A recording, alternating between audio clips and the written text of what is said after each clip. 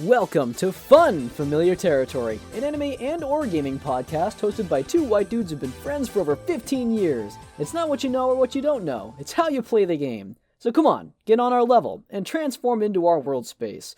Our Funfamiliar Territory. My name is Grant. And I'm Brantley. Heads up, spoilers on the way. Check the description, see if you're safe to listen. Welcome to our review of Danganronpa 4, also known as Deltarune Chapter 4. Yep, that's the fucking sauce that we've been looking for. What's the odds that we've done 4 Funfamiliar Territories now, and the first 3 are Danganronpa games, and the 4th one is not only a game that can be abbreviated to DR, but then also is up to its 4th iteration. Oh my gosh! I think so. I'm saying this is Danganronpa 4. This is Danganronpa 4. And just like how in Danganronpa V3 they introduce a brand new cast of characters for you to love, we have added for the first time in the history of Familiar Territory, for the podcast part, a new cast member, a new guest cast, who has done stuff with us in the past. We are joined by Toby Fox himself. No, stop, no. We are joined by Beaver. Beaver was part of our AI The Somnium Files 2 stream. He is a good friend of mine and Brantley's, and he's also the actual talented musician in this group. And you have more knowledge about musical theory than anyone else that would do a podcast with us. And so I appreciate the praise. and Beaver was also part of me and Brantley's Deltarune run, so we felt the need to bring him on. So, welcome, Beaver. How does it feel to be on a podcast? Have you ever done a podcast before? Well, thank you for having me, and no, I haven't, I don't think. I'm trying to think, have I ever recorded anything to put out into the ether, and I don't think I have, no. I find that's that great. Make this your last one. Nice. Don't get into it. I find that interesting because as a white man with a beard, I just felt like that you needed to do a podcast. What would it even be about, though? That's the problem. You guys have already taken all the good stuff. Yeah. The physics podcast? All right, kids. Well, let me tell you. That's just teaching. Without equations, without any drawings. Good luck. All right. How would you love to leave school and then listen to more school? Some kids need it, some kids. Oh, yeah, kids these days, they need the gentle hand of a teacher pushing their pencil or something, I don't know. Forcing them to learn again. Which is also a theme of Deltarune, we'd find. Yes. Strange. But we'll get there. God, I forgot that bringing on more people means more inane bullshit that we talk to, but really that's why people listen to podcasts. So, let's full of it. Let's delve into the I am sorry now, by the way. We are at the position where now if someone asks you, have you ever done a podcast because you look like you'd be on a podcast, you do have to sigh and say, yeah, I've been on a podcast. You can't tell anyone. I made the mistake. One of my kids I teach asked me what I was doing this weekend. And I told them that I was going to record for a podcast. He goes, oh, you have a podcast? What is it? And I go, oh, no. It's just for fun. And then I didn't let him know what I did. My kids the kids I teach are 8, 9, and 10. They should not listen to their teacher swear as much as I do on this podcast. I don't know if we've sworn that much so far. We're almost 5 minutes in. I said fuck. You gotta pick up the fucking pace. There we go. I think... Let's delve into the meat of this. So Deltarune is the sequel / spinoff of Undertale. If you have been on the internet in the past 10 years, you've heard of Undertale. It is probably one of the more culturally phenomenon games out there.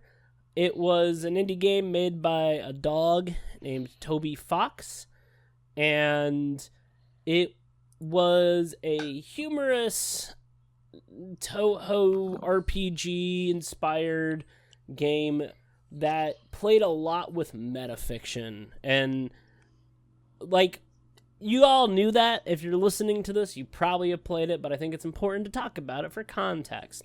So, hey, I would also love to talk about influence and whatnot before we get into this. Okay. If you'd like to listen. It might be long. That's fine. I assume this is going to be long. Okay. You are clicking the dialogue option to say listen. We're in now. Dangerous option. So, I was thinking about Undertale, because we were going to talk about, its, phenomenological sort of aspect. And at first I was like, okay, I should probably talk about how it was ahead of its time. But I'm thinking more about it, and I don't think it's that. I think that it's reflective of the time it was in.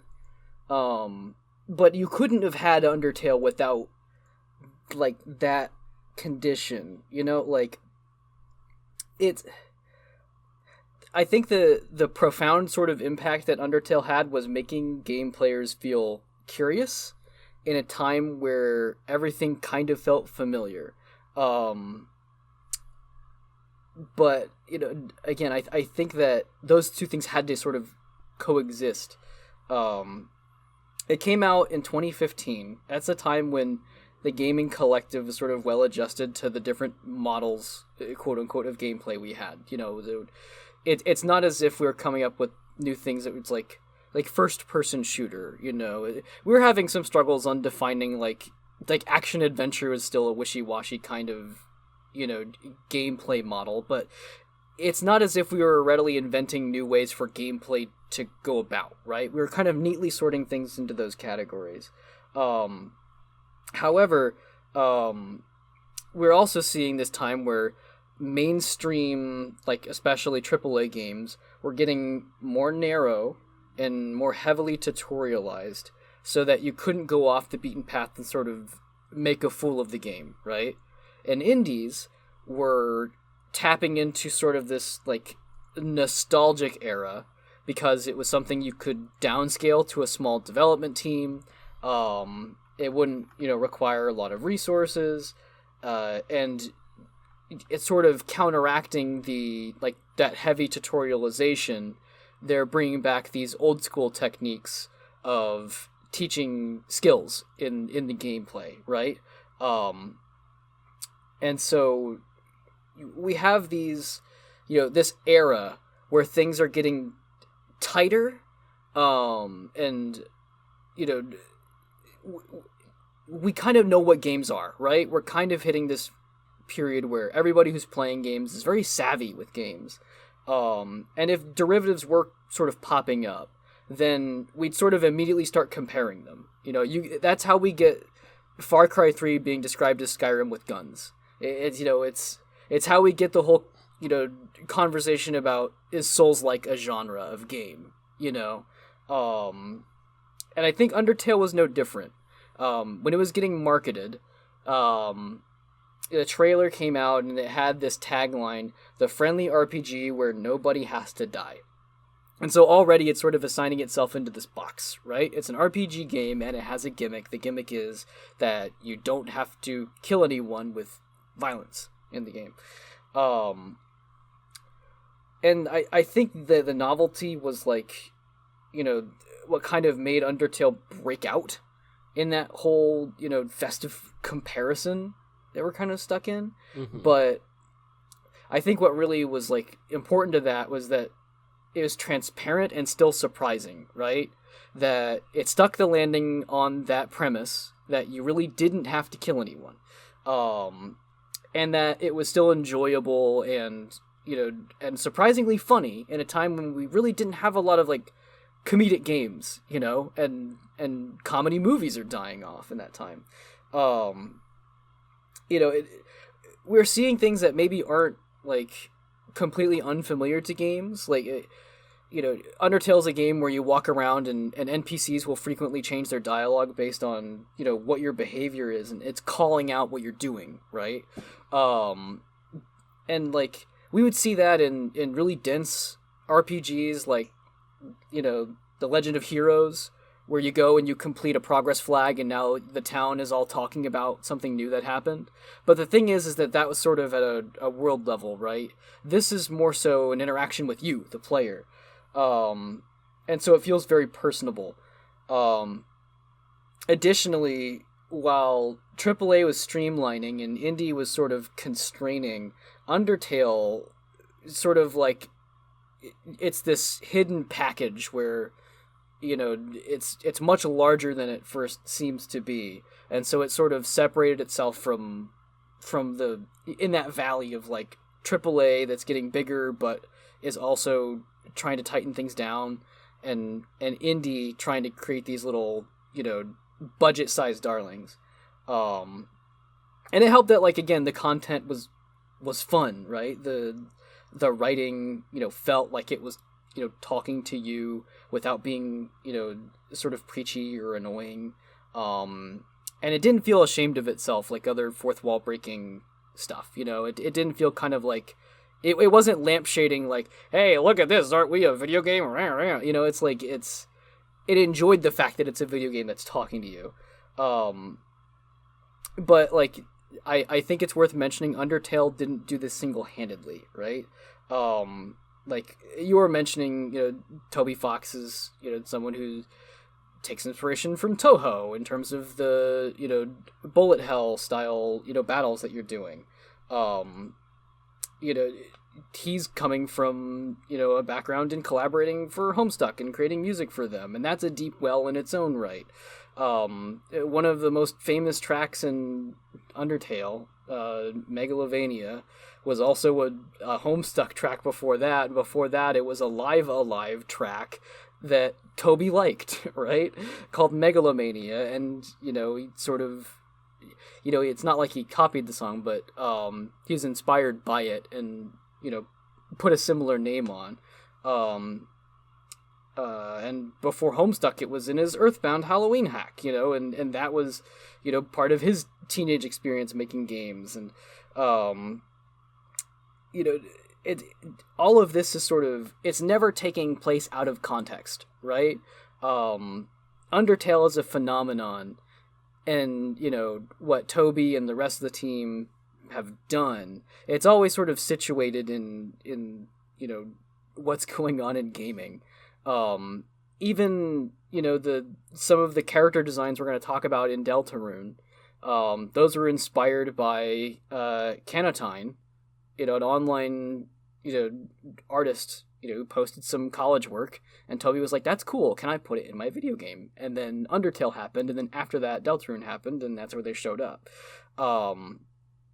I think that Toby's interest in subverting game mechanics also has a history where, Earthbound Halloween hack was sort of based out of an inspiration in Brandish, and it's, I think even like the phenomenon of let's take Undertale and rip it apart and, analyze every last little, corner of it. Let's take Deltarune and extrapolate these wild theories, that theorizing content creation sort of exercise is not something that started with Undertale. At that point we had, SCP stuff running hot and Five Nights at Freddy's the year before. Like, I think that, to credit Undertale for what it's done and then for what Deltarune becomes after that requires sort of assessing, where we were at. Hell, like the whole process of going through Undertale and Deltarune and sort of pushing on the boundaries and seeing how the game will respond back to you. Like, I mean, the year before, Far Cry 4 had the bit where you can sit down and wait and then be released early and get credits in like 4 minutes, That's the kind of thing that when I was sitting down and thinking about it, I was like, did Undertale inspire that? And no, it was, around the same time frame. It's in parallel. I think that that doesn't diminish what Undertale's done. I think it makes it more exciting. I think it's sort of a representation of like, hey, this is what gaming is amounting to. You know, it's fertile conditions. So yeah, I want to thank Undertale for helping people get curious again about video games, and also call attention to the other ways that, you know, not just Undertale was, you know, potentially contributing to that. Awesome. But now Deltarune has big shoes to fill, so let's talk about Deltarune. Yeah, that's good at Undertale. That's enough about Undertale. Actually, I do have a question about Undertale. Okay, go ahead. Do you guys remember where you were when you first heard about Undertale? Yeah, I was on Tumblr and I saw the trailer posted there. Because that's where Toby Fox was at. And I didn't know him, but I saw that trailer and I was like, psh, no way. Like, I was skeptical as hell when, like, you know, I was in a time period where, you know, I was like, you know, I'm digging indie games and that's where I feel like I'm at. And, I'm getting into the habit of, like, you know, trying to back projects that are getting off the ground and paying attention to what's moving. And so here comes Undertale with that tagline of, you know, friendly RPG where no one has to die. And I was like, I don't think they're going to do it, right? I'd seen games before that sort of would promise that sort of, like, lofty gimmick, and they'd either flop it or they would give up. Right. And the point would be like, oh, like, of course why would you ever believe this? And, you know, don't you feel stupid for thinking that, you know, we could have a world without violence or whatever, you know? And so I really didn't believe that it was going to be what it said it was. You know, I was like, but I'll give it its due diligence. I'll try it. Right. Like I will make the judgment. I was kind of high on my own, like, you know, I was feeling myself as a up and coming. That was when you took Lieutenant Pretentious as your anime. Yeah, around the same time. Yeah, I had more than a bit of an ego, and I started it up, and I was like, yeah, here comes Flowey. Here's the, like, cutesy, sort of like rug pull character. And then, you know, Toriel starts walking you around and stuff, and the Ruins music is playing, and I just melted. I was just like, fuck, they got me. And if there was a clincher, it was quitting out of the game after having killed Toriel, thinking that you know, I'd already wasted a bunch of time just running, you know, spares and acts that weren't doing anything. And so I thought, okay, maybe I just have to push it. And then they do the damage ramp thing where you just outright kill her really fast, right? And so I closed out of the game. I was like, clearly that's not it, because I'm trusting the game now that you really don't have to kill anyone. And then, you know, Flowey called me out for having reloaded my save. I was like, shit. That's okay. That's the same exact moment where I was like, damn, this game's gonna be special. Beaver, you played the game a little bit later though, didn't you? I did. I joined in on the Undertale, like, fandom in quotation marks much later than you guys probably did.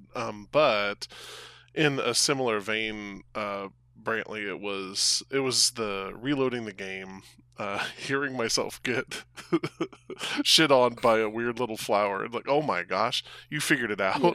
You knew I did that. You jerk. You weren't supposed to be able to do that. But yeah, the music really killed me in this game, the early music especially. Her fight, which is called Heartache, was like a sad in a way I wasn't expecting from a game that looked like this. And sort of similarly, I said to myself, oh, well, maybe there is something to this, you know? Yes. I think one of the things about Undertale that even, like, as I grew older and I looked back at fandom, and, you know, you kind of you cringe a little bit at fandom involvement, not even necessarily as a bad thing. It's just kind of like, wow, that is very silly. But whenever I delve, like, deep back into the fandom to like look at like do historical looks or any of like that, looking at what was or what people were thinking. I'm like back in there. I'm like, oh hell yeah, I want to watch a video of Sans do a cool thing. I want to see it. And Undertale earned it. Which brings us It to really was ubiquitous. Yeah. You know, every 10-year-old on, in your vicinity would just talk about genocide route. It's like, all right, we're here. And I think that's why this next game was such a huge shoes to fill. How is Toby going to subvert again? What kinds of things is he going to try to do to really surprise us in this next stage, right? Mm-hmm. And that was really interesting when you guys started doing another playthrough, so that I could start the process over again, see the ways that things have changed, see the things that he decided to do, and it's proven interesting. And I suppose that is as good of a transition as any, right, Grant? Yeah. So Deltarune came out in 2020. You're a natural. Yeah, you did it. You did a better transition. Hey, do you want to take than my Brantley. spot? I'm gonna kill you, Brantley. Shut the fuck up. Let me out. So the way that Deltarune came out for that's those your that 5-year anniversary gift, Grant, is getting rid of me. So for those that might have gotten onto the Deltarune train later, the way that Deltarune came out was really fucking cool. So it was 2018, right? I think so. Yeah, October 31st, 2018. And Toby Fox tweeted, "Hey, can someone take this survey on Undertale for me?" And you go, "Of course, Toby. You are a guy I enjoy listening to. Let's see what you got here." And it's a pretty standard survey. And when you get to the end of it, it goes, download Deltarune. And then you download Deltarune and you get Chapter 1. So he didn't mention it prior to it coming out. He didn't see it coming out. He stealth dropped it with a survey. And I shit you not, I was in my last year of college during that time, and I just immediately am like, the internet was freaking out. They're like, Undertale 2's out. Undertale 2 is out. Holy fucking shit. So you download it, and you start Chapter 1. And I think it is a good way to get into the whole thing of Deltarune. Because you can't really talk about what Deltarune is without talking about Deltarune. It is either a... Fuck off. Shut up. All-time things we've said on this podcast. Come to Familiar Territory, where we will give you the tautological experience of your lifetime. I'm just saying you can't be it's like, well, good. You can't be like, Deltarune is this kind of game. You gotta go through it. That's what I was trying to say. So, Chapter 1 starts with you creating a character. And once you create the character, the game says, actually, fuck you. You're going to play as this guy, Chris. I'm using guy as a gender neutral term, Brantley. Don't fucking explode. Don't put the explosion. So, it starts out, and you are greeted by all these characters you know from Undertale. Your character, Chris, is very reminiscent of Frisk from Undertale. Your brother, Azrael, is off at college. And you're in this town. But things aren't normal. My first instinct was that you were Frisk, and this is what Undertale became when they went up to the surface. And immediately that is just shut down. You get taken to the school by your mother, Toriel, and you are in class. Your teacher is Alphys from Undertale. Your classmates are various monsters from Undertale. And then there's some new folks, some new faces. And I remember going in and poking around and trying to figure out how it relates, like, right off the bat. Immediately, I didn't trust Toby Fox to be putting something without a bunch of references. And almost immediately after the game starts, and after you get through the initial front-loaded exposition of what the town is, you are introduced to Susie. And none of the characters that you knew and loved from Undertale are going to matter in the main gameplay of this game. And I think that was a bold choice, but it ripped. I think it's the right choice too. I do too. That intent to compare, like, it's a fierce sort of thing, but I don't think there's a winning way to do it, right? And No. I'll say this because I had a different experience going in, where I wasn't all that suspicious about, like, sort of, well, where's this story going? But I was immediately turned off by the fact the game was constantly sort of backhanding any of your questions about, like, hey, Alphys, do you know Undyne? And she's like, no. And I'm like, oh, okay, so you're just dicking on me, that changed later, my feelings on that. But I think it was ripping off the Band-Aid, right? It was like, look, you should not treat this like Undertale, and so we're gonna be a little mean to you right now, and we're gonna be honest, like we always have been, these are not the same thing. Cut it out. And yeah, and I was sad for a little bit, but the moment that you're introduced to Lancer changed everything for me. But I'm getting ahead of myself. So in the beginning of chapter 1, so we normally do little synopsis of the shows and the games we review. I'll try and make the synopsises a little short, just because if you've played the game, you should know. If you haven't, you should go play them. But Chris and Susie are sent to go get chalk because all the chalk is gone because Susie keeps eating it. And you fall into the dark world.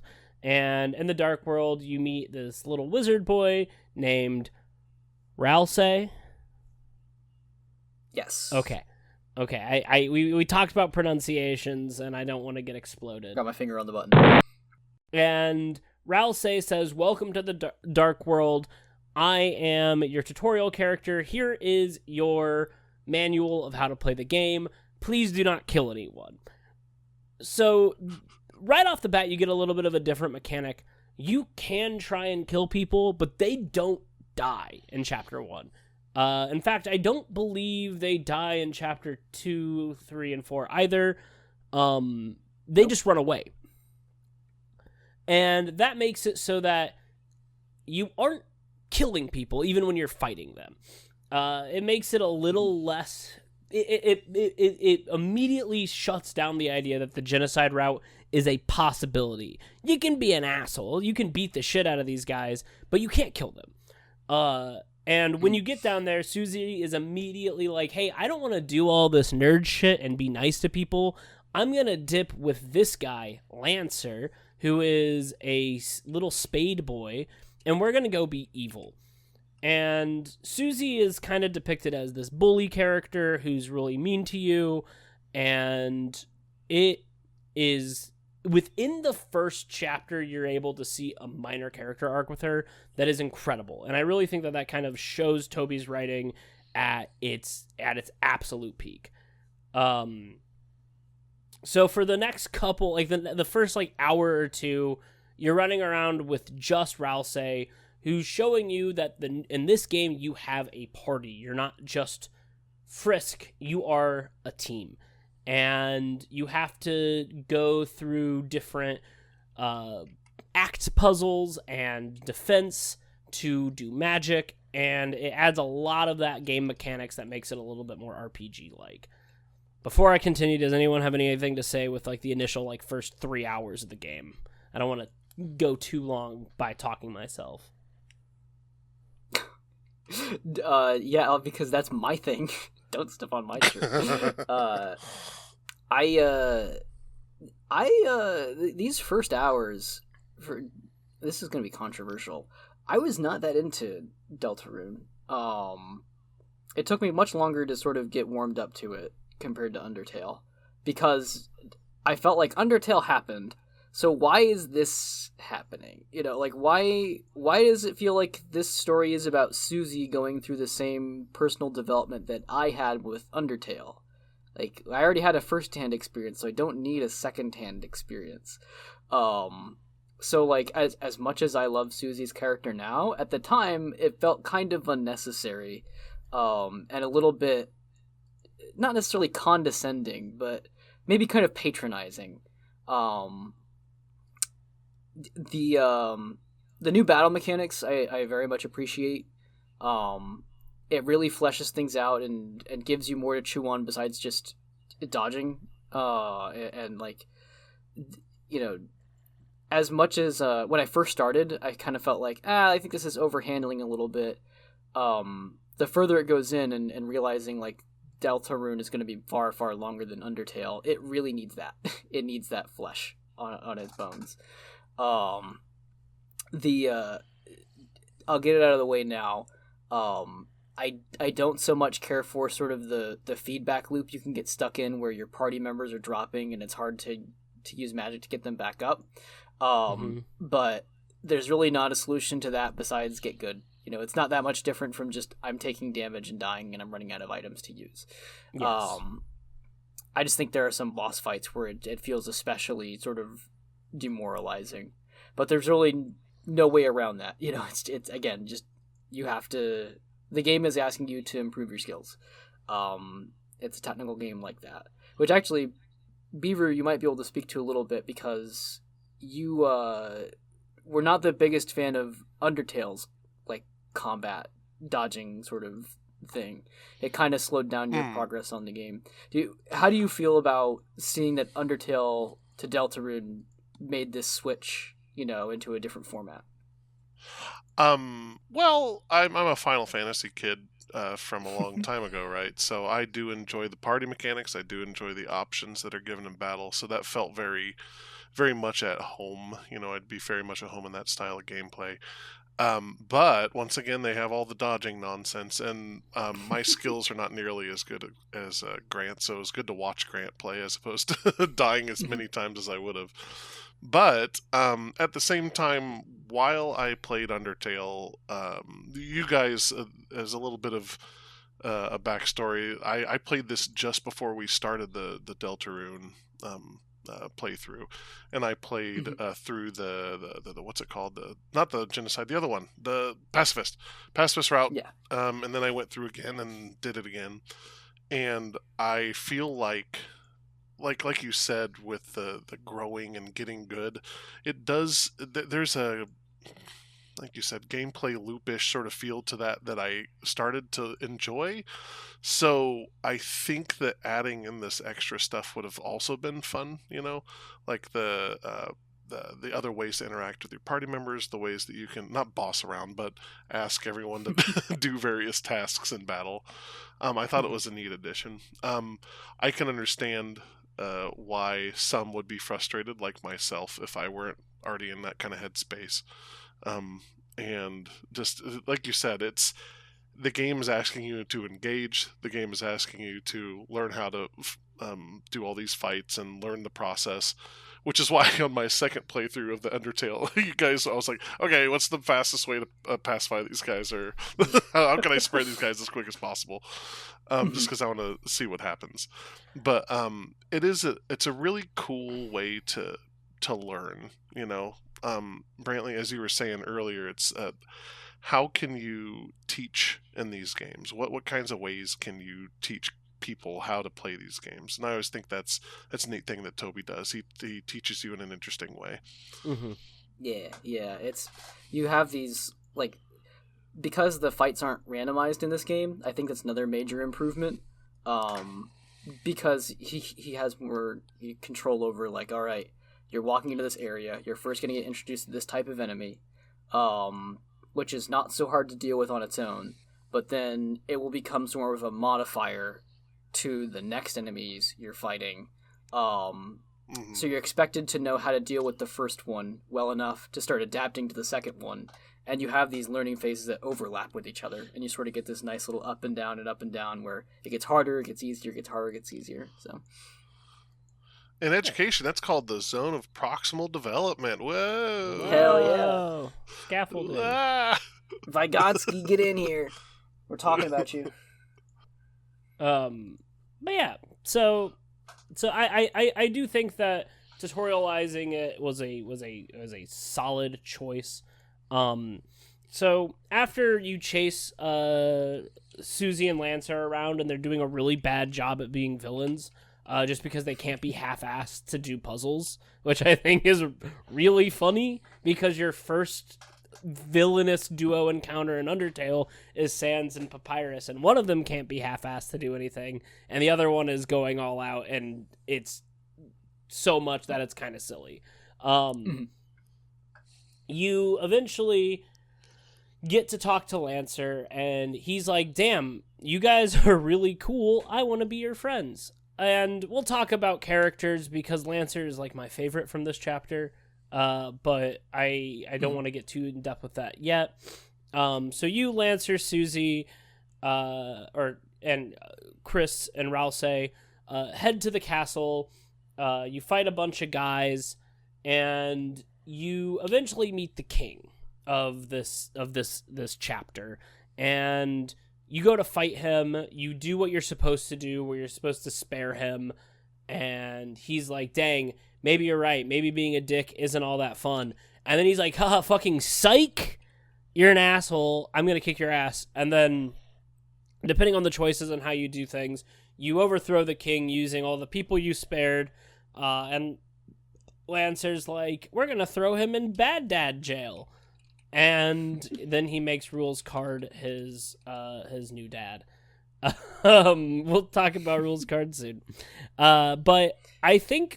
No, I think it's great that we managed to blow past that without mentioning Rules Card, because that's exactly what he deserves. Fuck that guy. We also didn't put him in any of our notes in planning before this, Grant. I hope you know that. I didn't notice that. It's immaculate. That's pretty fucking funny.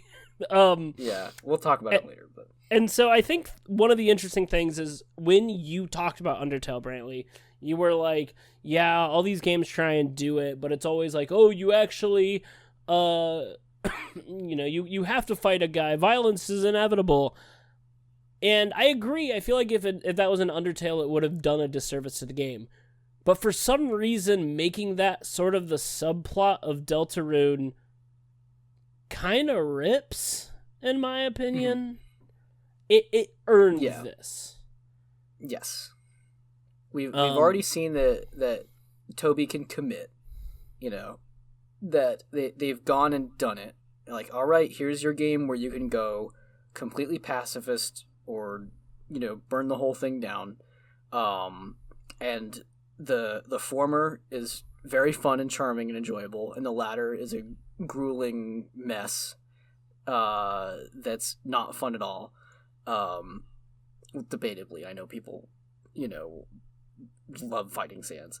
But anyways, I think you're right. It was earned, right? And now we get to introduce some nuance into the situation without it feeling like it's giving up on that idea.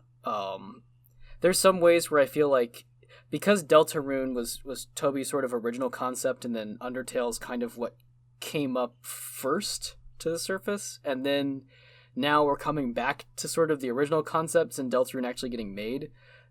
For a while I was like, I don't know if that was the right decision, say with Susie being the one who's kind of getting the lesson about moralizing, with violence and stuff. I was like, this feels like what should have happened first, and then Undertale would have stuck the landing. But I think you're right. Now that I've had time, apart from it, we're this far into it. I think that it's telling a different story, and that although it will feel sometimes like a retread, you just have to trust it. Yeah. It's earned that ability to introduce nuance without feeling half-baked. Yeah. I think that we also get to see, like, it doesn't punish you. You don't get, like, you don't lose for sparing the king. You still win, but the game explicitly is like, hey, don't do that sometimes. And even Ralsei, who's spent this entire time hyping it up, is like, I guess there are some people that are just kind of assholes. So let's. So after you defeat the king, you get introduced to. Oh wait, no, that's actually in chapter 2. So fuck that. We don't need to worry about that. Now with every single chapter, there is a hidden secret boss that you can defeat to get a shadow crystal. What do shadow crystals do? Who the fuck knows? But we're sure as hell bent on collecting every single one we can. And this one, it is a little clown guy named Jevil. Jevil is the king's jester, and he has Locked a cool away for crimes ass. of being unfunny. he has a cool ass song. You also meet another the shopkeeper Shams. Sham. That's right. I did go and look that one up. That's it's in the fan gamer videos for his merch. So it's like Sean, but with an M. Yes, which is funny. Even though it looks like the word seam, it's Sham. So yeah, and then after that you get to go to the light world and talk to all the Undertale characters. Now, obviously, there's a ton of shit that happens, but if we do that, we're going to be here forever. So let's just go down and talk about some of the characters we're introduced. So your protagonist and avatar character in this is Chris. Chris is a human child in what seems to be a world full of monsters. And they are told that they are weird by most of their classmates. They're quiet. There's some backstory we learn about them later. But in this one, we don't get a ton from Chris. They are the child of Toriel and her divorced husband, Asgore, which I thought was really fucking funny. Yeah. And they are an average student, from what we can tell, and people think they're weird. What is our opinions on Chris in the first chapter? Blank slate. Just so blank slate, it's ridiculous. I feel nothing for them. In the first chapter, good golly. It really, like, the whole, like, oh, you can eat the moss in your jail cell. You know, I think that's kind of like the perfect little implication for Chris's characterization at that moment, which was to say, like, we need you to know that Chris is their own person, but you don't get to know that much about Chris yet. Chris is reserved, and that not only means with other characters, it means with you, the player, right? Right. You don't get access to Chris's internal monologue, right? You only ever get to see what choices you're making in the game, and you might project that, like, that's Chris making a decision or having a feeling, an opinion, whatever, but fundamentally, there's a very little time in this game where Chris is doing things out of your control. Which means that when Chris does something at the end of the chapter without your control, wow, it gets complicated fast. Yes. Very fast. But yeah, Chris doesn't do much this time. Do you want me to... Is it okay to talk now about the ending of chapter 1, or do you want to hold that for a moment? We can talk about the ending if it's gonna help you. If it's gonna help us go through it, It relates to characterization. I do. When this is another one of those. At first, I wasn't very impressed, and now I like it. Kind of moments. Chris tearing out the heart, and then, which we now know is the soul, and pulling out a knife, and then the game ends. I was a little worried, as like, oh, is this just kind of, is this the fan service to tell us like, don't worry, it's gonna get dark, just trust us on this. Since the game doesn't have branching choices in that chapter, I felt like it was a little cheap. But I thought about it a little further, even at the time before chapter 2 had come out, and I was like, you know what, I do like that in that moment, we're calling into question sort of what Chris has been masking this entire time. I know it's not really relevant to frame it this way now, but it kind of gives the impression that you're going through the game, and Susie is warming up to you all because you're showing her kindness that she hasn't received before, and she's getting to show that kindness to other people, that sort of vindication is happening. And meanwhile, it feels like Chris couldn't care less, right? Like that, you're going through the motions and you're being pro-social, but at the end of the day, it's all very emotionally exhausting, right? To spend an adventure going through with your school bully and putting up with them and watching them sort of start learning things like friendship is cool, to some extent that has to be sort of like, it's kind of excruciating, feels sort of like, someone, you get beat up at school and your parent or guardian takes you out and the bully out to eat somewhere, and like they start treating the bully well as if, oh, well, now, we're going to make you friends instead of enemies. And it's like, I don't want to be in this situation with my abuser, that was one of those, okay, I trust you moments, I like that Chris is a character of their own when I'm not in control of them. And I hadn't made the connection yet that, exactly that the soul was like, essentially possessing and controlling Chris. But what I did read out of that situation was like, I'm tired of having these feelings, like this is honestly not, how things should be for me right now. I want it all to go numb, right? So I'm taking my heart out and going to bed. In this case, pulling out that knife and doing who knows what. So yeah, I, again, that reading doesn't hold up now, but at the time it was like, I liked that sort of breaching of the character and you ludonarratively like relating to them. It made sense that like in the theme already of like having agency, and what King was doing to keep people, oppressed and under control, that that Chris would want to rebel. Like, enough of this, right?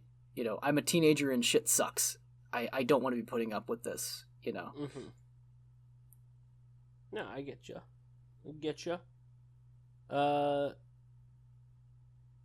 Beaver, do you have any initial thoughts to Chris?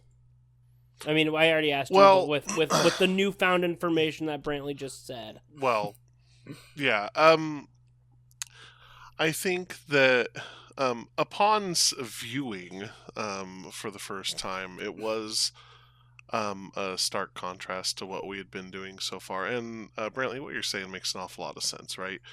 As someone who deals with high school kids on a fairly frequent basis, I find that there are many times when students will come in dejected, completely separated from reality, essentially, trying to, stop worrying about things, stop thinking about things just for a moment. It's, you can't, I mean, you have to empathize with them in those times and try your best to try to steer them in a good direction. And I think that, yeah, like you say, taking out the heart and becoming numb is something that we all can sort of not vibe with, but sort of understand from Toby's telling. And I think also, like, once again, for you, it seemed like you were saying it was sort of a oh boy, here we go sort of moment. Mm-hmm. I Time I for the didn't get that. creepypasta. Yeah, exactly. And I didn't get that exactly, but that's just because I'm a not a baby, but I'm just always ready for the next thing in video games. I haven't like been like, ooh, what is this saying right here at this exact moment? Oh, these guys, I swear. But I'm more of like a popcorn sort of thing. I'm like, hey, look at this, something's going on. Hey.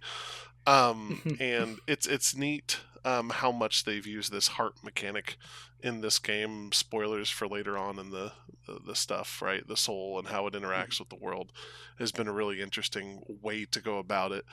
At this point in the story, you don't know how much it's going to play into it. And now, viewing from afar, right? Viewing from chapter 4, it's like, oh, this is all very much in line with what Toby wanted from the beginning. He wanted to show this dissection of character, and I think it's pretty neat. Yeah. Yeah, So, by the way, hey Toby, if you're listening, if Yes. you want to make a podcast, Toby's telling you can go ahead and take that for free. So we get Susie in this chapter as well, and I think this is probably one of the best characters in the entire game overall. When you first meet Susie, she literally shoves you in a locker, threatens to bite your head off, and will not talk to you. Is just completely mean. But by the end of this chapter, like literally the end of this chapter, with the most minor amount of love shown to her, she is 100% on board with sparing people, even if it isn't as cool as she thinks. And she also reveals that she's this dork, right? She, you see that she's like a nerd. She's into things, and I love it. I love Susie in this chapter. I don't have much more to say than that. I think that seeing her hanging out with Lancer, like when you go to fight them and they're like on the lawn chairs and they're like, well, we actually don't want to fight you right now, so fuck off. I love that shit. Also the machine to thrash your own ass rips. Yeah. Such a good shit. Any Susie initial feelings that you guys remember? Yes. Susie is, I don't know, maybe 2/3 of the people I hung out with in high school, right? And like you said, it's all about how you interact with people and how they're viewed from afar. And it's just it's so good to see that so well like personified. There's this outward and inward sort of spirit to the people like Susie that I just understand. I get, so many of my friends were probably seen as a little bit a little bit different, just a little bit different than the standard kid in quotation marks, right? But Susie really shows just how deep everybody is. I think that it's the Greens, John Green, I think said, imagine people complexly, and it's a great way to show that. She's a fantastic character, love her. She is the heart a lot of the time of the game, it feels like. Chris is, once again, they're sort of the stand-in. Rouse is sort of the ooh, everything's gonna be okay sort of person, but Susie's the heart. She's kind of the in my opinion, she's been the focus of so much of this, especially chapter 4 and this chapter as well, chapter 1. Mm-hmm. Yeah, she's the archetypical protagonist, whereas like while Chris is like losing it and sort of spiraling out, Susie is having like a normal ass Final Fantasy adventure. Yep. About fate and axes and swords and magic, and like it's all there, Yeah. That's great. Rousey. I didn't trust Rousey in this chapter. So Rousey shows up. He wears a cool hat. His face is shadowed. And he's just talking about how much of a good person he wants to be. And how great you need to be. And I didn't trust him. Like, right off the bat. I was worried about it. And I don't think we get a lot of good Rousey in this chapter, besides, him realizing that you might have to fight in the future.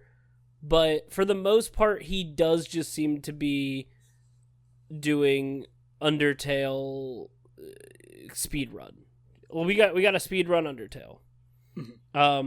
When he took off the hat, I was like, oh, it's Asriel. Or, yeah, but it's a little goat boy. What were your things, your feelings? I also feel like Rousey doesn't get a lot in this chapter, but we'll find out later that, like, it's also kind of intentional. Rousey knows. Yeah, for sure. As you might have picked up, Rousey knows more than he's letting on, and so he's also sort of exerting some control over this stuff. And playing third wheel is a way to do that, right? It's not that this is a two-wheeled bicycle and then, it's sort of rolling uselessly at the back. It's actually that you're the back wheels and he's the front wheel of the tricycle steering, And so I think it's the right setup that pays off later, but not so much in this chapter. I do think he's charming, there's times where he's just kind of feeling whelmed about Susie and Lance are doing their own thing. It's kind of like it's that Simpsons bit where Flanders is trying to get Homer out of a burning house and like pushes him out the window onto a mattress and he falls back into the house backwards and he just it's just that's Rousey. I think Rousey is playing an important role here. I didn't suspect anything odd from Rousey. If anything, I figured Rousey was just sort of like the punching bag. But it's okay because I quickly then realized that Rousey's not the punching bag; it's Rule's card.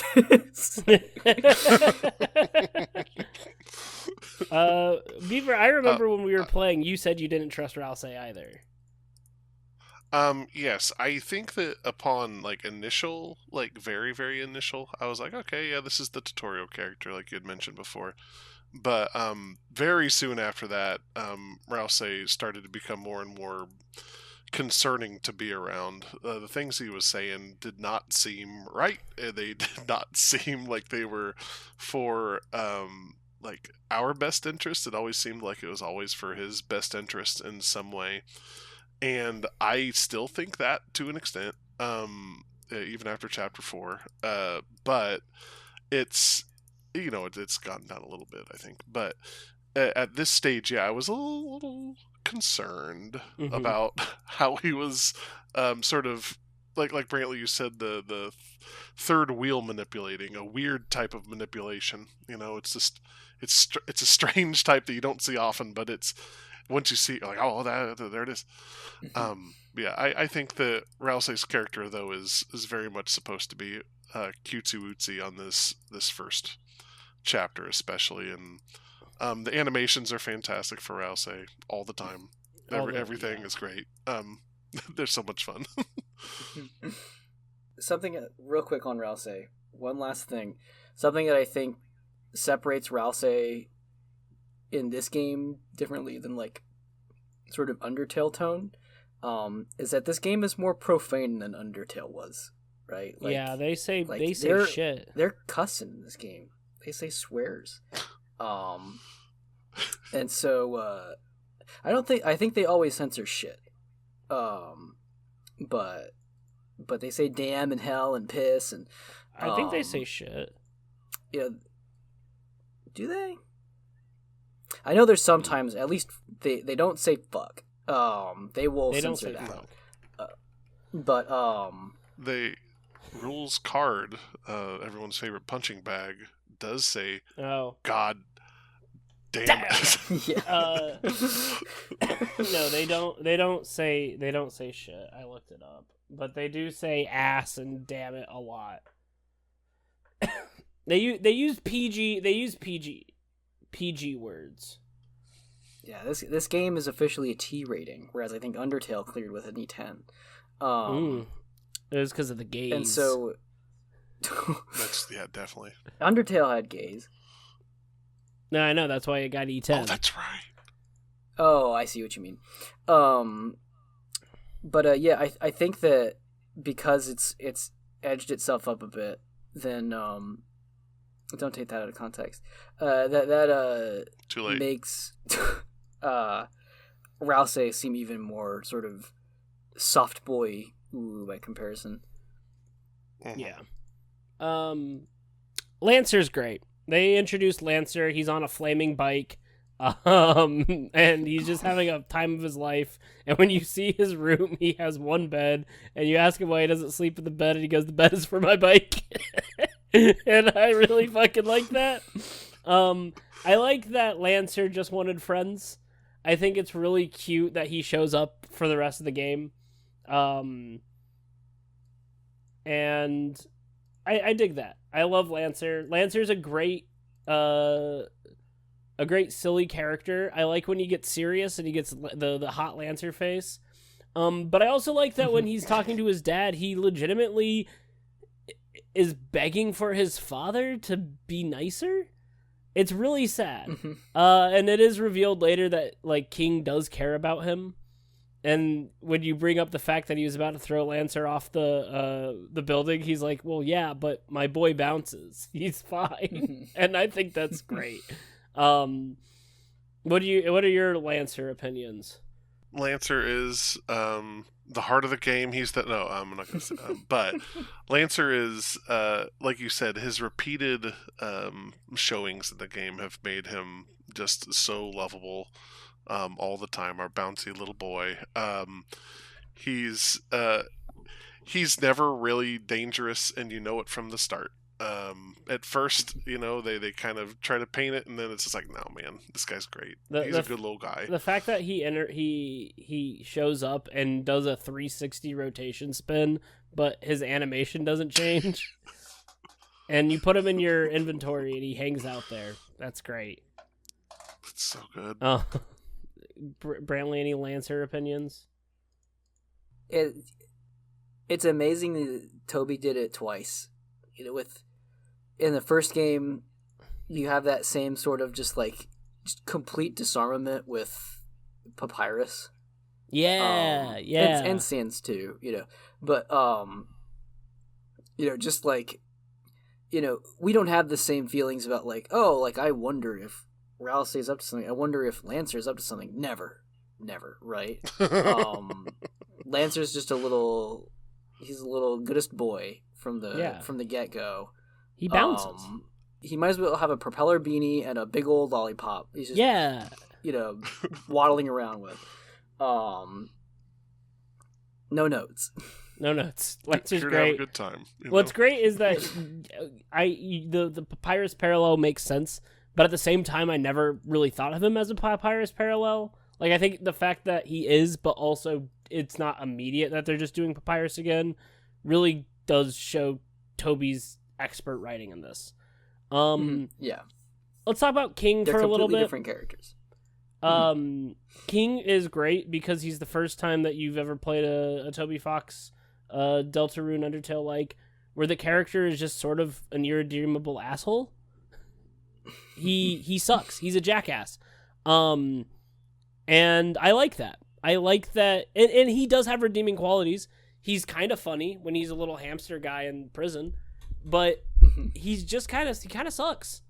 And I like that. I like let a man suck ass. It really is kind of it's a logical extension of Undertale and its thesis about that there will always be a way, and it's well, what if they don't want that? what if you have a situation where your king is like, I've got everything under control and I like it that way, so I don't want you giving these people a happier life because I'm perfectly content with the way it is. I think many of the people who grew up with Undertale are now being geopolitically exposed to that exact sentiment, in very scary ways, where the cruelty is the point. It's the method to get exactly what someone wants, or to larger scales. And so I'm glad that Deltarune is dealing with that. What? Sure, you can hit the spare button, but what if they won't let you?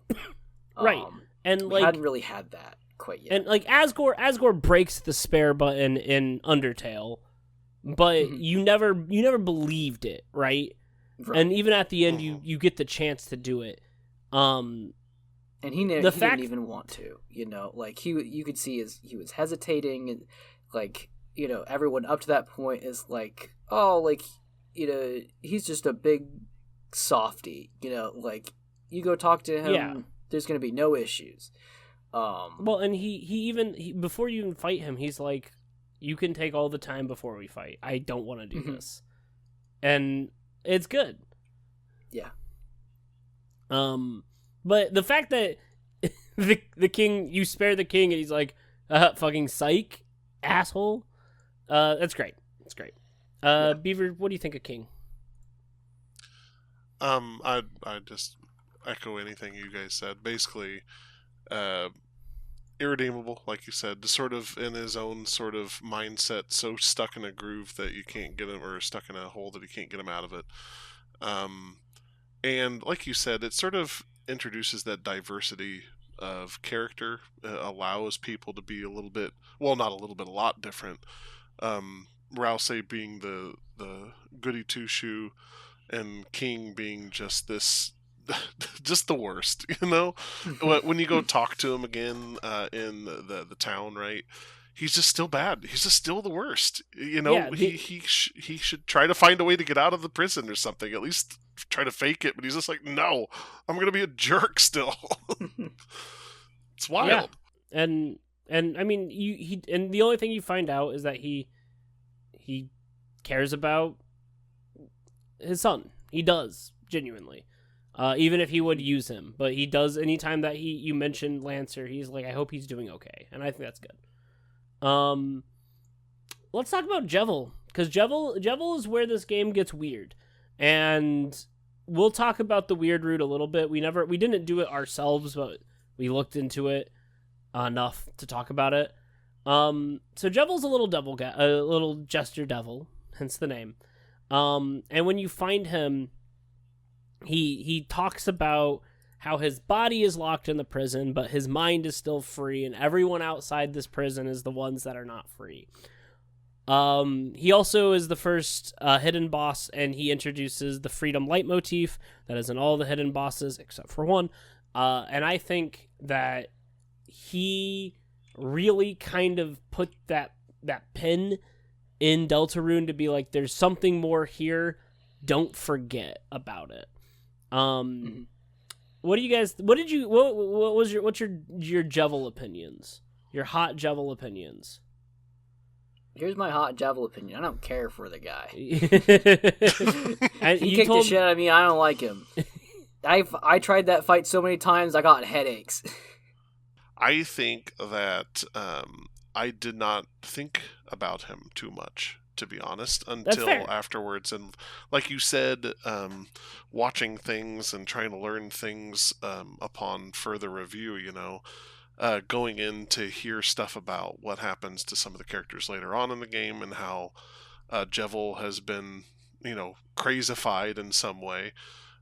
Finding that other characters have been crazified inside of this universe. It's interesting to think of him in that context. At this point in the game, he just seemed like a guy, and then you spare him, and everything's totally fine. Yeah. It's just sort of like, okay, never mind. I think what makes Jevil more interesting is the way that Sham talks about him. So Sham is a little shopkeeper who is a little plushy. And when you talk to Sham about Jevil, he says, you hold on, I have it up here. I will say if you defeat Jevil with the attack ending, he does say, "Soon the queen returns and hell's roars bubble from the depths. Lightners, can't you stop it?" Which is a reference to obviously Queen and Spamton. If you do the pacifists ending, he says, "In the shadow of the night's hand, Lightners, can you stop it?" Which is a reference to the Roaring Knight, which doesn't show up until chapter 3, and I think that's pretty funny. You learn about Jevil through Sham, and Sham says that he was a court magician. He was a jester, and that Sham was the court magician. And he was the only one that could beat Sham at like games that they played. And then he had a dream, and he had bizarre things that didn't. He started saying things that didn't make sense. And then as he continued to go mad, Sham locked him away, and that's when Jevil said, "You're locking all of you away, not me." And if you defeat him, Sham is like, "You are going to be the heroes." And Sham is an interesting character because Sham is the only Darkener sans Ralsei that knows about other Dark Worlds. And I find that very fascinating. Other than that, Sham acts as like a permanent shopkeeper, and his design is good. Yeah, very good. Do you have any questions or concerns about Sham, Beaver, after you've read everything? Actually, he's not part of the things I've looked into. He just seemed like the sage, right? Always just the shopkeep, the person at the tavern that's willing to talk your ear off and tell you about the story. That's what he seemed like to me. But now that you've said, have I looked into him? I got some homework, I suppose. Yes. Brantley, what do you think? Yeah, I similarly just kind of felt like Sean was the exposition machine, but that's because I hadn't paid close attention to his relationship with Jevil. I think that there's something to be had there thematically about how imprisoning Jevil is in a way imprisoning yourself, right? It's another sort of allusion to agency and how someone like King, for example, right, is living a life trapped in that status quo. One he's created, but one he can never truly be happy in, right? Because the son's not truly happy. By taking away someone's agency, you can't craft your own perfect little world, but you couldn't craft your own perfect world anyway, right? Like it's not how that works. You share it with people. You know, if you can have your total control and be unhappy, or you can have, you know, you can let people do what they will and be unhappy, or you can find happiness anyways, you know, without taking away people's freedom. And so there's a little bit of prison abolition sort of mixed in there. I think that you know, becomes more apparent when we have Spamton next chapter, like sort of a you know, it goes from, when we go from chapter 1 to chapter 2, we're going from a point to a line, right? The second point there gives it a direction. We have a trajectory we can follow. And so it's no longer just, oh, I'm speculating that something like this exists. We can now see, like, okay, you know, it's not a coincidence that, you know, the next chapter is about, you know, someone who seeks power and then is trapped in the body of a puppet, you know? Right. But we'll get there. Brantley, you bring up a good point. I think once we start talking about the weird route, that thought of taking away agency is going to rear its ugly head yet again. That's going to be an interesting discussion I'm excited for here in a few minutes too. Yeah. So as once you get through all of this, you do have the Light World epilogue where you learn a little bit about the drama that's going through. You learn that there is a classmate that Chris is close to named Noel, whose dad is in the hospital with a disease. You learn that Alphys likes Mew Mew 2 more than Mew Mew 1. Asgore Blasphemy. lives in... Everyone Asgore knows that lives... Mew Mew Kissy Cutie 2 is not kissy nor cutie. Come on. But Mew Mew 2 is more mature and dark for the older fans. I'm trying to think if there's any important light world epilogue stuff in this one, besides the fact that you see that Undyne and Alf. Oh shit, there's so much. God. Because you also see that Burger Pants is Azrael's friend, and he's trying to get a date. There's the Icy's Pizza place, which is there's no I in pizza, or Pezza. Yeah. Oh God, sorry. We'll talk about that because we can't just go through all the different jokes. Light World important stuff. There's a graveyard, and there's a church. Sans has a shop, and he sucks at being a shop owner, and I think that's funny. You don't see Papyrus, but Sans does say, "Can you come hang out with my brother tomorrow?" Which, of course, isn't actually what happens. But yeah, I don't really know what to say about the Light World epilogue without it getting too long. And I don't think this one is that important. Go enjoy it.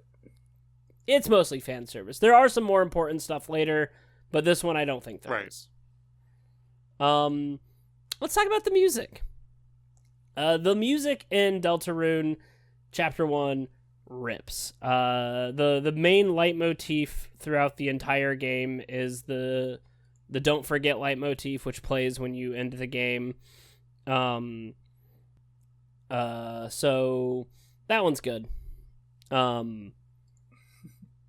Oh yeah. But yeah, let's talk about some of the music. Beaver, you got some.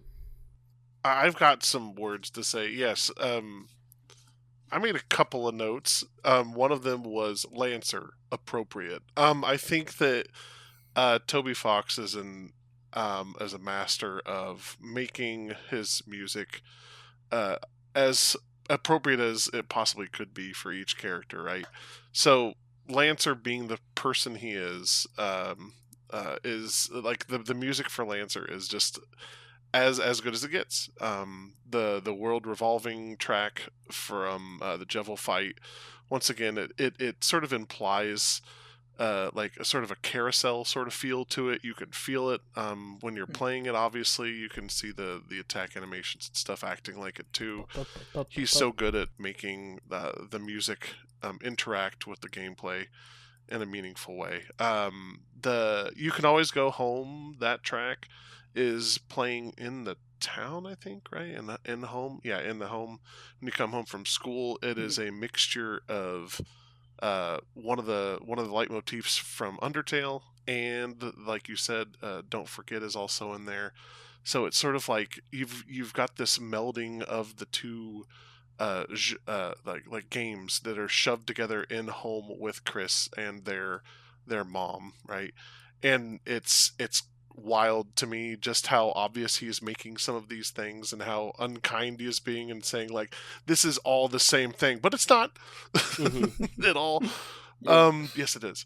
And then I think that it's, hold on, I had one more note here. Don't forget, there are several times during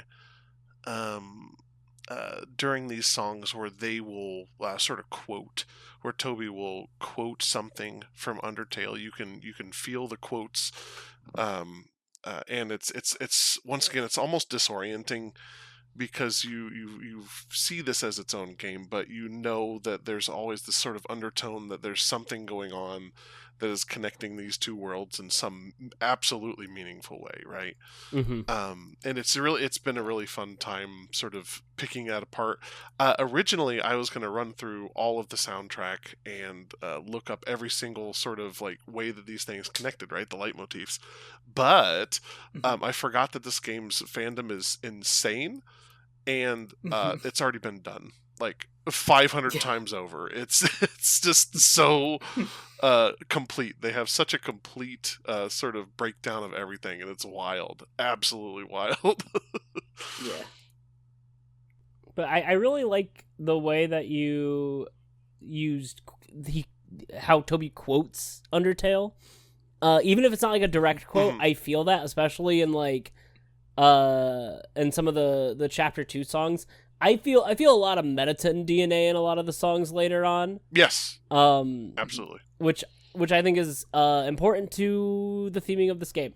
But my favorite song from the first one is The Hopes of Field and Dreams. I just love the initial like welcome back to Undertale kind of feeling. And the little breakdown with the Don't Forget and it is just so fucking good. Mm-hmm, mm-hmm. The Rude Buster battle music, maybe one of my favorite songs for a fight song ever in a video game. Right? Like it is exactly what it needs to be. It feels so good when it comes on, and it's I can't get enough of it. I listen to it on repeat. It's so good. And the best part is like we can throw shit in this because Toby Fox doesn't copyright claim any of his musics. Just a fun little thing. Oh, cool guy. That's true. I am not going to do that. I don't want to do the editing work of downloading this. It's incredible how Rude Buster doesn't get old. Yeah. Because you'll hear it plenty of times, but good lord, it kicks ass. I think the fact that Rude Buster starts with like the swing, and then it goes into the song, and you're just like, oh, here we fucking go. I like that. Yeah. Scarlet Forest, that's a song that like I still will sort of just like it'll start appearing in the back of my head out of nowhere. And it's the kind of song that like I listen to it and I'm like, wow, this sounds significantly different from Undertale. It's a sign of how far we've come. A Town Called Hometown is also that's one where it's like I forget sometimes that didn't originate in Undertale. Yeah. You know, like I'll be like humming it to myself, and I'll realize like, yeah, no, that is just a Deltarune original. You know, it's kind of amazing. There's a lot of songs like that. Susie's theme, despite it being like 51 seconds long, fucking shreds. Yeah, dude, it's fucking good. I although I love the Susie arc of her, like softening up, I'm glad they made her so ruthless in chapter 1. Yeah, I'm glad they made her scary. It's one thing to like they could have done her as like a comedic bully, but I don't think that would have conveyed just how hard of a life she's had before now. Yeah, no, I agree. That's it for me. I agree. Let's talk about chapter 2. Let's talk about chapter 2. So at the end of chapter 1, Chris rips out the heart, throws it into the cage, and then you don't get to see what Chris does. This is established right here, right now, and it's going to be a very big part of the narrative later. But the funniest shit, the absolute funniest fucking shit about this is when that dropped, everyone's like, oh my god, what's gonna happen? And then in 2021, when they dropped chapter 2, it's because Chris went and ate all the pie by themselves. Like, that was the fucking reason they pulled the knife out. Because Undertale, the knife is the big thing with killing Toriel and the demo, and it's also the big thing with the genocide run. But the fact that, A, we find out that Chris always has the knife on them, and B, everyone thought it was going to be this nefarious switch in the game. and it literally was Chris stealing pie. And I think that is one of the funniest bait and switches we get out of chapter 2 from the get-go. And once again, I think it really does establish Toby's writing style, where things can be weird, things can be creepy, but things are going to be funny. And at no point do you doubt that things are going to make you laugh.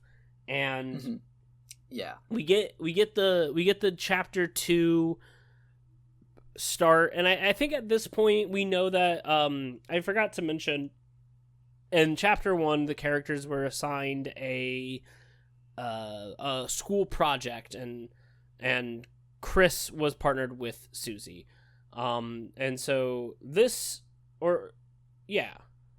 or were they partnered in chapter 2? It was chapter 1. I don't remember. I don't remember. I know that at some point you partner with Susie. So before anything gets started, you can go back to the Dark World, where you can see that Rousey has set up a hub world where everyone that you rescue gets to live. So this allows you to do challenges. Sham sets up shop there, and you also get to explore Rousey's castle.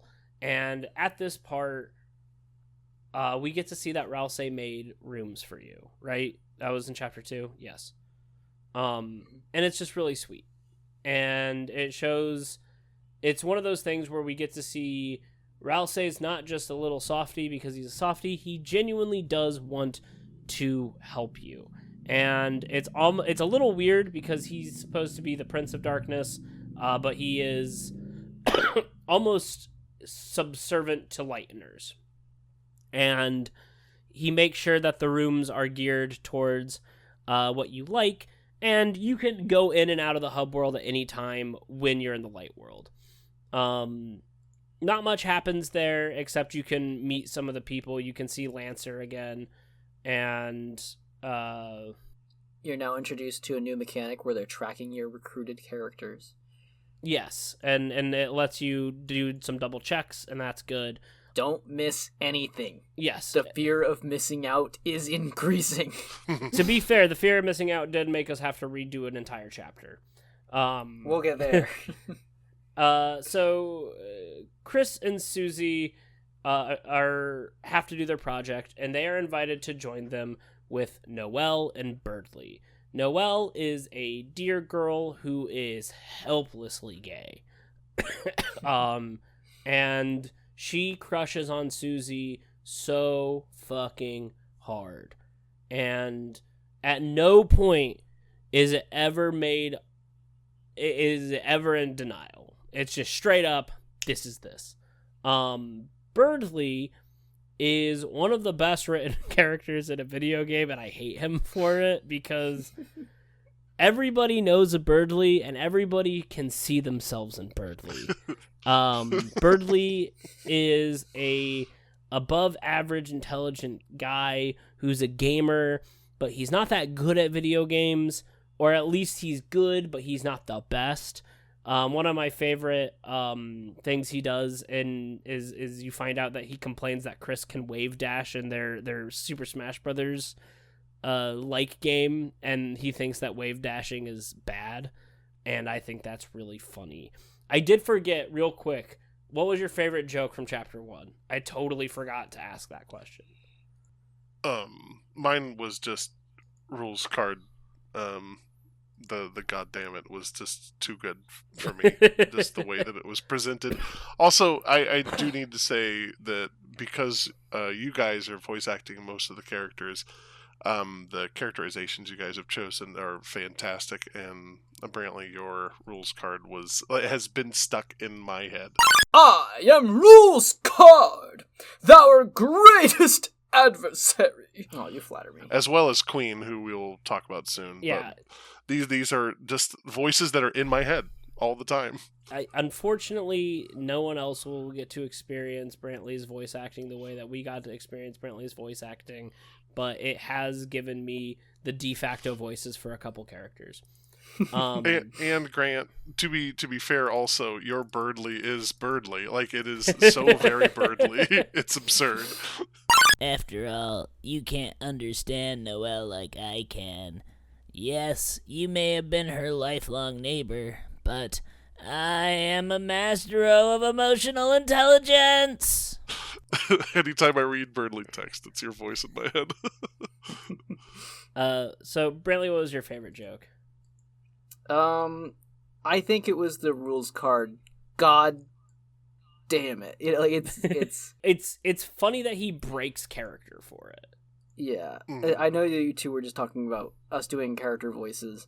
That was because I figured at some point we might go through it and voice this and whatever. But like, rules card was tough for me because I knew at some point I would have to do that line, and I was like,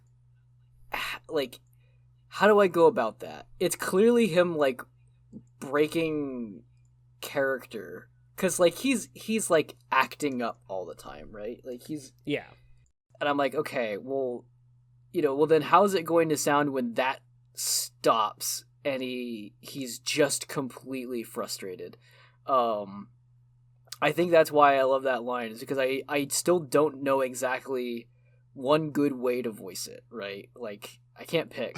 So how it's written, where it's the one text box of just God, and then the next text box of damn it. It's perfect, right? I think it's better in text and you having to read it in your head than it is with any voice. Yes. It's just kind of, it's a joke that works well that way. Oh, another mechanic we can talk about, that again, I think it's hard to get this not in a video game, is now in your dialogue boxes, you'll sometimes have a character give an aside. Yes. That's like shrunken down in the corner or on the bottom edge. So that way people can be commentating and like murmuring like while a conversation is happening, and it's awesome. It's like the effect of when you're reading a manga and like the author will write in these little like very short like exclamations or like observations that aren't in a word bubble. It's just kind of text floating out there, and the implication is that someone's like sort of saying it to themselves and not really out loud. It has that effect almost, you know. You can condense a reaction into the same text box where it's responding to. Mm-hmm. You know, instead of like having like click a text box to do one person says a thing and two people respond, they have one person says a thing and two immediate responses that are down there at the bottom. It's very efficient. So, you know, like, it's one of those things that feels like it should have always been there, but it's a genius little innovation that got made for Deltarune. And it separates itself from when the text is interrupted by someone interrupting the text in this game, right? Like, Susie pops in when someone joins the party. At one point, the text is starting to scroll through, and she just like, okay, whatever, you know, like, and she breaks that text box, right? How? Like, they didn't do that too much in Undertale, did they? I don't feel like there was a whole lot of interrupting text boxes that you had to read real fast. Alphys would talk over, like, herself, but... Oh, that's right. And they didn't do it too much in in Chapter 1 either. That became a kind of... And one of the things about Chapter 2 is that is when Toby brought on a lot more people to work on the game. And you can tell. Yeah. And in a good way. I will say my favorite joke from Chapter 1 is a machine to thrash your own ass. I like that it explodes and then it never shows up until Chapter 2. Yeah. And that's great. It's really good. So, Chapter 2, you are introduced to these characters, and you are asked to go and work on your group project together. Noelle is the smartest girl in the class, but Birdly studies harder with Noelle's help and tends to beat her out, so he's technically the one that gets the highest grades, but it's a whole thing. So you get to the computer room, which gets taken over by a dark fountain. And one of the things you learn in Chapter 1 is that when the dark fountain happens, all of the items in the room become the people in the dark world. We don't get too far into that until later, but that is the case.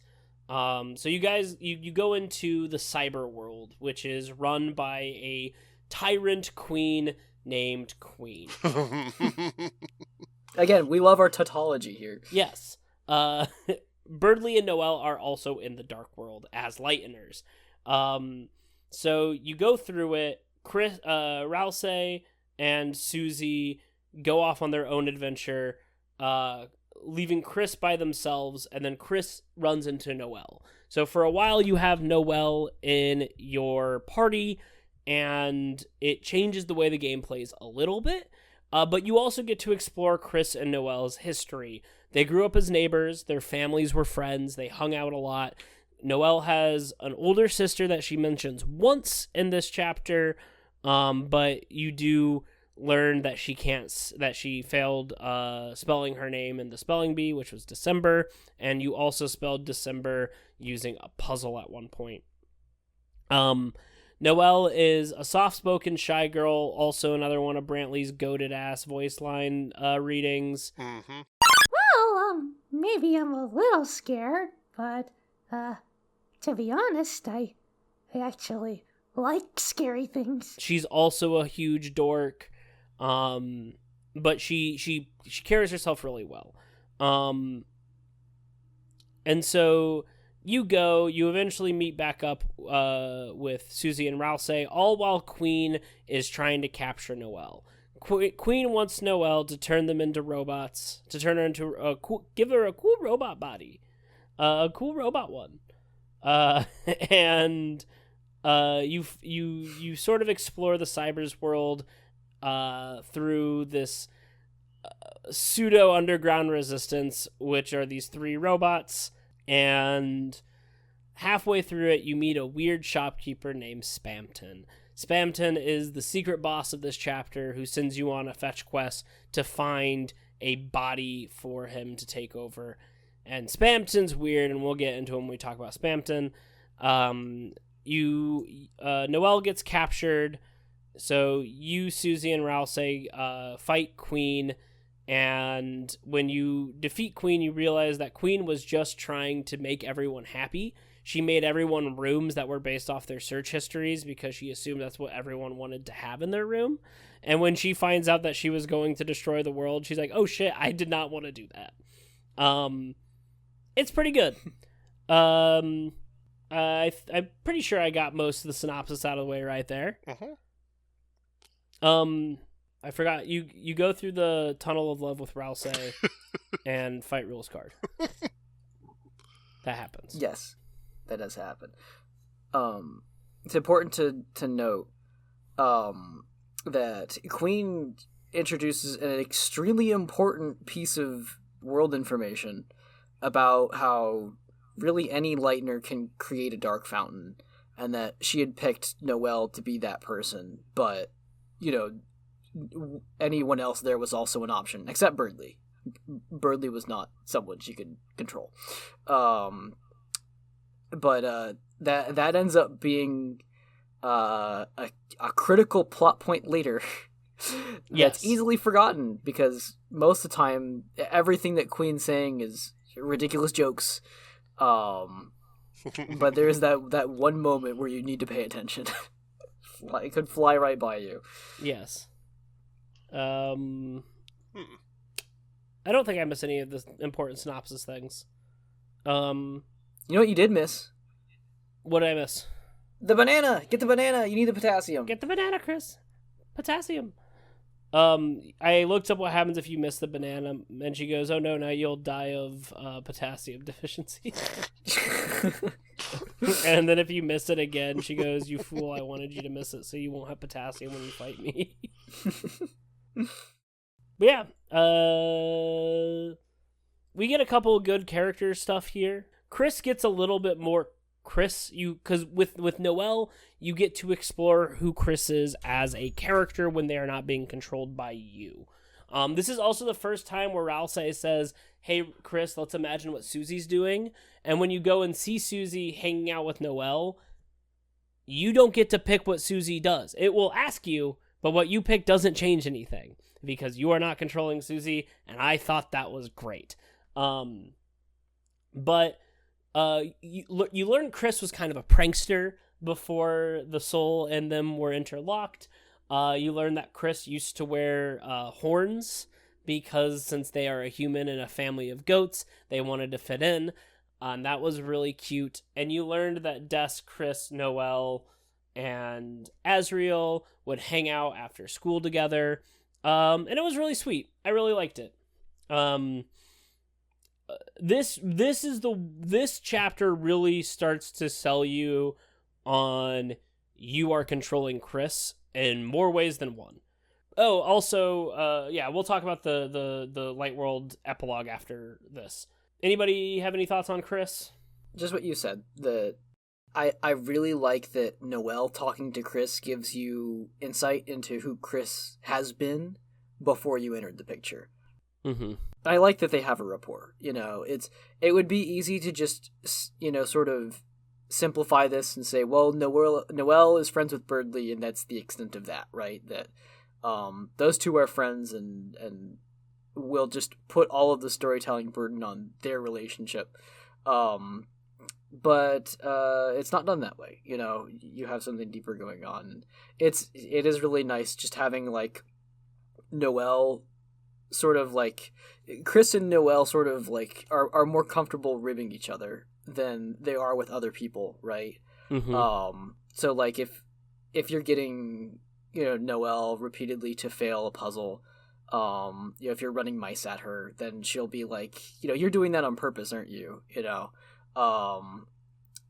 It indicates like a playfulness that has existed in Chris before, and even though it might not be Chris doing it now, for all the messed up implications of you controlling Chris, there's that heartwarming aspect of knowing what Chris's life would be like without you, right? And in Noelle's case too. It's nice that she has someone she feels that comfortable with, because she has to be guarded all the time against Birdley and with her overbearing mother, which Queen kind of stands as an analog for in some ways. Mm-hmm. So yeah, really like that. Do you have any thoughts on Chris this chapter, Beaver? Well, just kind of like what you guys are both saying. Chris has deepened a little bit in the lore of the game, and that felt pretty nice. Also, like you said, something interesting, continuing to reinforce this idea that you are in control of Chris, as opposed to these are the choices that Chris is making. You know what I mean? It's sort of, there's a difference between that, slightly, when you said that Susie wasn't being controlled by the heart, by the soul.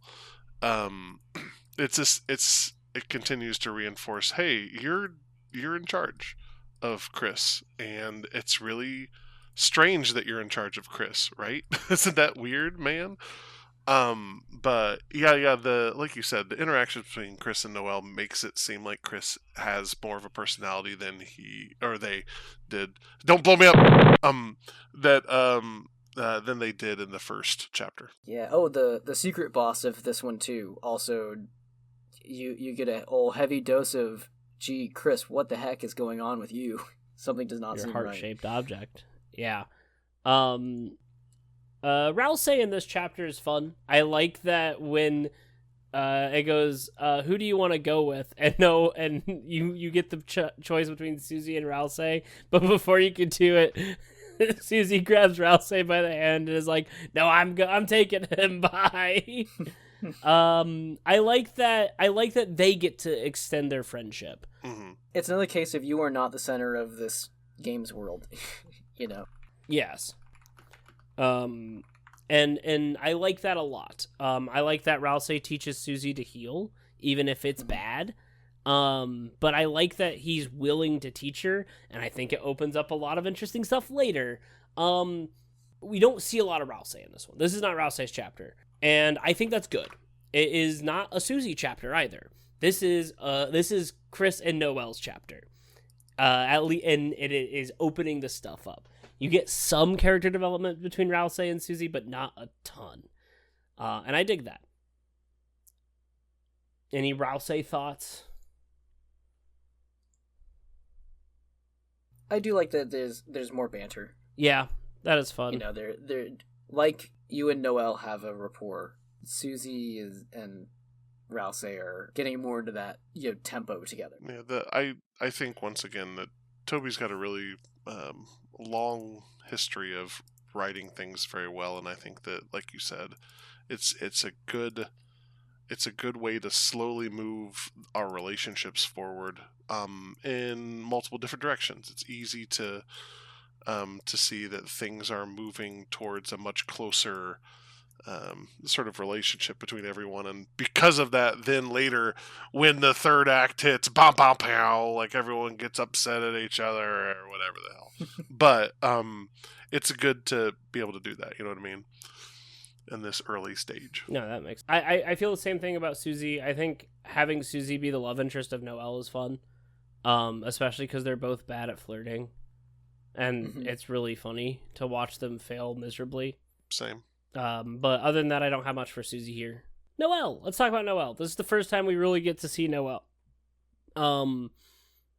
I like her a lot. I like that she isn't just like the damsel in distress and becomes a player character. I think it's interesting that it does show that lighteners can always just they are inherently going to be good at something, and I like that. It's sort of the same effect of Undertale and what humans are to monsters. You know, that's what lighteners are to darkeners. Yes. And of course, just like that, there's a heavy responsibility that's being hoisted up onto that. Mm-hmm. For sure. It's interesting how, you know, Noelle thinks that everything happening in the dark world is a dream, and that encourages her to do some Yuri maxing. I think complicates a bit of, like, you know, again, the whole question of agency. On one hand, she's emboldened to, you know, sort of act out and, you know, take the initiative because it's a dream. You know, she feels like there's not really stakes in it. But she's still very hesitant to, you know, stand up to Birdley.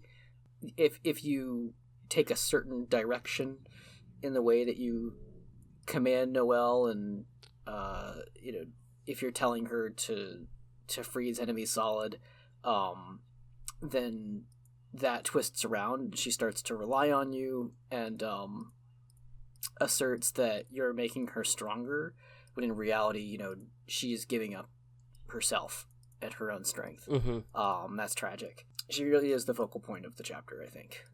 Even though she's not there for the whole amount of it, you know. Thematically, this is all most relevant to Noelle. And your other characters sort of tangentially so. Yeah, and we get the backstory stuff too, during the time when Chris and her are walking around, and it's like you said, it's her chapter. We're trying to see what's important. We're seeing how we will be able to use that information in the future. I think that sort of like you had mentioned before, how they all how they all just hung out after school, and like that's vitally relevant to, you know, I think it's chapter 3. I think so. Is that what it was? I think it is. Is it chapter 4? I can't remember. There's so much that's just melded together. Anyway, this characterization, this exposition of her is important. It's something that you don't expect to be important as it ends up being, but it's really cool to get that time with her. And as you said, Brantley, with the agency stuff, there's a lot more to talk about here in just a few minutes. But yeah, her actions are differing based on how you command her. Yeah, it's crazy, absolutely crazy. I like the part where you're walking with her and she's talking about her past, and when she goes into the little thing, you see her silhouette, and it's her as a little girl, while she's talking about being a kid, and it's like, oh, it's fucking good. In some ways, I think she still thinks of herself that way, right? Oh, for sure. As someone in her relation to Des, in her feelings about having to grow stronger, and feeling like she's still, you know, under the thumb of her mother, and is unable to sort of, even the way that Birdley talks down to her, that reflection is very much like a live feeling she has. Can we talk about Queen? I think we got to talk about Birdley first, though. Fine. I know. The fucking silence. Like I said, and I don't think Birdley needs a whole lot of talk.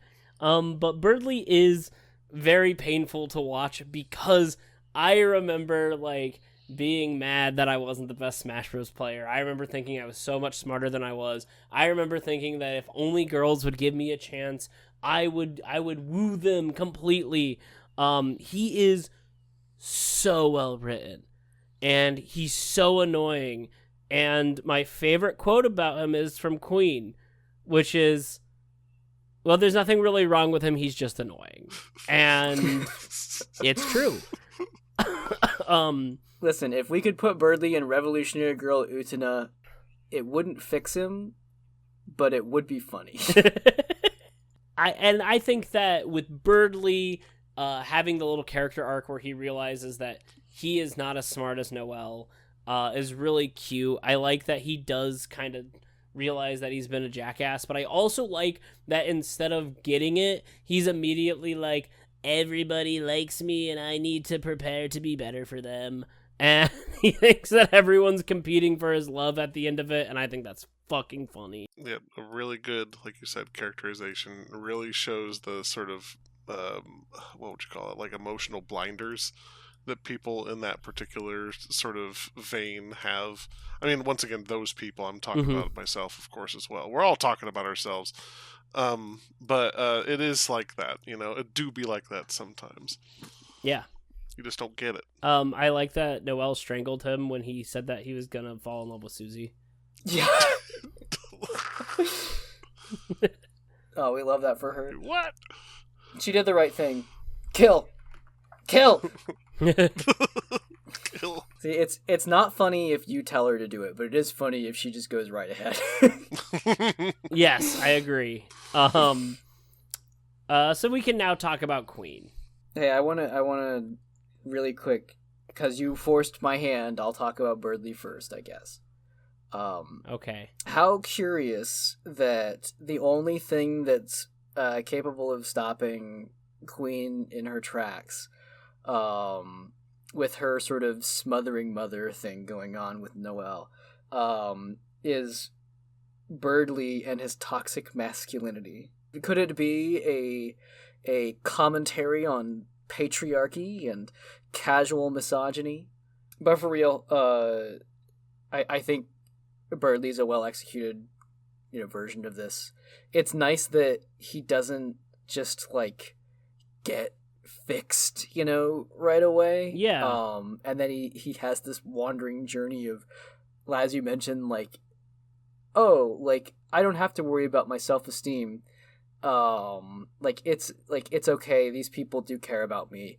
So I'm on top of the world again, baby. I do think there's a bit of the wrench in the plan where, when we're evaluating sort of his chauvinistic behavior, I think we also have to raise into question whether or not Birdley is on the spectrum, because he's coded to be in some ways. I don't know if that's intentional. If so, I would feel for him in the sense that like he's maybe not picking up on social cues, and really no one's being honest with him even by the end of the chapter. So it's a little sad that we don't have this moment where someone like really gets through to him. Because it always, social cues are socially constructed. It's just got to be something you work out with, between people, right? That aside, I do think that Birdley's a well executed, version of this character archetype. He's likable while being extremely unlikable. That's a hard tightrope to follow, which they did not manage with Rules Card, who, according to one member of the dev team, it was Gigi, I think. disliked Rules Card so much that Toby was worried that like Rules was gonna like ruin things, like that people would really really hate him. Because like here's someone on the dev team who despises him that much. Like, did I push it too far? But he's fun to hate. Yeah. Birdley, you don't want to hate, but you do. Rules Card, you're like, I fucking want to see this guy get hurt. And that's pretty fun. Like, in some ways, like, you know, Birdley's getting punched down on in life too. Or at least you can kind of interpret that. He's at least, like, kicking himself down, right? Even if he has privileges. Whereas Rules Card, we have no insight to that whatsoever, so it's free game, baby. Kick that guy down the stairs. Well, and people say he's hot. Like, he's confirmed to be attractive. Oh, no. That's right, there are characters in the game who say that. Yeah, it's just that he's weird and they hate him, and that's pretty good. So, yeah, let's talk about Queen now. Brant, I'm just gonna say, I have... Queen might be the funniest character in the game. She's certainly a top contender. The way that every single letter is capitalized, all her dialogue is good. It's like Toby wrote in the timing with her, and that's fucking funny. Yeah. I do love with Queen, like, as you mentioned, like, there'll be times where one of her sentences will get split across two text boxes. And not really because it's, like, exactly how she's saying that, but because it is funnier to not get the entire sentence context all at once. You know, like, when you're well-versed enough in a language, you can sort of, like, catch larger blocks of text, and so you know what's coming, right? Like, it's how you can read with inflection and that sort of thing, you know? And so Toby prevents you from doing that when that text is, like, split, right? You don't get to know what's coming next. And so you have these abrupt ends to a thought, and then it continues on after that. And it's the experience of not being able to follow what the hell she's talking about, you know? It's a special kind of ludonarrative trick. It's Toby's trick. It's so fucking funny. I think that Queen is interesting because in her mind, she's not malicious. I like that she tries to stop you a couple times, and then she makes you have a double truces to find Noelle together but avoid Birdley. I like that she throws glasses on the ground and they explode. I like that she cares about your potassium intake. I like Queen. I like that, like I said, I like that her entire purpose is that she is trying to make a world where people are happy, and she just doesn't understand it. Mm-hmm. I mean, it's honestly, it's, you know, I had mentioned whether or not Birdley is on the spectrum. The same could be raised about Queen in a way, like, you know, in that, like, she means well, but she just, you know, she does not understand, kind of, you know, she's on a different understanding of what this world is, right? Comorbid with ADHD, perhaps, in the way she's, you know, quickly distracted by things, or, I don't know, drinking battery acid, is that an ADHD thing? I don't know. No. Wait, I mean, I am drinking a Celsius because the caffeine helps me focus because it's a stimulant. So I guess if energy drinks are close to battery acid, then fucking sure. ADHD Queen, we're making it happen. Yeah. But yeah, she's a hoot. Yeah, I think that it's like what you just said, with Queen, because she's a computer, right? She is interacting with the world as a computer would, and as you said, did you say that she made the rooms based on search histories? Is that what it was? Yep. So, like, in that way, like you said, she's just kind of like, these are the programming bits that I am like compelled to use. This is how I think. I want to make people happy. This is how I'm going to do so. And I'm not evil, I promise. I'm just, doing my thing. I like her boss fight. I like that it's Punch Out. I also like that the boss fight isn't like a traditional boss fight. It's not. You're not playing Undertale. You're playing Punch Out, and that's cool.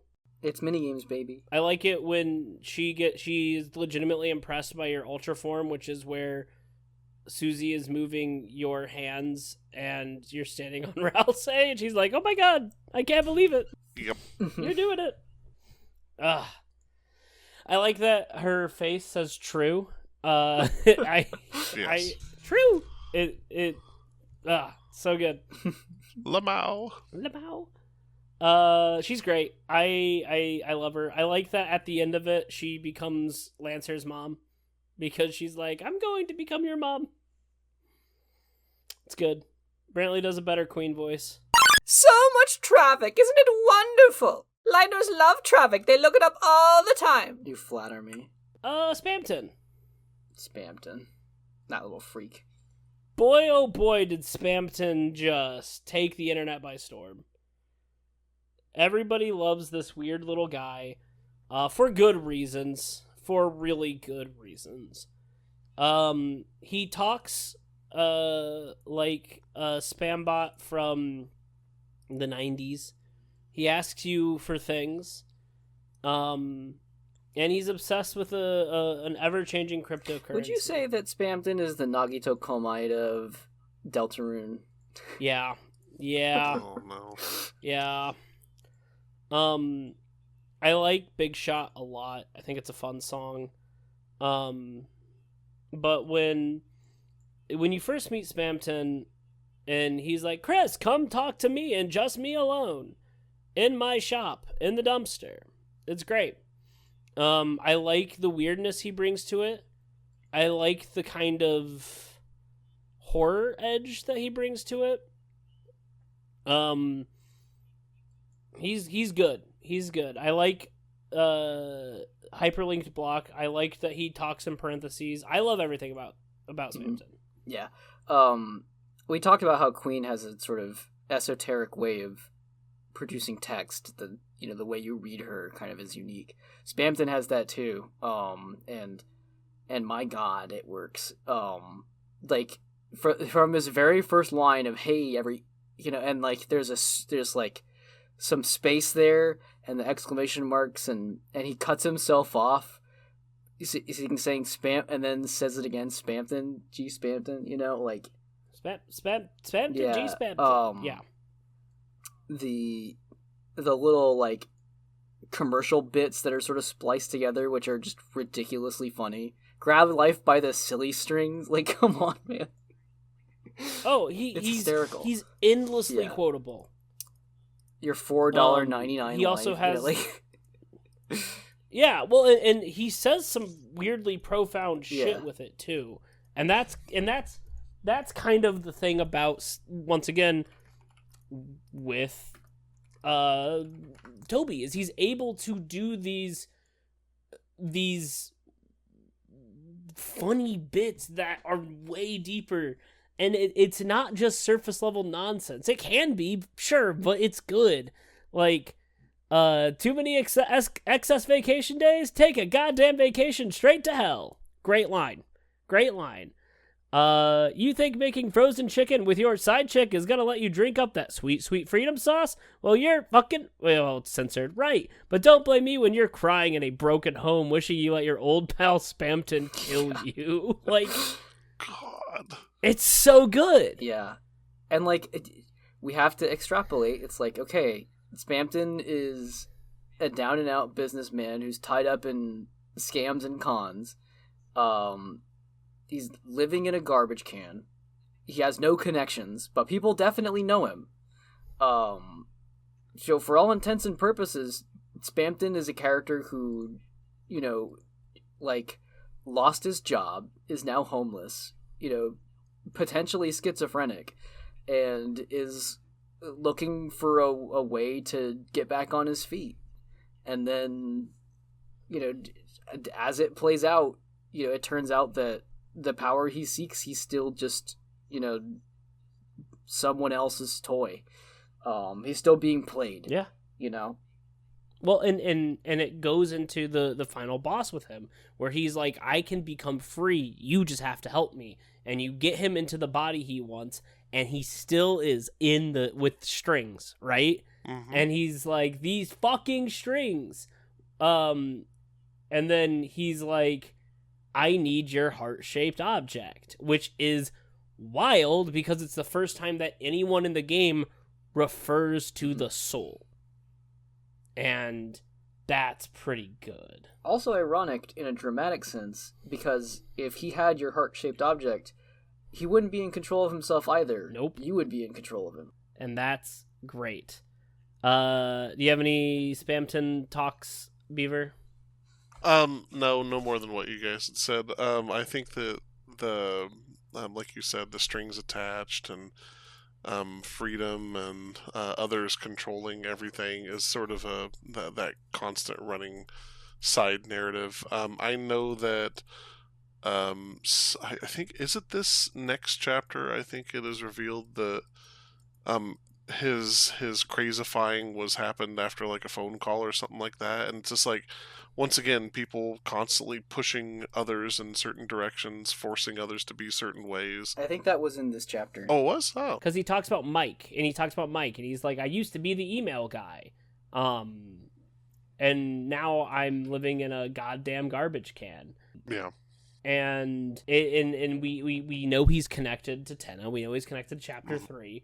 And if you do the weird route, he's the final boss. He takes over the mansion. Which, by the way, there's a very funny part where normally you would have all these platters in the room and you have to find like a key or something, if I remember correctly.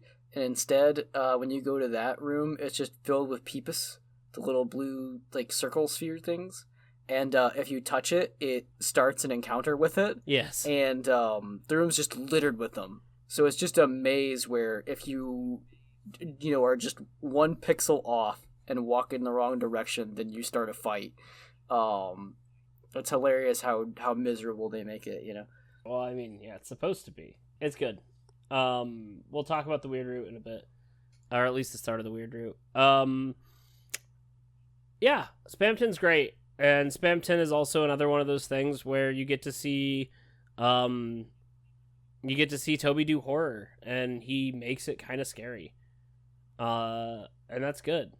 That's good. So yeah, let's move into some of the things. I really like in this chapter we get the game mechanic where Ralsei and Susie are able to act, and it opens up not just a really more complicated game mechanic, because now you can try and spare people in one turn, but it also gives them some personality because their acts are always different, and that's a lot of work to put into that, and that is so much fun. It's taking the act system that we were already used to, where you're constantly getting new things, and increasing the amount of work by an order of magnitude.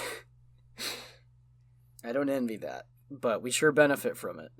It's the kind of thing you forget that it's not in Chapter 1. Right, and well, I forgot when I played it again. And also, all the sprite work animation is so much better in here. There's a lot of individual animations that they do on screen that are different. It's just, Chapter 2 shows what you can do with a well-organized team.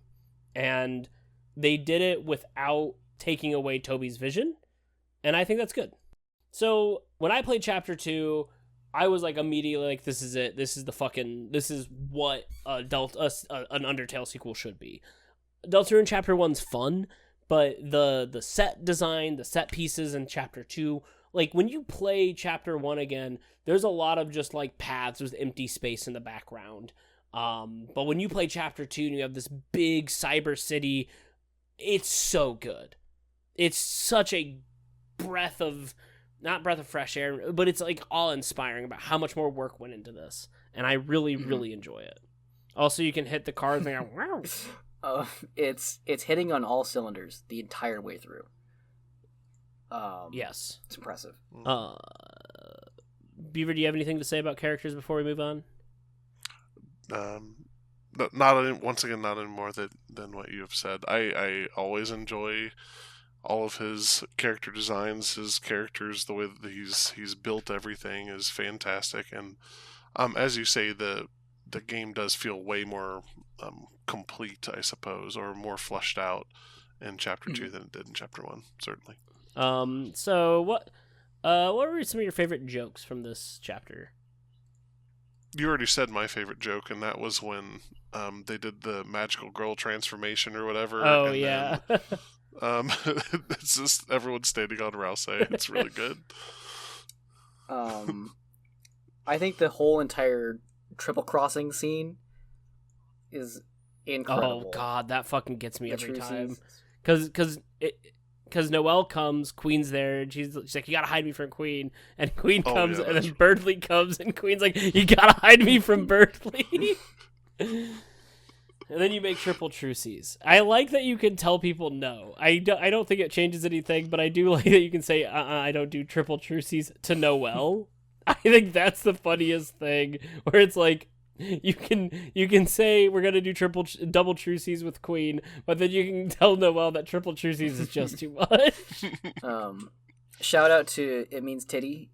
It's one of those that, like, playing it alone is not that funny, but when you're playing it in a group, it's incredible.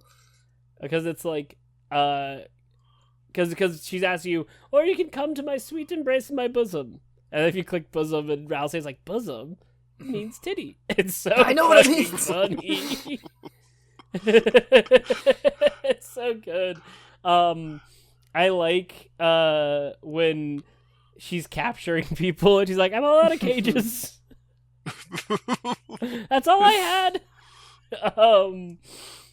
God, I like it when she throws the acid and she goes, whoops, that's my dangerous acid. Oh God.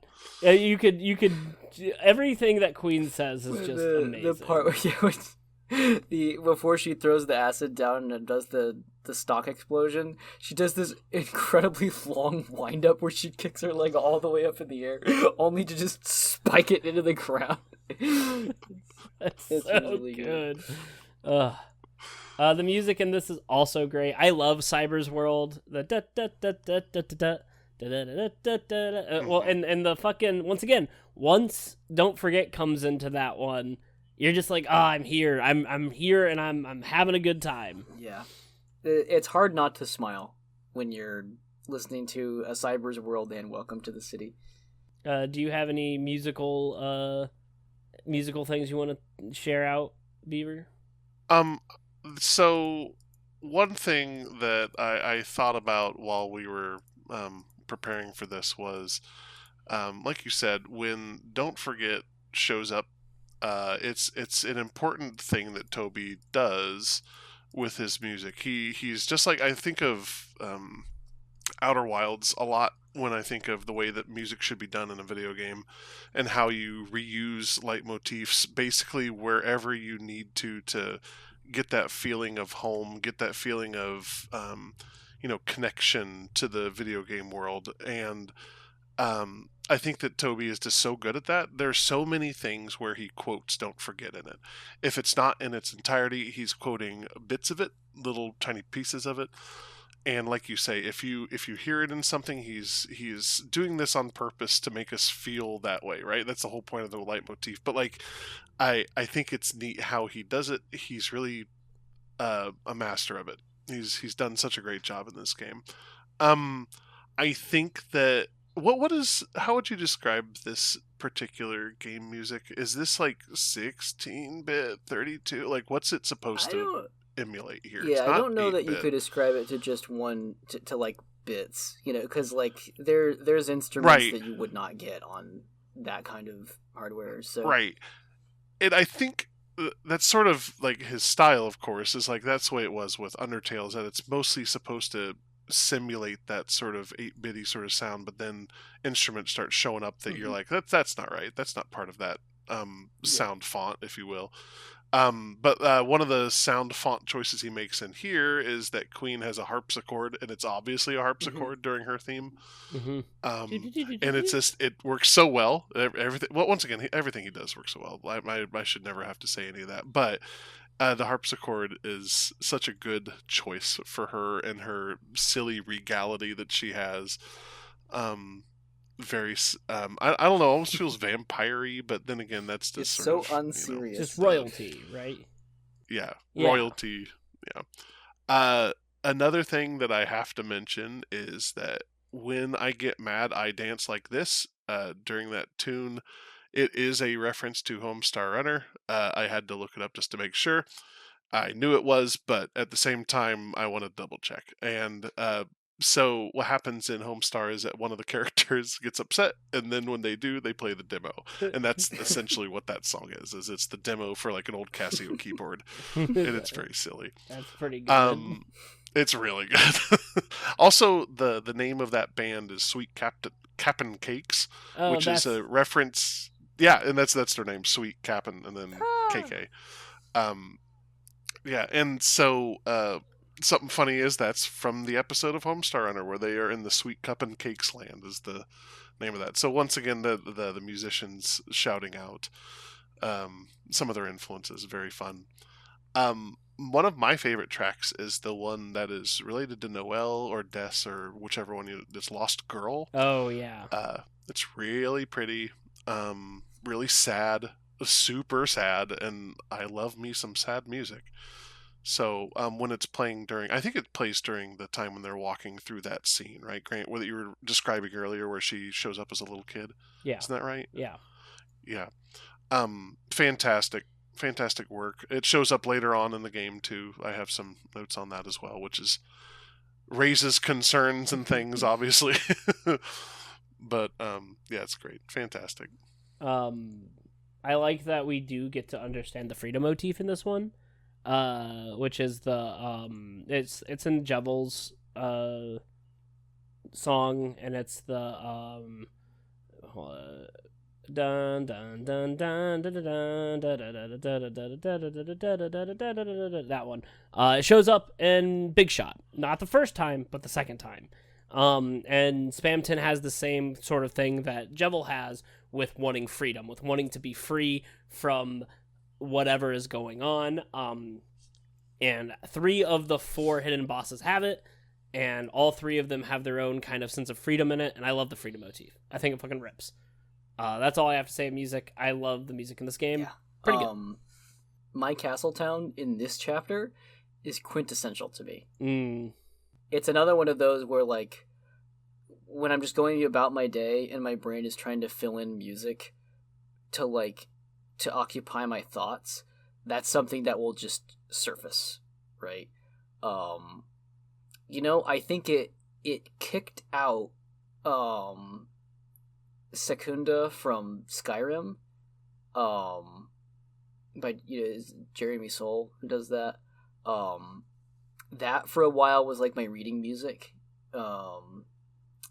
in early grad school, and I think now, like, if my brain needs a song like that, it goes with my Castletown from Chapter 2 instead. Yeah, it is like the filler music. It's amazing. Sometimes the filler music in my head just ends up being Big Shot. There's days like that. Which is sad, but I understand what you mean. You need the calm in your head as opposed to the glitchy nonsense of Spamton. It just means you're ready to take your chance. It's your chance to be a big shot. That's right. It's my chance. The Light World epilogue is pretty good. We get to see a little bit more of the characters. We see some of the stuff that Chris used to do with their family, like going to a diner. We get to see that Chris's family is pretty well known. Asgore is a pitiful, pitiful man. We get to see the first instance and mention of Gerson, because we see the pastor, who is Gerson's child, mourning over them. And the big reveal we get, because we hang out with Susie the entire time in this Light World epilogue. And the big reveal of this one is that Susie is probably homeless, or at least does not come from a good family scenario. Because you ask her to hang out, and then she decides to, you lose control of Chris for a bit. They shove you into a bathroom cupboard, and then they go and slash the tires of the car outside, and they come back inside. And so Susie gets to spend the night where you watch TV. I really liked that part. It reminded me a lot of my old days of hanging out with friends at my parents' house. Just like that, like, oh, damn, I don't need to go and leave them for a little bit longer. And it was really comforting. All the way up into the beginning of chapter 3, where suddenly you have to go to church. Very, very realistic. But we'll talk about that later. You get a little bit more backstory into Azrael, and how once he left, there was sort of a splinter through your parents' life, and that your family kind of fell apart from there. But yeah. That's kind of a good Light World epilogue. I don't remember anything else particularly about it. Oh, except where Sans keeps changing the sign. That's really funny. That's pretty good. I thought no, Clopin is in chapter 4. Oh, Clopin's in chapter 4. You get to actually go and talk with Sans in the shop, because he's like, and that's when you'll have to ask the manager. Or like the owner. He's like, I'm the owner, but I don't want to do that, or something. Like some. Yeah, it's really funny. Like that. And that's also when Asgore comes in and says Egg's husband. God, he's so pitiful. When this second Light World epilogue happened, I was getting kind of worried, because the walk back through the entire play space and talk to everybody and click everything thing is like, Undertale had that locked down, and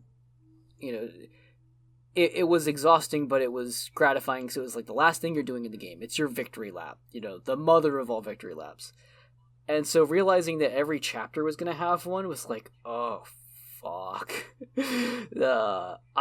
It's kind of a bittersweet thing, because it's like, on one hand, it's great content, On the other hand, it's like, this is a very dense way to end off each chapter, and you have a lot of wind down. Luckily, at least you can save in this one, because we found out the hard way in chapter 1, the town segment, when you get back to the Light World, there's no save point out there. You either need to do the whole 40 minutes to an hour walk around, and then finish it right there, or if you're partway through, you gotta quit and go back to the Dark World and try again next time. That was not fun. But like most things with Deltarune, I still think it was the right choice. I think it's full of great content. Still very charming. And from here on, I promise that my sort of Deltarune dourness really has dissipated, It's this chapter is where it came into its own, and I think, this Light World segment is also feeling like that too. Yeah. So let's talk about Snowgrave. So this is essentially what we are going to assume is the genocide ending. It's a lot more convoluted than genocide. So in this game, in this part, this is where you get to do weird shit.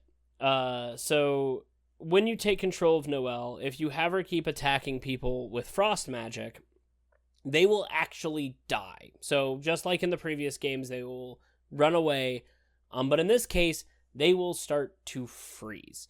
And if they freeze, they do not come back. Eventually, this unlocks the ability to gain the Snowgrave spell, which if you use on Birdly, brings you into this route. Now, the reason I think we should bring it up, you can go and find different, you can go and find people talking about the weird root and plenty of other reviews. You can go watch it yourself. But I think the reason I want to talk about the Snowgrave root is because of its implications on the themes of Deltarune. So, as we've sort of figured out at this point, you, the soul, are controlling Chris, the character. And while later we see that Chris has some weird semi-evil ploys going on, the one thing we know about the Snowgrave is that if you do the Snowgrave, Chris doesn't like it. Which implies that what you're doing in the Snowgrave route is a lot more evil than what Chris is trying to do in the normal route. And this includes, the way you get this is you manipulate Noelle into killing people, and you sort of manipulate it more into Noelle being subservient to you, the soul, not necessarily Chris. You do a lot of things. You give her gifts. You make sure that she feels like she is the one. She should be listening to you. You gift her a ring, and you make her wear it. Yes. Mm-hmm. Yes. And when she asks to do something, you just get the one word, proceed. And when we think about it in terms of how we looked at Jevil and Spamton and their ways of looking at things, there is a lot of that mention of that freedom and how that is important. And that is the stuff that I think is really, really interesting about the Snowgrave / weird root. But I don't have anything currently to say. I do have some things that I'd like to say later, but that is the one thing I want to start bringing up with the Snowgrave root. Yeah. I think that it's pertinent to sort of address that what you're doing in that, Snowgrave root is that you're, eliminating Noelle's agency in the same way that you do so with Chris. And it's not a direct possession yet, right? But it's a coercion that, leads to the same effect, where Noelle stops resisting you and will sort of, answer for you in a way where it's like, yeah, I know what to do. Or like, any thoughts about, how this is not the right thing to do, she'll sort of start cutting herself off and say, nope, this is all to help me become stronger. It's tragic. I think that's one of the reasons why Chris is so viscerally against it, is because, whatever Chris is wrapped up in, that we start finding out in the later chapters, doing some double dealing with the dark world and whatever, at least Chris is still Chris, like someone might be asking Chris to do things, but you are taking full command. I don't think given that we're going to get hints later that someone is calling Chris, talking to Chris personally, and asking Chris to do things relating to, surveilling people or, etc. You're doing that to Noelle too, right? You're commanding her. And of course it's going to make Chris feel uncomfortable, right? Like, Chris may not feel they're able to get out of their current situation. They have to obey. And so to see Noelle falling into that exact same one-sided relationship, like, and after meeting someone who is talking to you like nothing's changed, nothing's different, it's got to be brutal. That even when Noelle is picking up on the fact that Chris is acting differently, right?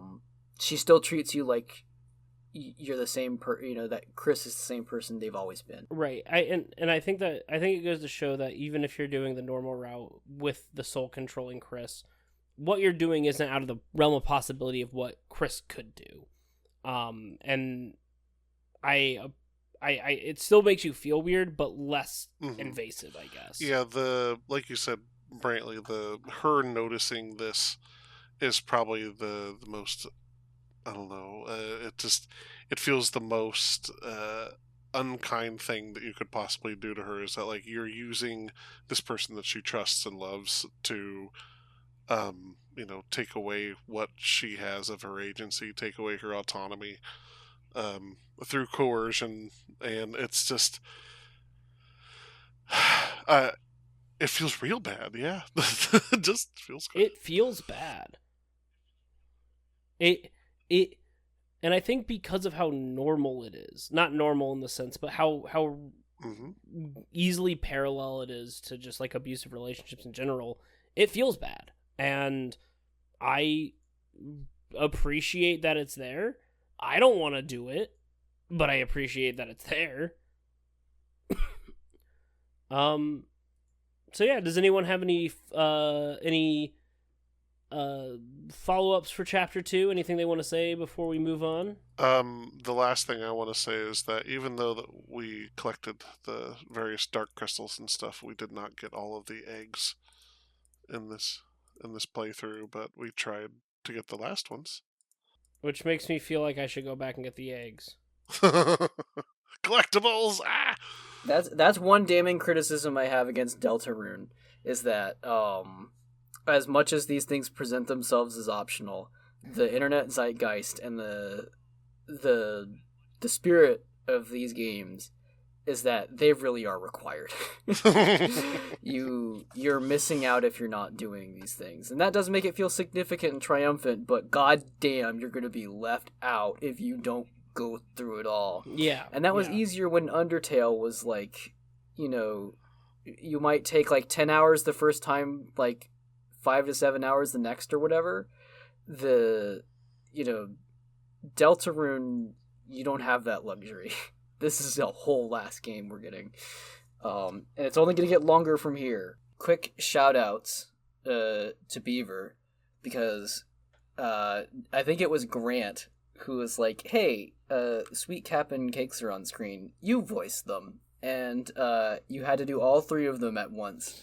And you somehow made 3 different voices, like, on the spot. I feel like that's only something a parent can do with the experience of reading many, many storybooks. Well, it was so impressive. I loved it. I stole some of the Homestar Runner sauce too, because one of them was directly based on the voice that one of the guys uses in his one of the online things. So that's what you gotta do. Stealing is so cool. It is so great. It is the 3rd coolest crime. Truly.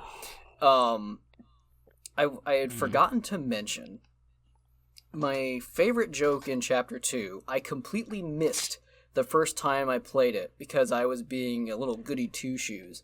When you're about to go into the dark world and Noelle catches you and Susie is like, oh shit, I need you to help me lie. What is it that we're doing which is not going to the dark world? If you say commit crimes, then Susie just does a terrible job lying through her teeth and says, just committing crimes. Just gonna go do some crimes and go to jail. Forever! It sucks. And I love that it is inevitable that you're going to get arrested. Like, you're really bad at crime. Yeah, like we're gonna do crimes. We are going to get caught. And we're going to go to jail for it. One of the things we also didn't talk about that I think we should have talked about is how you can, if you go back into the hallway after collecting all the stuff from the Dark World, and you run into Alphys and Toriel in the hallway, and Toriel's talking to Alphys about Chris, and Alphys is like, yeah, Chris, they're good, and then they turn up and you have a bunch of shit on your head and they're like, not weird at all. And I just think it's very charming that Alphys sees you being a fucking weirdo and is lying to your mother to make you seem cooler. I think at the beginning of chapter 2. She's got you back. Got your back. Okay. I mean, Alphys is setting a high bar for weird, so... Yeah, I almost said Alphonse, and then it took me a while not to know that wasn't her name. I do want to mention before we move on to chapter 3, at the end of chapter 1, when we get the full lyric version of Don't Forget, what a good, cool feeling that you get from listening to that. Yeah. It makes you feel like a cool person. Damn, yeah, this is video game. Yeah, but for real, it's the moment where you get an actual factual lyric song in Deltarune, you're like, oh, yeah. Good. And then Timmy sings it later. Well, let's talk about chapter 3. We talked about Susie hanging out and wanting to stay up all late watching kaiju movies, right?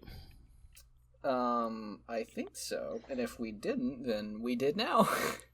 Yeah, no, I know we talked about, I remember, we talked about how when Susie chooses to stay the night, it reminded me so much of my youth. When it's like, oh, damn, a sudden sleepover? Fuck yeah. Mm-hmm. It was great. But during, after that, you start chapter 3. Now, I remember chapter 3 was the one that took a fuck ton of time to come out. Because, we had like 4 years in between chapter 2 and chapter 3. Mm-hmm. I trust you. Yeah, I nod. Yeah, sure. Yeah, yep. We'll go with that. And we have the moment where, Chris opens the dark fountain, and you see the smile on the TV, and I remember the amount of theories and creepypasta-esque writing that came about this mysterious, besmiled man who's going to take you through this dark world. And when you start chapter 3, it's kind of this creepy, empty hallway, very reminiscent of chapter 1, where there's some weird shit going on. And then you finally meet the besmiled man, and it's a fucking TV game show host that's been 3D rendered. Tenna is a character. Correct. I gotta get my notes back up. I closed them. So welcome to chapter 3. Would you like a homemade YouTube poop? It really is that.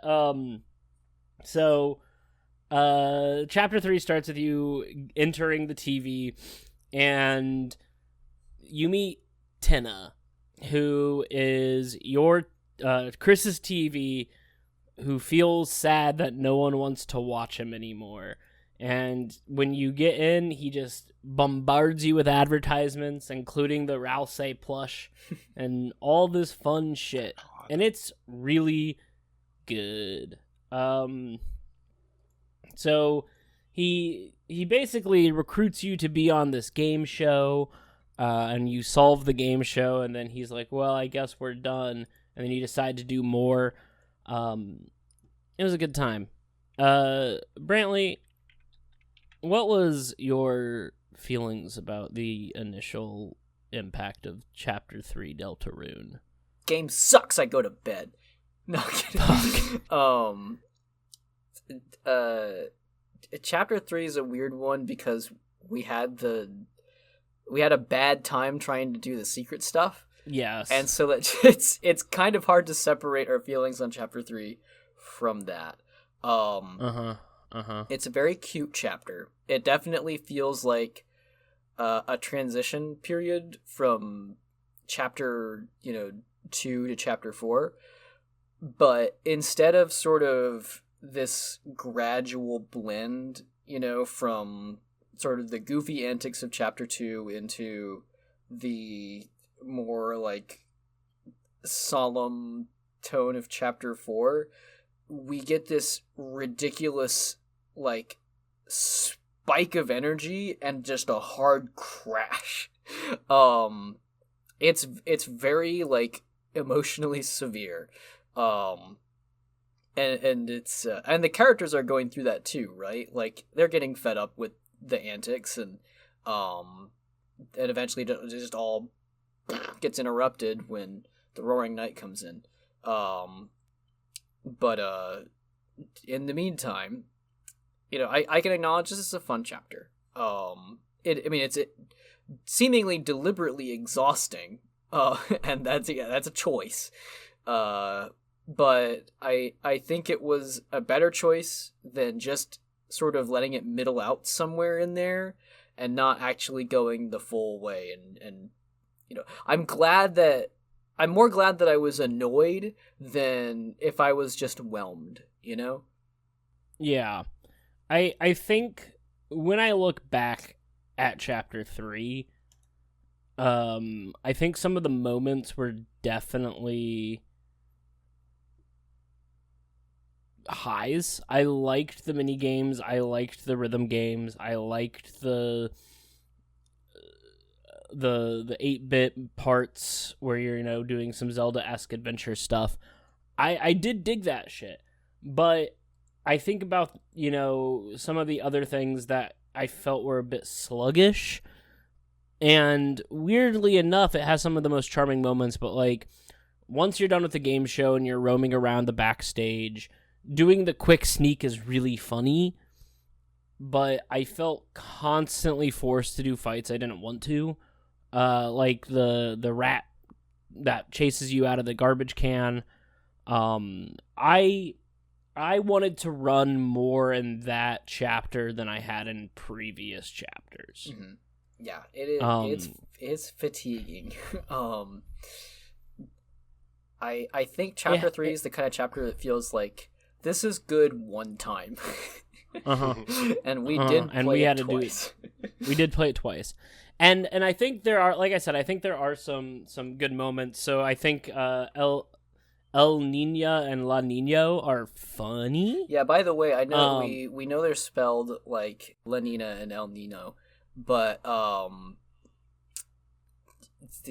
something just feels right the other way. So if you don't mind, if a little white girl speaks a little Espanol tonight, but well, they're based off of the fucking cold fronts and warm fronts, so I don't know. They're just but I digged that part. I dig some of the boss fights, but like I'm like trying to like really like gather some of the stuff about it. And besides the secret stuff, it's kind of a meh chapter. And that kind of holds me in place. I think some of the jokes are funny. I think Lancer showing up and being multiple Lancers is really funny. Mm-hmm. Rule's card trying to force himself into this thruple is a fucking good gag. Mm-hmm. I liked a lot of the NPC designs. I liked being able to spin. Mm-hmm. But yeah, can't really think too much about it, and that's kind of a bummer now that I come to think of it. Well, then let's rewind a little bit. Let's talk about characters.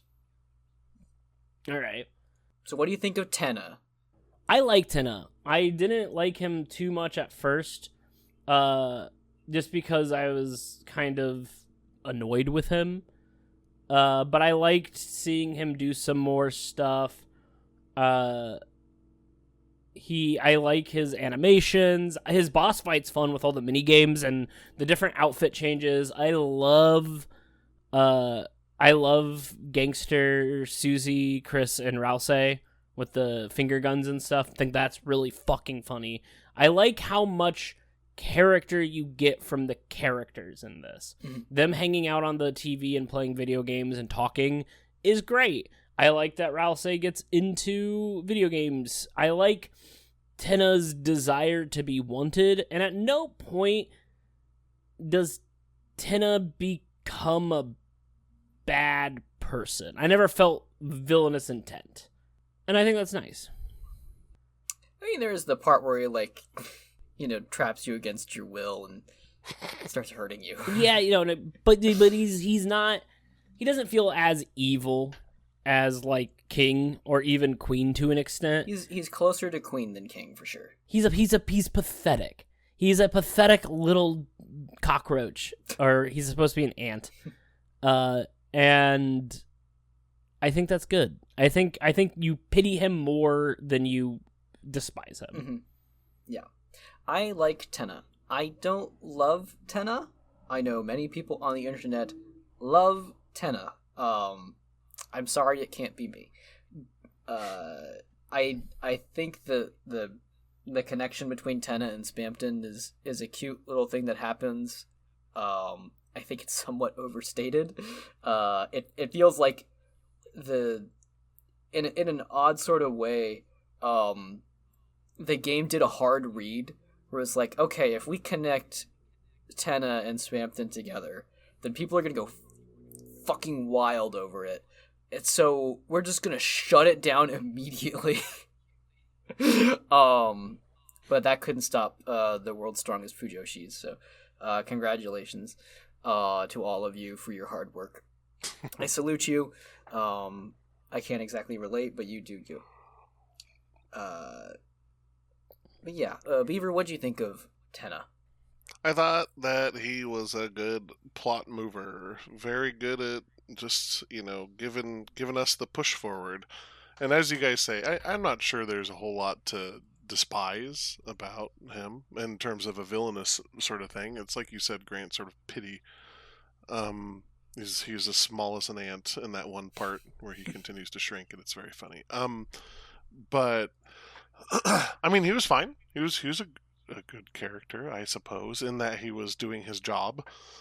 I don't know otherwise though. Like you say, sort of. Yeah. What do you think of El Nino and La Nina? They're funny as fuck. I love that you get to break them up and you get to play with their emotions in a way that is very stupid. And that's great. And I really like that when they start the throuple thing, like how quickly it took for them to all just be like, maybe not. Maybe we should just get back together or something. I don't know. Yeah. I like too that they are underscoring this like conflict and change in the home theme of the chapter. Yeah. They feel like a perfect fit for this particular chapter. Yeah. Also, we get a sprite of La Nina gaming, and I just think that's great. Gaming and crying. It's a good Deltarune sprite to have. I will say that the subtle implications of this chapter are fun, where you get to learn a little bit about what's Noelle's family's name? I can't remember. Holiday. Are they the Holidays? I'm gonna look it up. We can't embarrass ourselves like this. Quick, cut this out. Everyone Don't knows cut that it out. everyone's last name in Deltarune is just Deltarune. Susie Deltarune. Okay, it is Noelle Susie Holiday. No, yeah, where you get to see like the holidays as, one of the reasons that Tenna feels left out is because at one point the Holidays and the Dreamer families would come together and they would watch Christmas shows and all that shit, and he's like, then you all left me. You also get some really dramatic stuff with Rouse and Susie, but I feel like that should be what we kind of wrap up with in this whole section. Mm-hmm. You get to see a little bit more Chris being Chris and not Chris being the player in this one. And that kind of comes from the secret route. And the secret route is fucking wild in this. I want to talk about it, but I think we should get through the characters first, now that I think about it. But okay, I have when the a very important question. No. Fuck. Yeah. Sorry, just kidding. I'm not actually Can you do your best Shadow Man impression? Shadow Man. Oh. Yeah, I forgot. Brantley, edit in the sound effect No! instead of me talking. Do it, coward. Ooh, that was good, Beaver. Oh no. I'm gonna agree with Grant on this one. No, do it, coward. God, that's terrible. That's it. Cut me out of the whole episode. That's it. Nope. Yeah, but we're gonna keep talking to you. You're stuck with us. We are your rules card. Oh, that's a great question. In our thruple here, which one of us is rules card? Surely this will not harm the friendship at all. Yeah, certainly. I will bite the bullet and be the rules card of this relationship. No way. We're all gonna choose rules card. We're all rules We're card. all rules cards.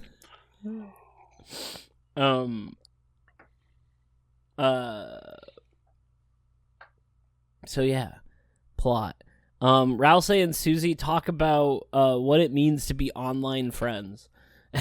Because we learned that the dark world is created by becoming darker than dark and the shadows getting a personality. So we learn that, yes, we knew that Lancer was a playing card, but he's always a playing card in the light world, and that you can't actually enter the light world as a darkener. And you get a really sad moment where Susie's trying to convince Rouse to come to the festival with them. And I think this is also the one where we kind of see what Susie's room might look like. And it's like a sad little apartment complex. It's a good moment with that because we get this feeling of intangibility with Rouse, and how Susie, who has been growing to be this person who is very much in line with their friends, really wants to hang out with them, and suddenly she's just told, no, I can't do it. And I think that's really good. Mm-hmm. Yeah, someone who's had doors shut in her face for so long is having that happen again. And it's creeping out, the frustration with that. Yeah. I dig that shit. And then we get the Roaring Night, and we get the secret route. So unlike the Snowgrave route, this one is you can do and still, I think, be good.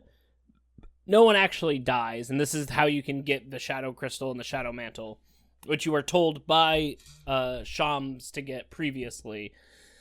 So you talk to your boy Ramb, who is a plug boy, which are the pink bunny-like critters from the previous one, but he looks fucked. He looks like melted, burnt out. It looks like a shitty plug. And when you enter this game room, he's like, hey, if you do really good on the 10 of things, you can come play this game.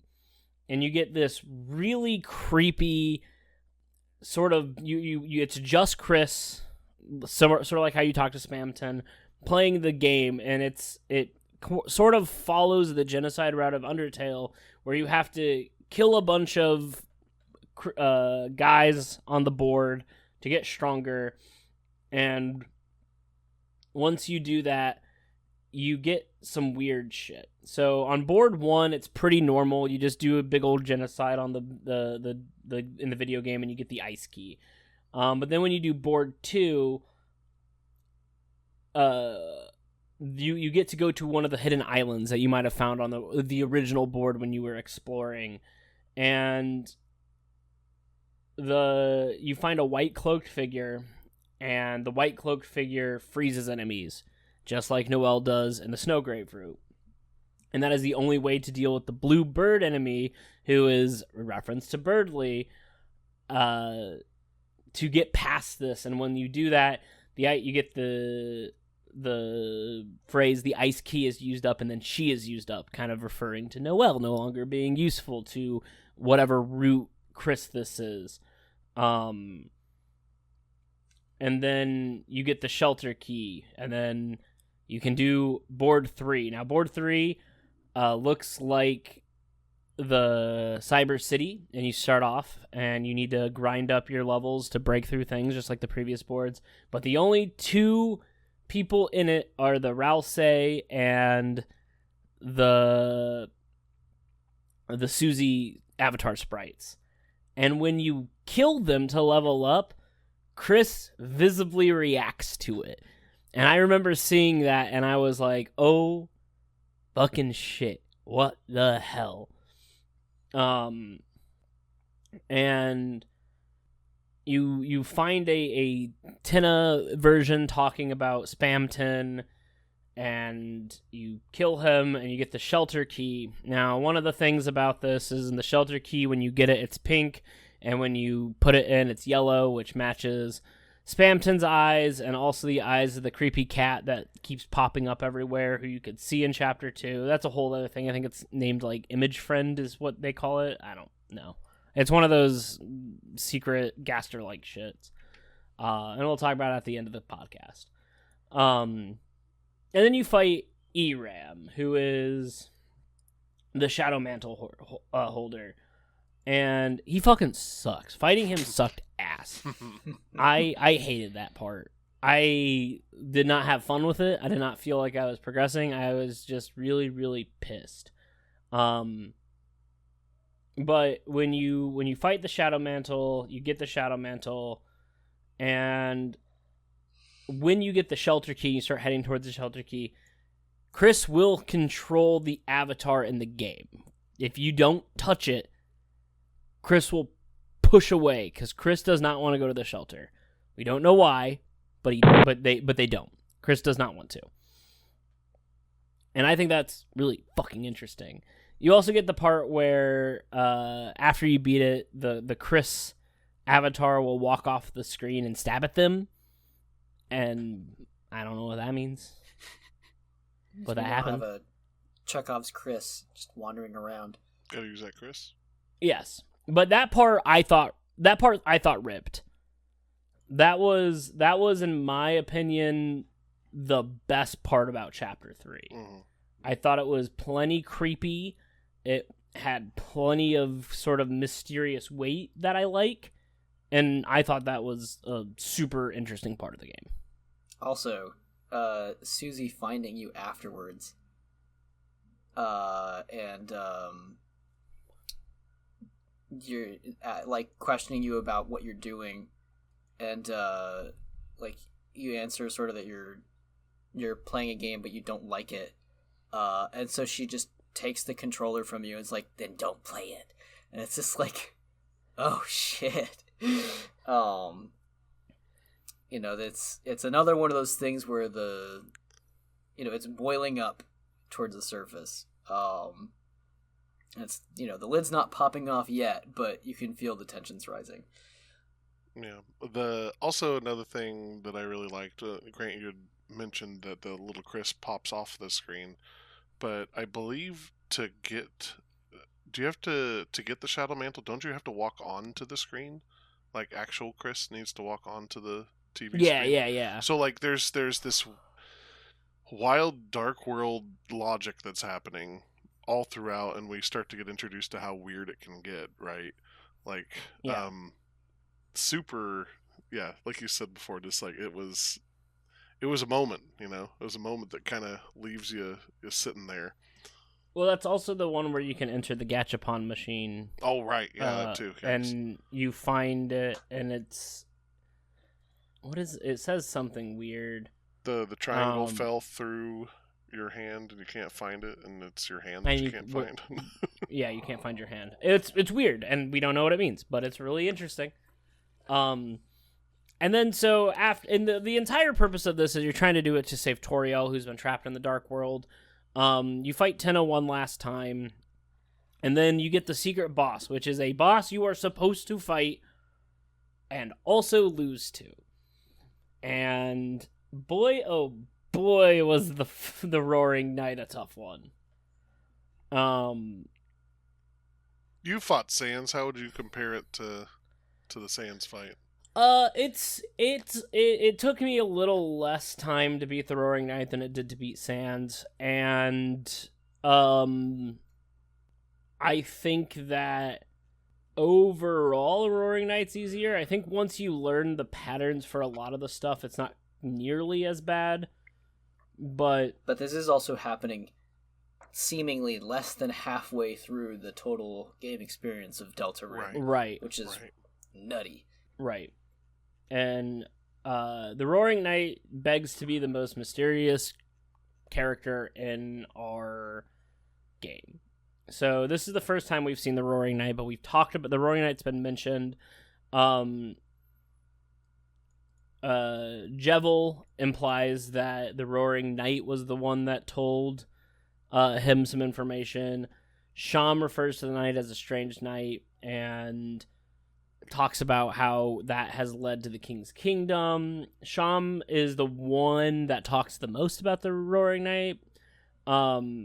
The king talks about the Roaring Knight and talks about how he's impressed with them. The queen talks the Roaring Knight, and she has a video of the Roaring Knight creating a dark fountain. Tenna was working with the knight, and Chris has some connections with the Roaring Knight, but we'll talk about that later. But yeah, Roaring Knight's fucking wild, cool design. Hell of an appearance. Hell of an appearance. There's a couple thoughts on who the Roaring Knight can be, but honestly, the song that plays, Black Knife, is really interesting, and it's also the only secret boss song that does not have the freedom motif, which makes it which kind of separates it from the other secret boss. And when you fight the Roaring Knight, and you fight them after you've shown that you can beat, after you've beaten the chapter and you can retry it over and over again, you get some interesting dialogue that has some references to everyone's favorite mysterious boy, Gaster, and that's fun. That's a fun little thing. But yeah, Roaring Knight rips. So now we talked about that serious subject matter. Want to talk about our favorite jokes? I do. One of my favorite gags in this one is when you find the horse costume for Ralsei, and Susie will not let you take it with you. It's not really a joke as much as it is just the visual gag. I loved Susie in the Godzilla outfit. Susie Zilla real! Oh, yeah. She was talking about it in Chapter 2, and then it came true. Yeah. She got to be her kaiju. And it was just really cute the way that she was hanging there, and I thought that was... I'm not sure it counts as a joke necessarily, but it's just... kind of. I don't know. The visual gag, like I say, it's funny. Yeah. So good. It's a good one. Deeply silly. Yeah. I love when Tenna's talking about the show being canceled and just the word "killed" fades in onto the TV time logo. I like when you get to put your name in. Yes. And there you can be. I think I was gay, and Tenna's like, "Well, the censors really are gonna kill me on this or something." Yeah. That was a good one. Yeah.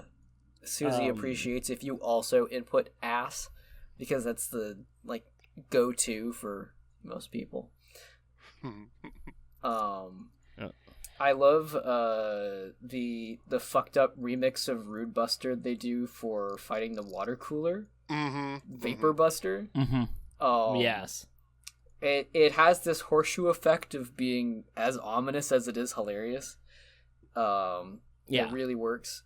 And then doing Raise Up Your Bat, and the game describes how there's a functionality where if you're making too many errors, then you'll get muted off the speakers, just so that Susie can immediately demonstrate it by thrashing on the drums and just getting silenced before you even start.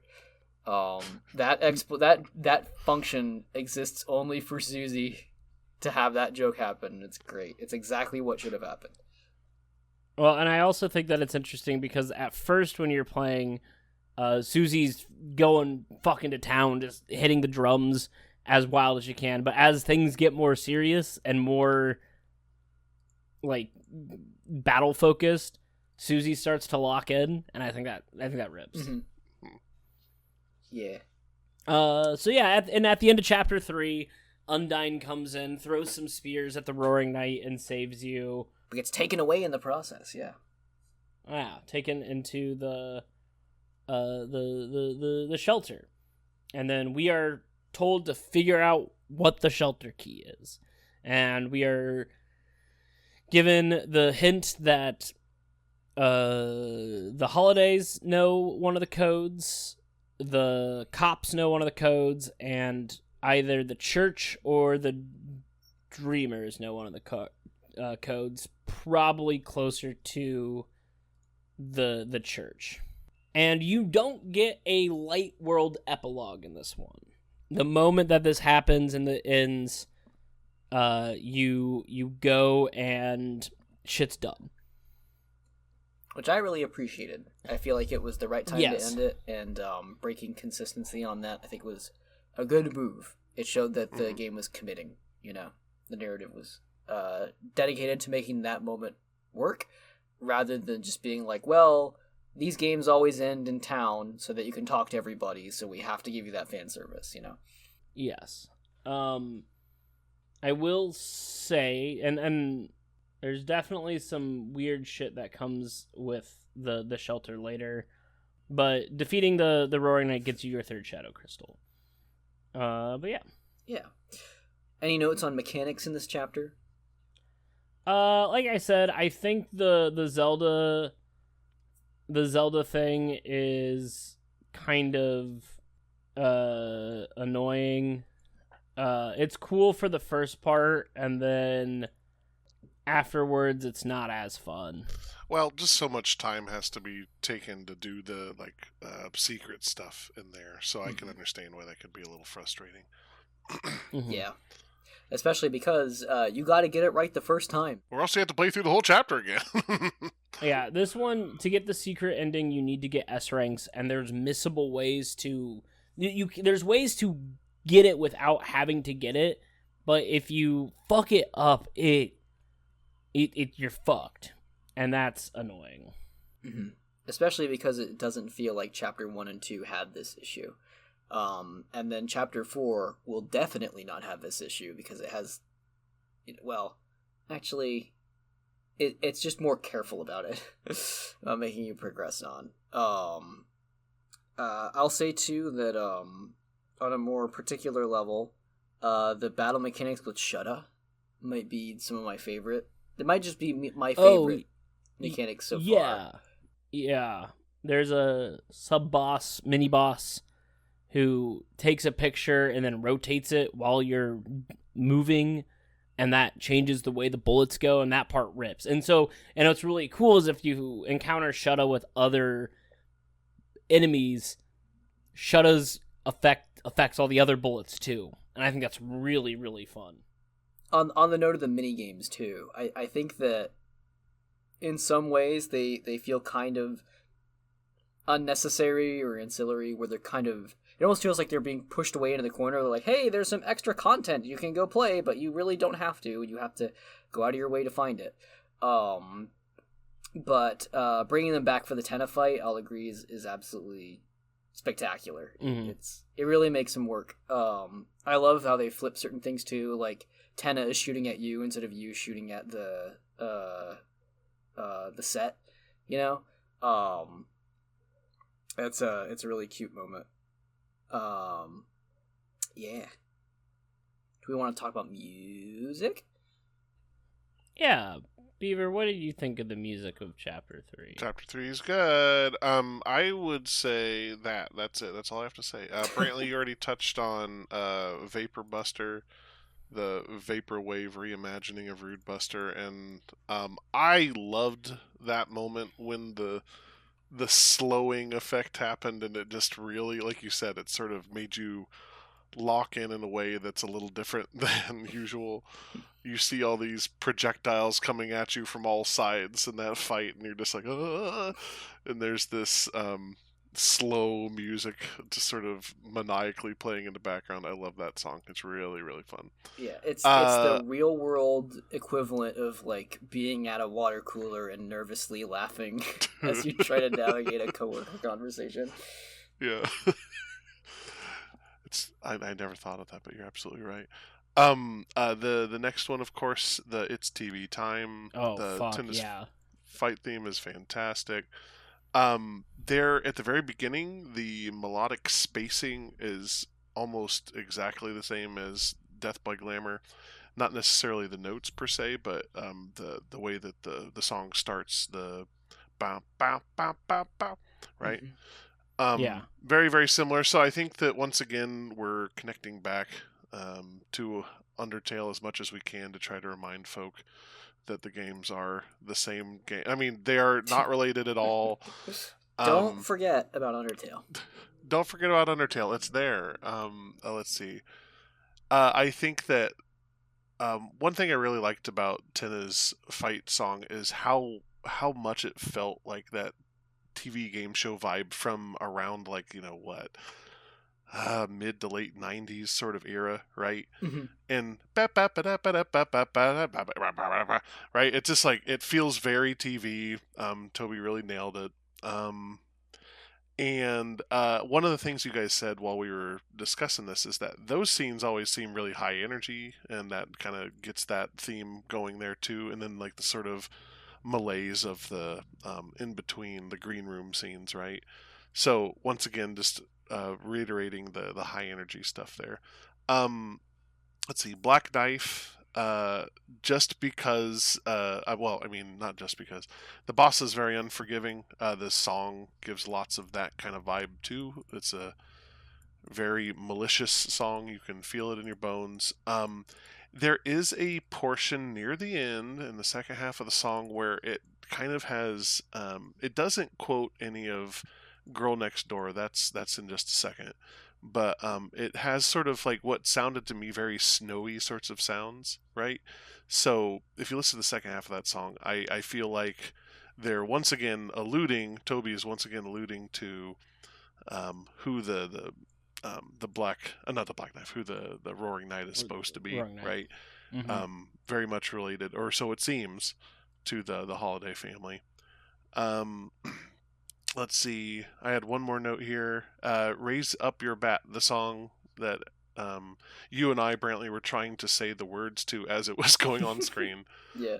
Which was an absolute mess. But it's a classic Guitar Hero sounding song. Once again, nails the tone of it perfectly. But at some point in the song, it does have the Girl Next Door / Noel / Des, like whoever that is supposed to be for. Mm-hmm. Do you mean Lost Girl? Theme. Lost Girl, yeah. I think Girl Next Door is another song that has Lost Girl in it, I think. Yeah, I know. Yeah. There's sort of that overlap, and I always get those two sort of commingled in my head. But once again, the Raise Up Your Bat is referencing one of those two characters. Based on what we've talked about, it's almost certainly Des, right? Because of the bat, baseball, and such, right?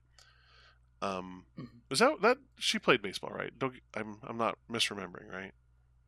She has a bat. That's all we know. No, she has a bat. Yeah. Close enough. Yeah. Close enough. But yeah, so once again, it referencing her in that song is cool. I just really liked all of the various ways Toby's been intermingling stuff in here, and it's really nice to see all these various characters referenced, and like Metaton being referenced in the Tina fight, and yeah, it's cool. It's great soundtrack for Chapter 3, of course. Yeah, and then Chapter 3 leads into the weirder. You didn't ask for my favorite music. Oh, what's your favorite music? God, no, I'm just kidding. I do want to know. I liked Paradise.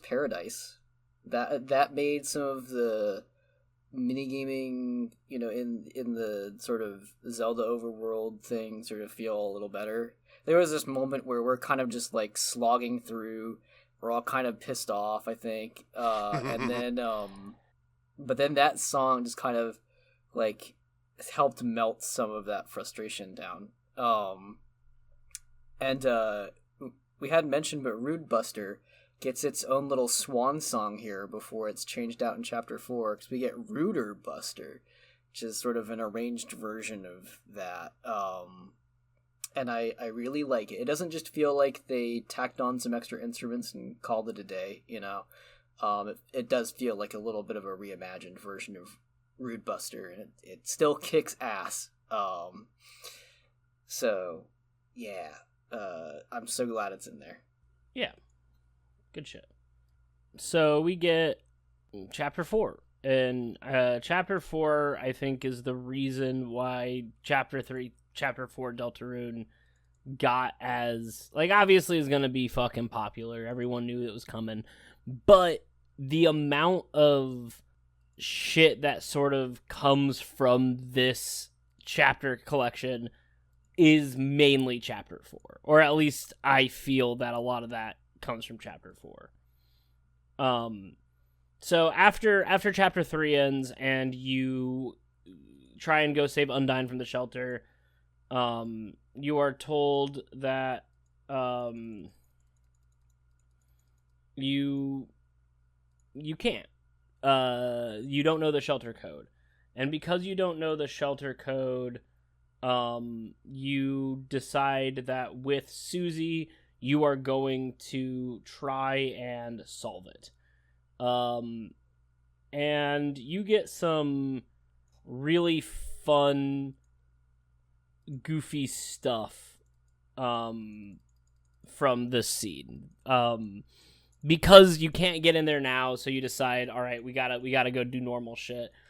And like I said, this is, you stay the night with a friend on accident, and now you get to go to church with them. And the amount of times where I have stayed with my friends who are Catholic, and their mom is like, all right, well, we're going to church in the morning. And I'm like, oh boy, Catholic Mass. Yippee, I love God. And Jesus. What a great feeling.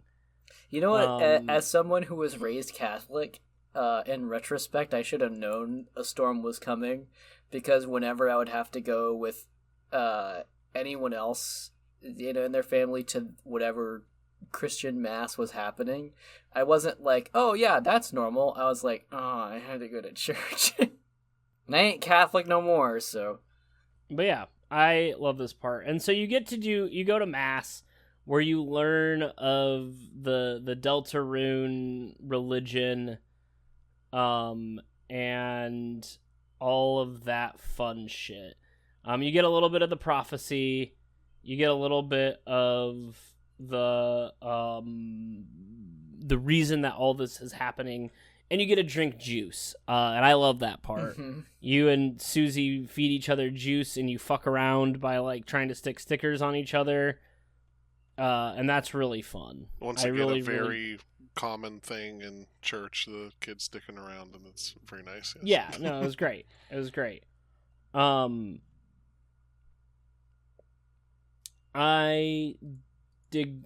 had a lot of fun with that. But yeah, you get, and so you kind of go on this mission where you're talking to everyone. Noelle seems to think that the Chapter 2 is a dream. I don't know if we mentioned, but Noelle's dad is in the hospital, and you can go and talk to him, and he is like, hey, Noelle, you should date that purple dinosaur. And I love that shit. But at this time, Noelle invites Susie to come hang out at her house, and Chris is obviously going to be there too. And you get to do some really fun stuff in between going to the house and what you do in the light world. So you can take Susie to a diner, and that part is so beautiful. It's one of the most beautiful parts of the game.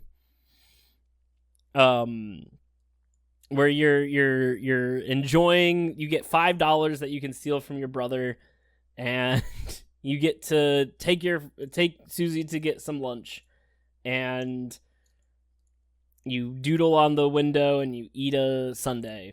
And I just love that part so much. It's so precious. Do you have anything to say about it, Brantley, before I move on? I love it. I feel like it's good. Here's a bit of trivia. You know the lioness who works in the diner? Mm-hmm. We may remember that character from Undertale. Being an NPC who comments on how good Mettaton looks in a dress when Mettaton is still boxy shaped on TV. And then that same sort of dress is what she wears in the diner. But originally that was a masculine looking NPC. I think it was a he. So somebody transitioned from one game to another. So that's pretty funny. Pretty good. Also, fucking wild that you can get food for $5. Yeah, in Deltarune World. And a free sundae. They're like, oh no, the Roaring Night shit's bad. You can eat for $5. Kids don't know how good they got it over there. You also find that Pizza Pants is being catfished by Bratty, but also Ice Cream Dude. Mm-hmm. But it's implied that Ice Cream Dude actually likes Pizza Pants and is afraid to tell Pizza Pants his feelings. And that's a fun little side quest you can go on. So you go to Noelle's house, and you have one of the most tense moments of the game, I think. So while you're at Noelle's house, you're deciding on what to do for your project and also the festival. Birdley calls, and Birdley thinks that Noelle, Chris, and Susie all like him at this point, and that's really fucking funny. And so you get to play, like, his weird harem that isn't real, and when he calls Noelle to ask Noelle if she wants to go to the festival, Susie yells at him and throws the phone, and then if you pick up the phone and say, "Hey, Birdley, it's me," he's like, "Chris, you can't take my Susie's heart. I will be the one to get this." And it's just great. I fucking love that Birdley isn't like, all my friends are hanging out without me. They're like, Birdley's like, ah, man, they all want me so fucking bad. And I love that shit. But then Chris locks you up. Chris takes you out as the soul, hides you in a box, and goes to do weird shit. So you get to play as just the soul for a little bit. You can find Chris making chocolate milk, talking to someone on the cell phone, and they say they're coming, they're on their way. And that is where you can find Chris. You know, you can listen to Chris playing the piano. And you get to crash Noelle and Susie flirting with each other, and that's really cute. If you like Susie, this is your chapter. Mm-hmm. Yes. And so you get to hear Susie and Noelle talk about their what they used to do. You get to learn a little bit more about Chris and how Chris was always like a prankster growing up, and how they would prank Noelle, and that Noelle loves horror films. And also Noelle has an interesting part during this where she talks about a cat game called Cat Petters, where she figures out how to create glitched pets, which does have some connections to some ARG stuff that Deltarune has, and we'll talk about that later. But that's an interesting part. But when you try to find the code in Noelle's house, because that's why you really needed to go there, is to find the code. Asgore stops you. And then, well, before that, Chris is trying to stop you. Chris is trying to keep you from getting the code. Which is interesting for a couple reasons, because if you are doing the normal route, Chris almost comes off as antagonistic during this part. Very much doesn't want you to find the code because they don't want you to ruin their plot, whatever it may be. But if you're doing the Snowgrave route, Chris is like scared of you, which implies sort of this middle, not necessarily evil plot that Chris might have, but it's definitely an interesting take. And you can do some weird shit with the Snowgrave route, or at this point they call it the weird route. Because if you do the stuff, the characters start calling you, they say this is taking a little bit of a weird route here, and that's why it got named that. So after you find part of the code, Asgore comes in, crashes the place, Chris takes the soul back, and Noelle's mom, Carol, comes in. And Carol fucking sucks. She is the mayor of the town, yeah. I believe, or she's running for the mayor. She's the mayor. And she's really hard on Noelle. She has a very high focus on perspective and how much people like look at you, and she immediately sets off red flags, like right off the bat. And that's an interesting thing. Red flags or before red we herring? Before we get into the Dark World part, do you guys have any thoughts on this aspect of this chapter? Well, one thing that I wanted to mention, I was hearing some stuff, you know how it goes, you just hear theories like floating through the ether, and it seems like her mom is very much a controlling sort of person, of course, but I think that she still, like, it's her way of expressing her motherhood, trying to protect her daughter as best she can, especially with Des presently out of the picture. She's trying to protect her daughter in any way that she can, and I know that that's obviously taking it too far to be so unkind to Susie, especially there at the end of this, but just to be as cold as she is to everyone. But like that's how it's manifesting, you know. Her motherly aspects are manifesting this way, even though it's very much she wants to be in control of her kids so that they're safe, you know. And I understand that. I understand how a parent could go into that direction. Another thing, well, actually, I'll let Brantley say words if Brantley wants to say words. Yeah, Carol being played so straightforwardly as this Ice Queen controlling mother, basically everything she's been telegraphed to be. I have no idea what they're gonna do with her. You know what? I can make like guesses or theories or whatever, but I can't trust any of them. Like, she feels like bait. Carol has this wave particle duality thing going on where I can only observe her to be either the ultimate villain or the red herring, and either way I feel like I'm going to wind up looking like a jackass in the end. So I'm just like tapping out from making any predictions.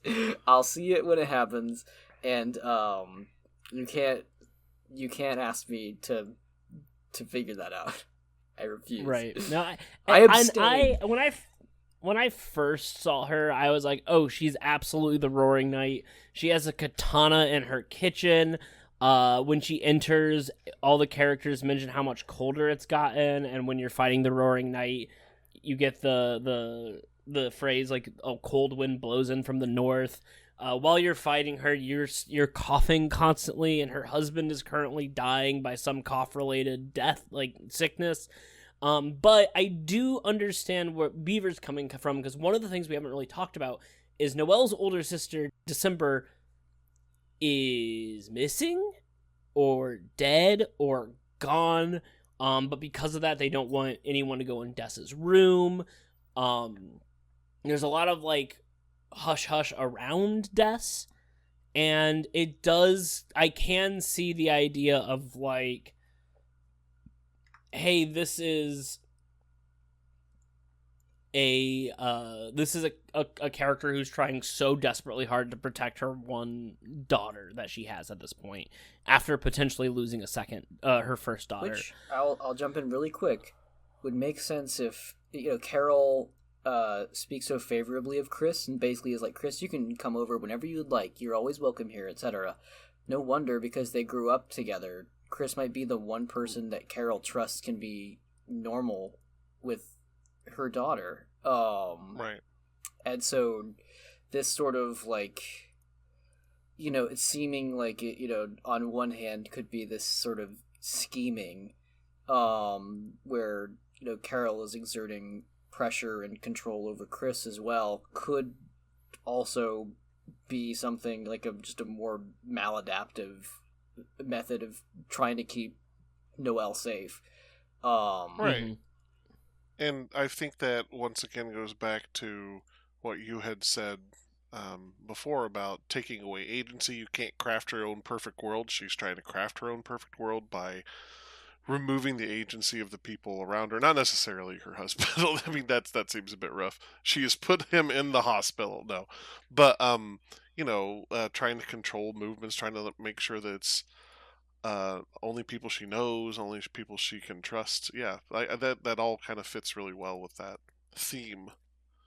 And before we move on to the Dark World, I do want to say that the holiday house is literally constantly decorated as if it's Christmas, and that's really funny. And it's pretty good. Special kind of hell in there. Yes. So after that, you get part of it, and you find out that the church has been turned into a dark world, and Toriel's in there. So you go into the Chapter 4 Dark World, which, boy oh boy, do they make it sick as fuck. I love Chapter 4's vibe. Because the Dark World takes place of wherever you're at, you are in a church. And because of this, you have these prophecies being projected on there. You have these holy-esque creatures, and you have the best music in the entire game, by far. At least in my opinion. Mm-hmm. I'll drink my juice to that. Yeah, oh, I forgot about the mixing the juice and giving it to Alphys, and Alphys won't drink the juice because she's afraid that Susie won't think it's cool. And when you make Alphys's juice combination, Susie goes, "Damn, that's a good juice." It's a cool juice combination. So we get a fun fucking chapter. Rousey is being really dismissive of Susie in this chapter because Susie's trying to practice healing magic and she's not very good at it. Rousey's trying super hard to prevent people from seeing the prophecy because the prophecy apparently is never wrong. And we see some of the older parts of the prophecy and how Rousey had read into it, and while this is happening, he's very, very concerned about something. And we do not find it out, but Susie does. And Susie decides that the prophecy is not for her. And it really ties into with the theming of the rest of the game. But we also get one of my favorite characters probably ever in any of the Undertale games to talk about with us, which is Gerson. But before we get to Gerson, I want to take a pump the brakes and have you guys talk a little bit about Rousey and Susie. I agree. The vibe is immaculate. This is where the game is tilting into full-on, like, traditional fantasy RPG. We're Dragon Blazers now, boys. And I think it handles that very well. It, like, in some ways it feels a little bit like, oh, this is the same ground that we've tread in all sorts of typical fantasy RPGs. The whole, like, we have a prophecy, and can we somehow subvert the prophecy? Can we change fate? Plenty of, like, very mainstream games, have tackled this already time and time again. But Deltarune's also doing a damn good job of it, so go for it, And of course, Deltarune, I feel, will always be more than that. But they really sell hard that like the rest of the series could just be very much about this, right? That it's about prophecies and light and dark and fighting that fight, and that's all. As always, the hard commitment comes through. This chapter is, like you say, it is very much the turning point. The way that they have sort of drawn the lines. Toby is really wanting you to believe something right now, and like you said, Brantley, earlier about Carol, right? That's her name, Carol. Yes. Yeah, Carol. I always forget the mom's name. But like you said, I think that that's the point, is we are setting this up, we're teeing things up, and Toby's just going to do something different anyway, so I don't know. I had a fun little, not fun little commentary, but I did want to like mention in our post credits, not very long, but I'll do it now. I love participating in the theory slop that goes on, and I do think that there's some really good. But you don't have to. You don't have to condescend to yourself. No, I think I'm talking about like even the fucking weird ass joke theories that people make, and all the like, oh, if we point this out, I fucking love that. I don't shit. think that's I love slop. that. I think that's just people having fun. Okay, I wasn't trying to be dismissive, but you're right. But if we're gonna kill cringe, we should keep slop out too. Okay.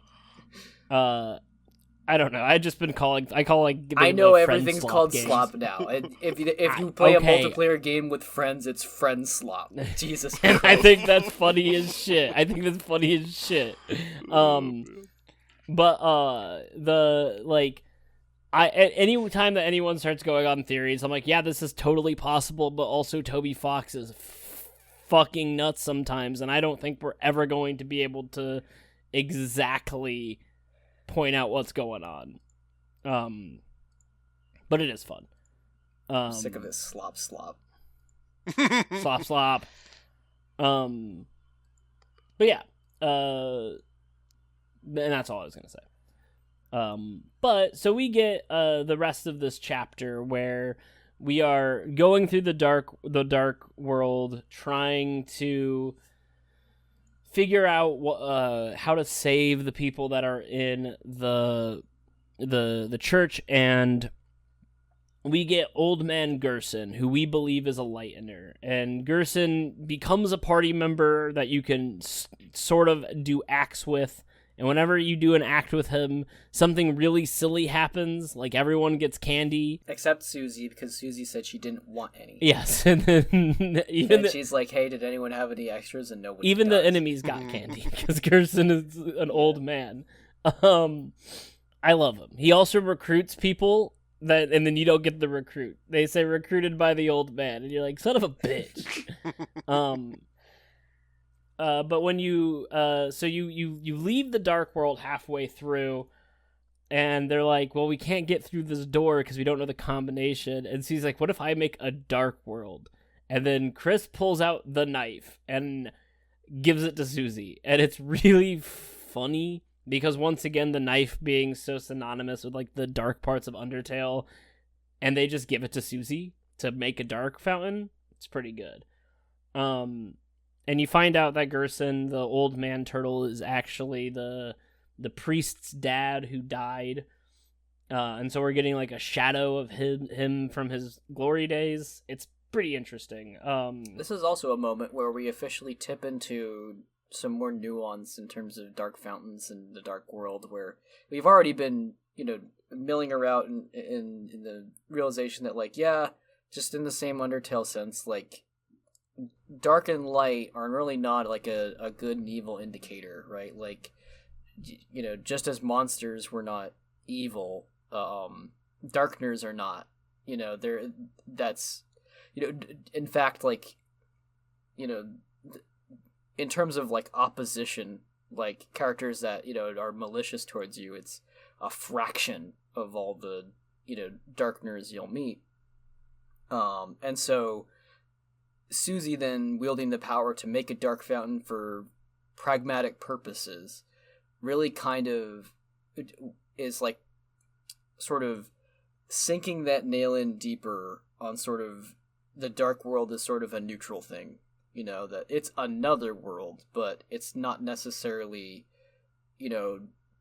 one that is uniquely evil or malicious, right? Like, bad things come of it later on, it's a place where bad things are born, but so is the light world.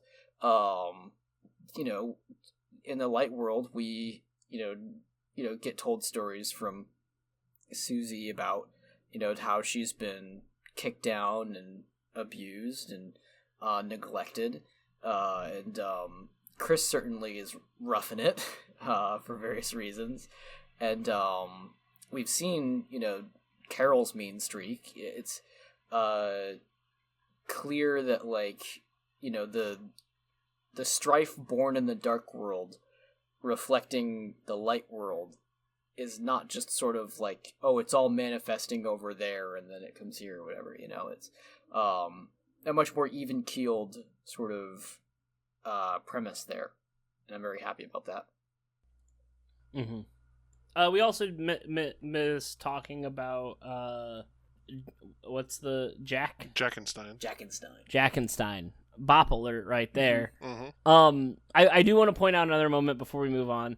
The song that you get when you do battle is called it's like, what's the new battle song called? From Here On, I think. Let me double check. Yeah, From Here On Out or something, and it's From Now On. It's Battle 2. Yeah, and it's so good because it's like, all right, from now on, this is it. It's not Rude Buster, which was this fun bop of like, oh yeah, we're on an adventure. It is now something else, and I really, really dig that. Fucking rips. So after you get into the second one, another interesting thing about Susie's Dark World is that the colors are obscured. They're different. The lighting is different. Which is interesting. So while you're doing this, Gerson is trying to write a letter, and he's sort of entrusting Susie with a lot of the stuff. When you watch Susie, when Rouse tells you to imagine what Susie's doing, Susie is talking to Gerson. When Jackenstein is hurting, Susie's the one to heal him. Also, Susie's heal goes from like the greatest healing, which didn't heal you at all, and it went to okay healing to better healing, and by the time it's at better healing, it's actually like moderately good, which is something that Rouse has been constantly telling Susie not to worry about, because he's like, I'm the healer.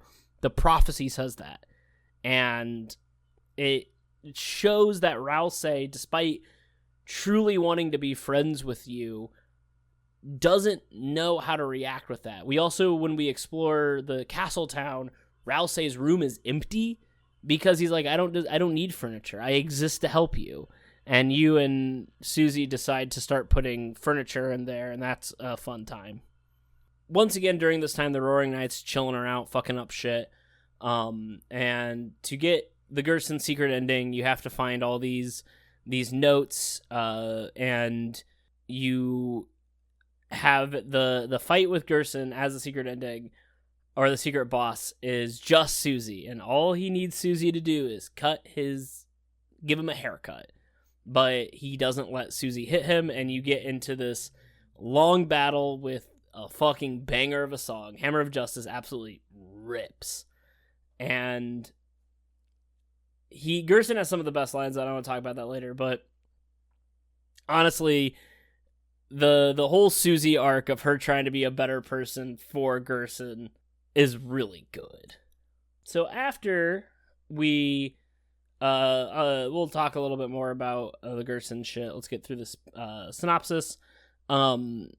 You go to fight the Roaring Knight, who then makes a portal within the Dark World, which is a beautifully animated shot. An absolutely stunning pixel art of this roaring fountain into this huge creature, which is the Titan. And the Titan is one you just have to fight.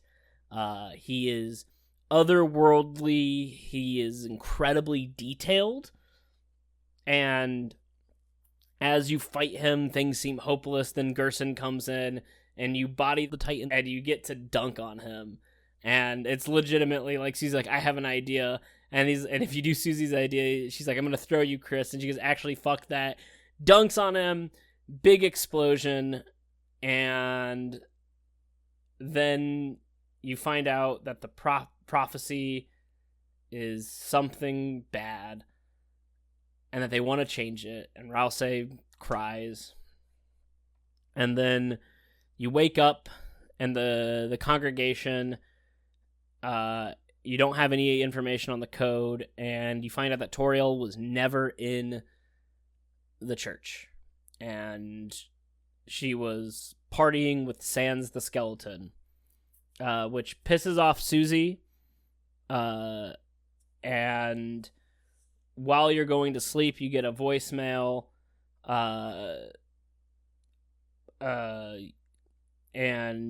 the voicemail says something to do about doing what they promised, and if you're in the weird route, it is clearly Carol trying to talk to Chris about something. So that's chapter 4.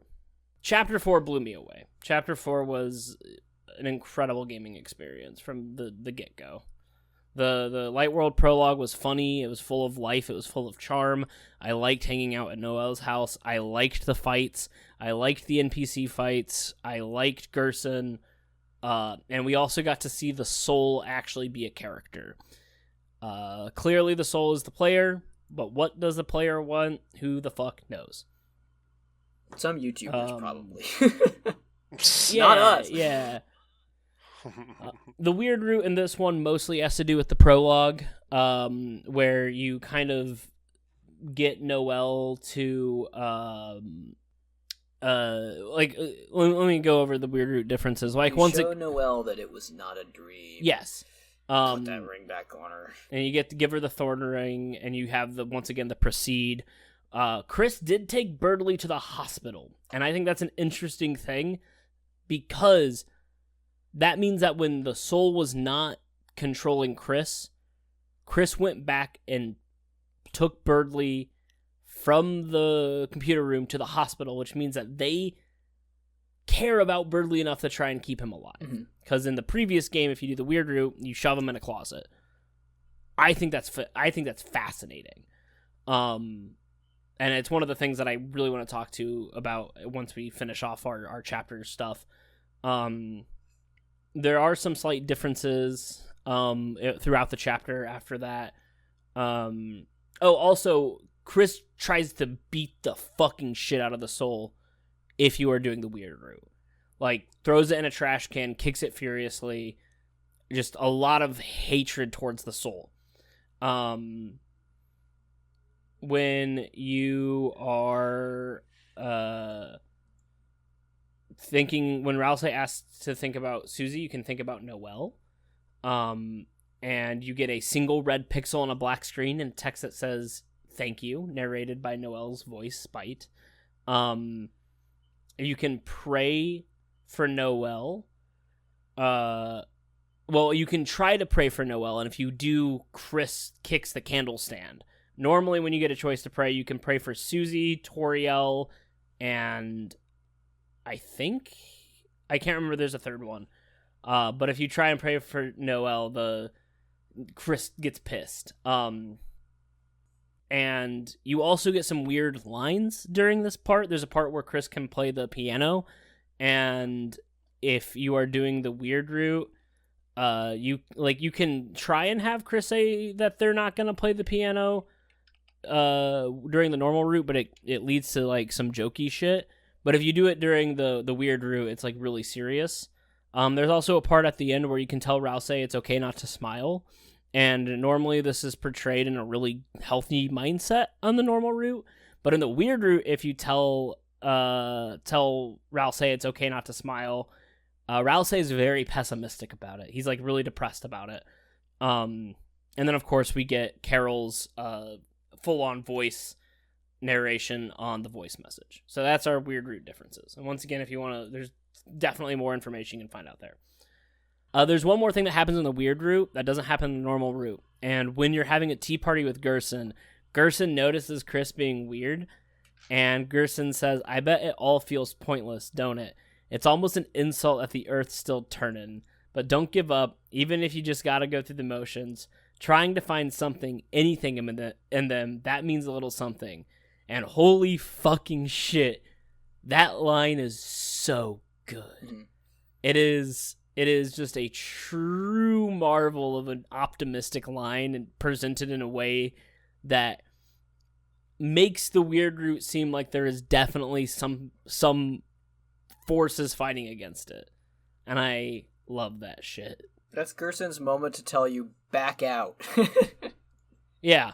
Also, Gerson does the thing where he makes your soul green, like Undyne, because Gerson trained Undyne.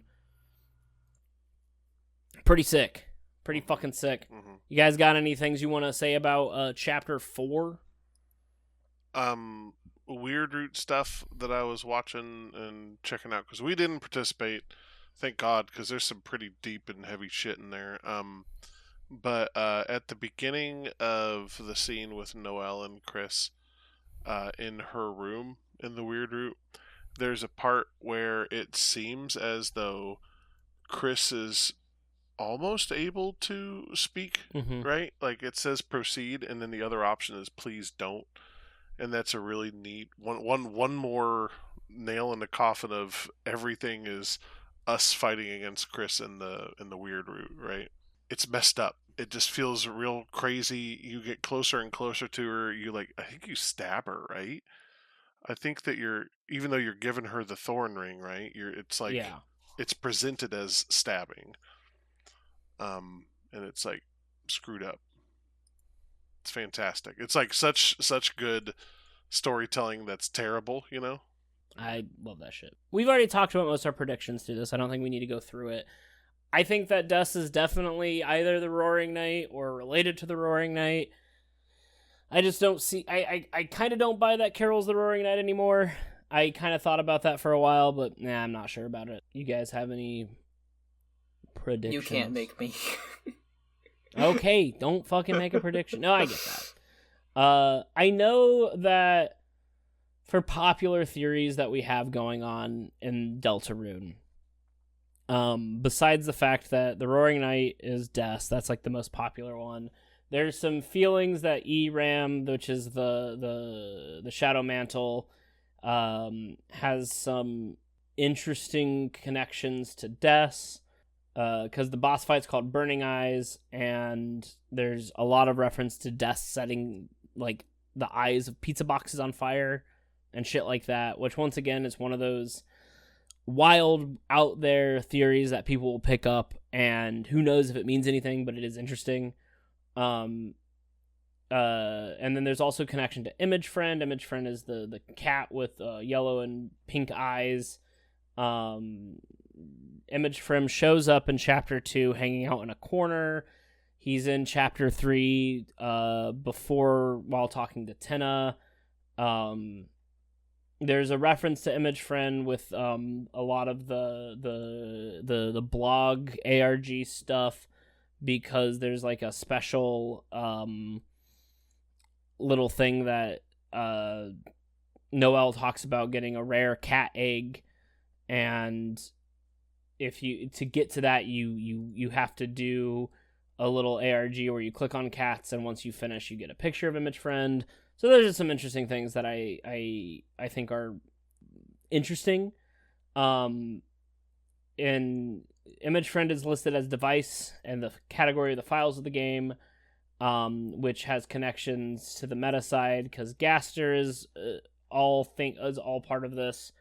There's some songs that were not used in Undertale that had connection to Gaster that are used in Deltarune near the shelter.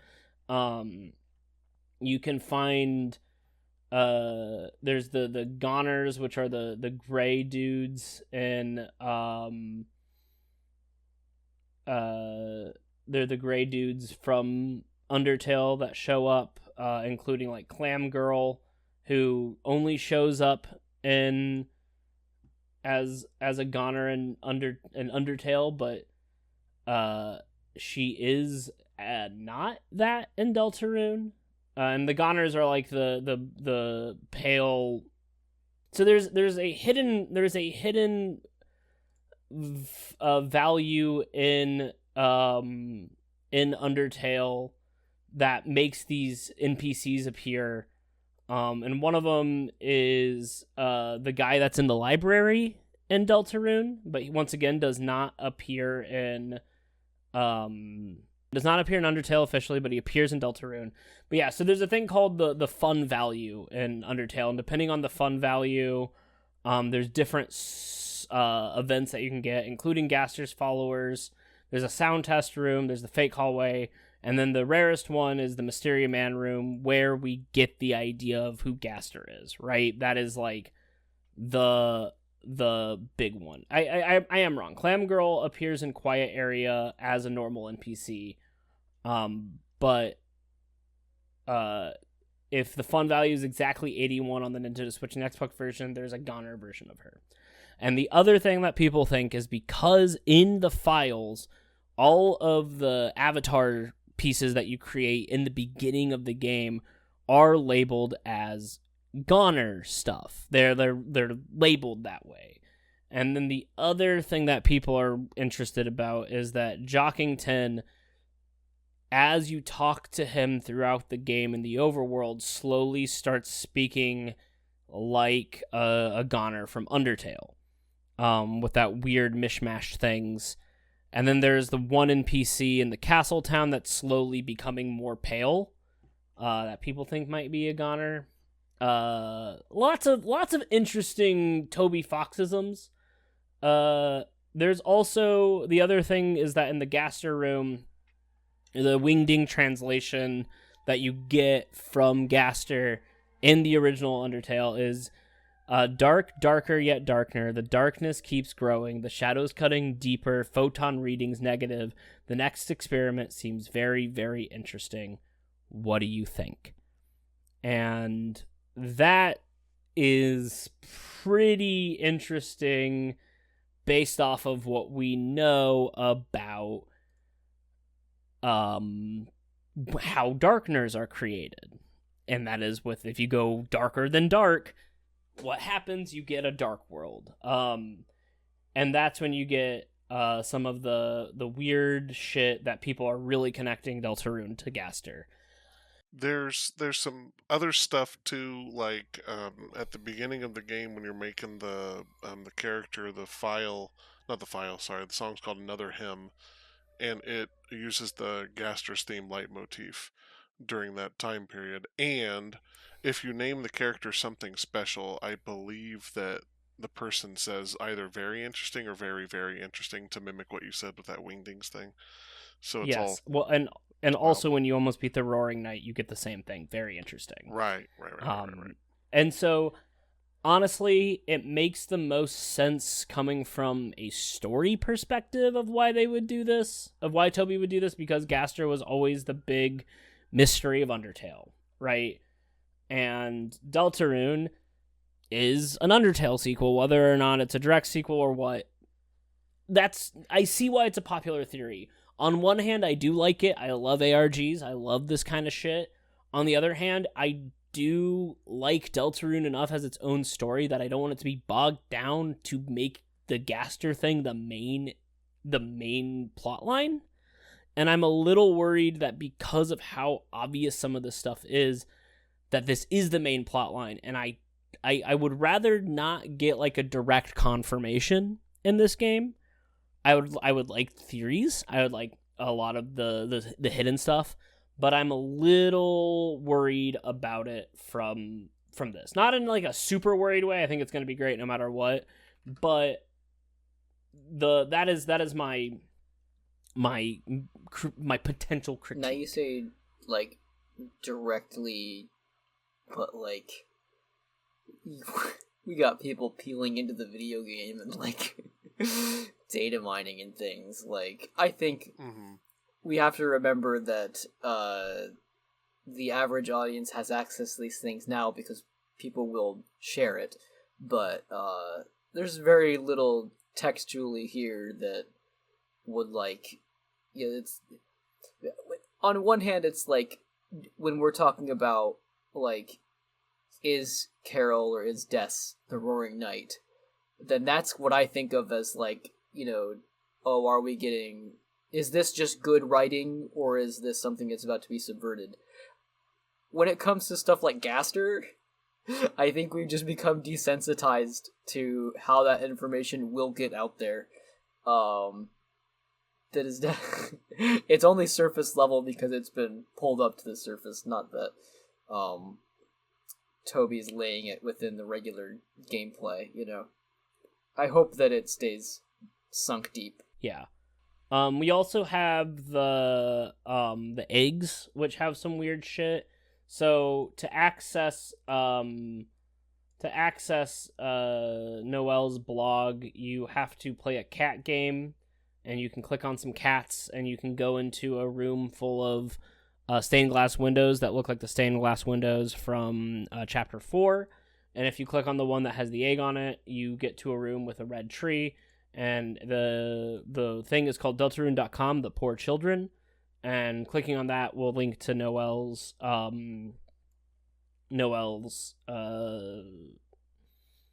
blog. The red tree appears in Chapter 1.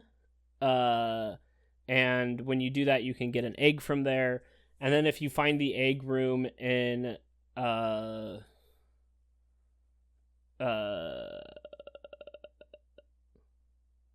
once you find the egg room in Chapter 4, you get into this room where you go to therapy, and there is a man behind a tree in it. And when you leave, you are told, are you the therapist or are you the patient? And it kind of implies that like there's some therapy that Chris is going to that we don't know about. It's interesting. It's definitely strange, but it's fun. It's cool, and I like digging around in that kind of stuff. But yeah, those are the popular fan theories. I know. Beaver, you said you were reading some. Do you have any overall that you wanna share out? Well, I will say that I think that going back to Chapter 4 for just a second, there was one I was watching somewhat recently, and the author of it was talking about the depiction of mothers and motherhood in the Deltarune universe, and it's interesting to see, like I wouldn't necessarily say dichotomy, but like just a sort of a couple different ways to show it with both Toriel and Carol. It's interesting to see them both not doing what they could possibly do, you know what I mean? Sort of like they're not living up to their full potentials as mothers because of various reasons. And it's just, I remember the person in the video was saying something about how Susie was so surprised to see Toriel in a state that was not the put-together mom that she'd always seen, and that reminded Susie of bad times, and that was part of the reason why she got upset. And I hadn't thought of that personally, so but it makes a lot of sense, I also think that like when we see Toriel's a little overly mothering to Chris sometimes, and I think that's an interesting dichotomy compared to Carol. But yeah. Yeah. And so I suppose the point I'm going for that is that I know this isn't really a fan theory about where it's headed, but just yet another topic that Toby's trying to tackle at the same time as about every other topic that he's trying to tackle. The most important topic that he's trying to tackle, of course, is that Jockington is going to, at some point, grow a beard. We don't know what that means, but he will. It's gonna Part 5, get ready. Part 5. It's just going. Part 5 is literally Jockington's going to be like, I have a beard now, and then it's going to be over.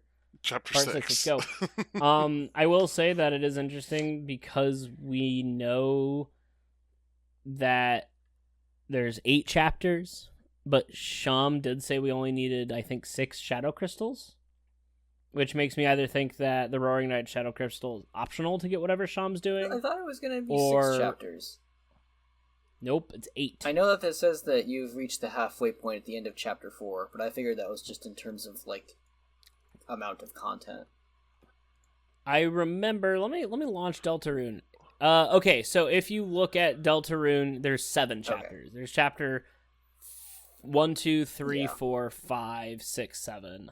So and you get a halfway mark at the end of chapter 4. And Gerson, at one point during his fight, kind of alludes to the topics of 5 and 6 at the very least. I'm not sure. Did he well, go he all the way doesn't. to He 7? doesn't refer to 6. Oh, he doesn't. Okay. But I wanted to talk about this fight when we get into themes. So we'll go over it soon.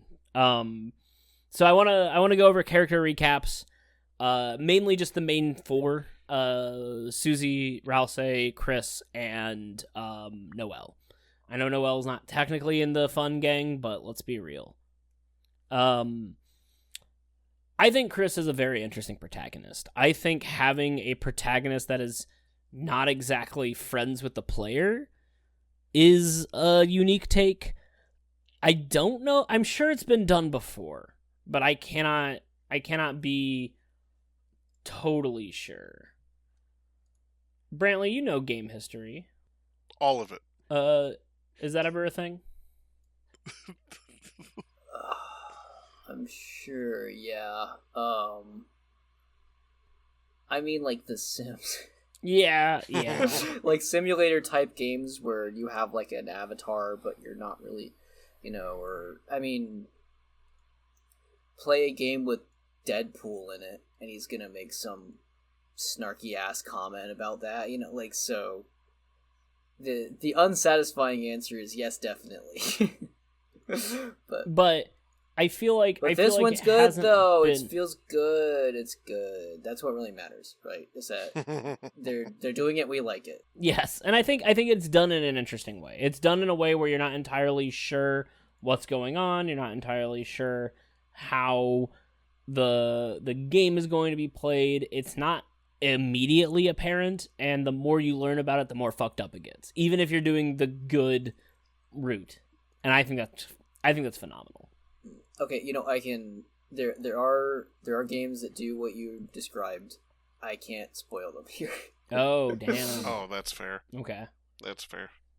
I think Chris is fun. I like seeing them and learning about them. I honestly am so impressed with Toby to make this blank slate character so fascinating to learn about. I think that part of the reason it's so fascinating is that they're not a blank slate. But they are presented as such in chapter 1. Right. However, I think that's the most interesting part about this whole thing is that you continue to realize just how much you are screwing with their life and how much you are not them, and how their decision making shows itself in ways that you don't expect. And I don't know, there's something about the way that we have been sort of programmed to look at protagonists in video games that when we are hit with this, we, like you said, it just gets more and more crazy as you go further and further through. It's like all of the things that they would want to do, we're not necessarily doing those things. We're doing the things that we're trying to do. But also, are the things that we're trying to do as the soul, are these actually our decisions or pre-made things that Toby has made for us to follow a path with? There's sort of a weird, does my motivation line up with the soul's motivation in the game as the player? It just feels very strange. Like you say, the more you think about it, the more interesting it gets. Yeah. It's fantastic, and the being able to have Chris as a vehicle for that is genius. Mm-hmm. Ralsei, I think, is a really fun tutorial goat boy. I didn't know this, but when you get when Ralsei gives you the manual in chapter 1, if you try and drop it, he picks it up and gives it to you, and if you drop it again, he does not, and he gets sad about that, and I think that's really funny. Here's a copy of the game's manual if you need it, and here's another copy if you threw that one in the trash. It's a ripoff of Quality Drill Tweet, except that one was about Toho moms. Here's a list of Toho characters I want to be my mom, and here's that list again if you throw that one in the garbage. It's pretty fucking funny. Also weirdly relevant to Undertale. Yeah. Did you know if you rearrange the letters in Undertale, it makes Toho? God. You just have to try really hard. Don't give up. Believe in yourself. I like Ralsei. I wasn't very keen on him initially. He set off my bad vibes meter, and I like the fact that I was right about that, and that he was keeping secrets. But I like that it wasn't for a nefarious reason, and he was using it to protect people and try and be happy. And I like that Ralsei's character development is it's okay to be sad. And that is awesome. I love that. I love that for that go Gee boy. whiz. Controlling the narrative in order to create a reality in which things are more convenient or comfortable, but while reducing the agency of those around you. I wonder if we're picking up on a theme here. A theme? What's the name of this game again? Is it? This is Taking Undertale. Away Agency. This is Undertale. It's a game by Tony Box, and he made it in one day in his Tony garage. Box. It's fantastic. This is also known as the sequel to Stardew Valley. Yeah, I think that Ralsei is interesting. I don't trust him still. As much as there have been reasons to start trusting him, I'm not sure that his not his heart is in it, but that he is going to stop trying to do what he wants to do. Even at the end of chapter 4, even after Susie finds out the prophecy, it still feels like Ralsei is hiding something to me. Obviously, as he's hiding the prophecy from Chris, but there's something else. It feels like there's something else. Asriel being connected to Ralsei in some fashion feels fairly obvious. I'm not sure if that's true, but if that is true, there's some, skeletons in Asriel's closet, potentially. It's Papyrus! They That's where are he's been this whole time! Fuck! I knew it! Hey, why is it that Halloween decorations are like Jackenstein and, like... What? I'm just like, fucking... There's Halloween in the Deltarune world, right? Ostensibly. And... Because when you find Jackenstein, Susie's like, oh, it's Halloween decorations. Yeah. Why is there Halloween in this universe? Is that what you're trying to No, ask? it's like what does Halloween look like? Because monsters are monsters. Halloween is Pride. That's why Jackenstein's in the closet. Oh, man. Noelle's gay and she loves scary stuff. This is the real theory, folks. You said you weren't going to make any theories. Listen to me. I'm the original Starwalker. All this theory slop is pissing me off. But I like Ralsei. I like the moment in chapter 4 where he breaks down and he's like, I don't know what to do. I don't know what to think. And I like the idea that you are just comforting him. And I think that's pretty damn good. Anything you guys want to share about our good pal Ralsei? I think this was a very cathartic chapter for Ralsei. I do not suspect things of him because I'm a kind-hearted soul who's going to heaven. But I'm glad that we finally broke through some of the performative sort of niceness that Rousey's been holding up. I think the Azrael connection's real. I wonder how much of this has to do with the game he'd been trying to make, seeing as like Sham, was on the desktop or there's a drawing of Sham somewhere in Azrael's computer files. Remains to be seen, but in the meantime, I think that Rousey really, is getting the kind of character love that, I think Chris and Susie were getting more of in prior chapters, and Noelle as well. I think Rousey has kind of had to play straight man for so long now, that, we're finally getting out of the woods there. I'm very curious about how things are going to play out upcoming. Yeah. I reiterate, I do believe you're right, Brantley, once again. I'm But going to I heaven? still feel like Hell yeah, I am. I still feel like yeah, obviously. You're always right. But I still feel like a third act betrayal sort of thing where it's not like a real betrayal, but like a oh man, I gotta do this thing. Oops, sorry. Undertale sort of betrayal. 2. Undertale 2. No, Undertale 1/2. Undertale 0. I don't know. Remains to be seen. Let's talk about Susie. Susie. I think Susie might be one of the best written characters in video blames, at least in recent memory. I love Susie. I love the fact that we are able to connect with this angry purple child almost immediately, and we get to see her shift so dramatically.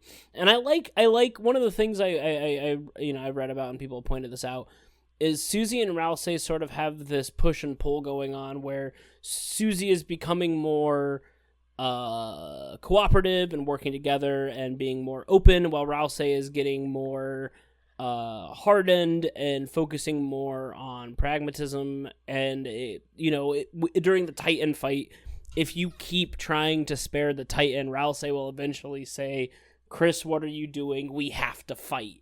And I think that is such a sick moment for him, because for the longest time, Rousey's like, no, we never need to fight. And I dig that. Dig that real fucking good. But Susie is great. I like Susie's humor. I like her as a lesbian icon. I like her. I like that she's a dork. I like that she is bad at flirting. I like Susie. Susie is like the perfect counter argument to if you give a mouse a cookie. Explain. It's like there's that thought of like, oh, if you give people an inch, they'll try to take a mile, and it's like, I think if you give people an inch, they'll very much appreciate that, and they'll enjoy their life better, and have the capability to fully enrich their life, to the extent that they continue having their needs met. And if you're so interested in policing people, then die a cop. But I won't cry about it. Susie's come a long way in 4 chapters, covered a lot of ground. I so much love the breakdown moment between Susie and Rousey, the tell us moment. It's so well choreographed. It's the moment where we've gone from Susie, really trying to like put off anything that might sort of give her hope in the world. And here it's sort of turned all the way around to where she's like, I want this to be painful as long as it's real with you. You know, like, I don't want to be, you know, living a lie because it's convenient. I don't want you to take this burden on for us because you think you can handle it on our behalf, right? Like, we're friends so that we don't have to do this alone. You know, Susie's a character who was alone for such a long time. And Ralsei, you know, I think has been too, but in a different way, you know. And so that's a moment where I think Susie has learned their lesson from Ralsei that she then has to teach back to him. It's sort of a, you know, has been a do as I say, not as I do kind of thing. It amazes me how well it hits and how well it reads, even without voice acting, right? I think it's the kind of thing, much like other, you know, parts of the game script, where the perfect version of it's going to play out in your head because of how well it's constructed. Really nice that after every chapter, I feel like we get some sort of emotional development that almost makes feel like the character could be complete. Mm-hmm. But there's so much more, and I am so ecstatic by that. It makes me so excited for the rest of the game. In this chapter, Susie's adopting a sort of newfound heroism, right? A whole new level of that. Yeah, where, well, you know, she really is like the face of your party right now. Yeah. Mm-hmm, mm-hmm. Yeah. You know, when you're squaring up with the Titan, it's not Ralsei who's saying, you know, we shall banish the evil, etc. It's Susie who's up front and saying, we're going to take you down. Well, and this comes back to chapter 3. When you strike against the Roaring Knight, the person to break the sword is Susie, right? She's the one that is talking to the Roaring Knight the entire fight. She's the one that's saying, you thought you could knock us down, but you don't understand. As long as Chris is here to lift me up, I'll keep fighting. And we see the change in, like, we might be controlling Chris. Chris might have all this thing, but the real hero of this team is Susie. And I love seeing it come to fruition in this chapter. It's really fucking good. Beaver, you got any Susie thoughts? No more than once again I kind of just am standing in your guys's in awe of your guys's breakdowns of these things. She is obviously, like you've said, the main event, and watching her be the main dynamic character in this is really cool. Of course, Ralsei is changing. I'm not trying to say that Ralsei is static. I think that Chris is fairly, you know, static, but I think that's kind of how their character is portrayed. But Susie is just so dynamic. And it's great to see how far she's come. It's fantastic. Oh, I do want to bring up at the end of chapter 4, when you're going through the raining part of the town, you get the song "It's Raining Here," which has some quotes from the song from Undertale, "It's Raining Somewhere." And the moment you realize that, I personally was like, oh damn, this is a feeling, this is a vibe. And incredible. It's the vibe of, oh god, something's going to happen with Sans. Hey, speaking of Sans, I think it's really funny, and when I say funny, I mean not that, but something else, an emotion I'm processing. That in Undertale, you got Sans either being like your best friend or your worst enemy. He's either ride or die for you or going to try to kill you, right? But in Deltarune, you can't get close to him whatsoever. And worse, he's ruining Chris's life, and it's not even his fault. But he is completely home wrecking. Yeah. Well, to be fair, Toriel is divorced and she should be at the club. And none of this there's no club in this town. So gotta bring it home. And, good on her for finding someone she loves being around, and good on him for diving in there. But I think it's such a funny separation from Undertale. Everyone's walking into this being like, Sans, I can't wait for more Sans, and you can't do anything with him, right? He's not involved with you. He's involved with Toriel. It's such a funny stiff arm to be giving the player. I really like it. Yeah. Want to talk about favorite jokes? Yeah, let's talk about favorite jokes. Okay, let's get it out of the way really quickly. The church opener is non-stop winners. Fucking, you go up to the fire hydrant and Susie says they should make one of these that shoots whipped cream. Sit down in the church, hell yeah, back of the bus.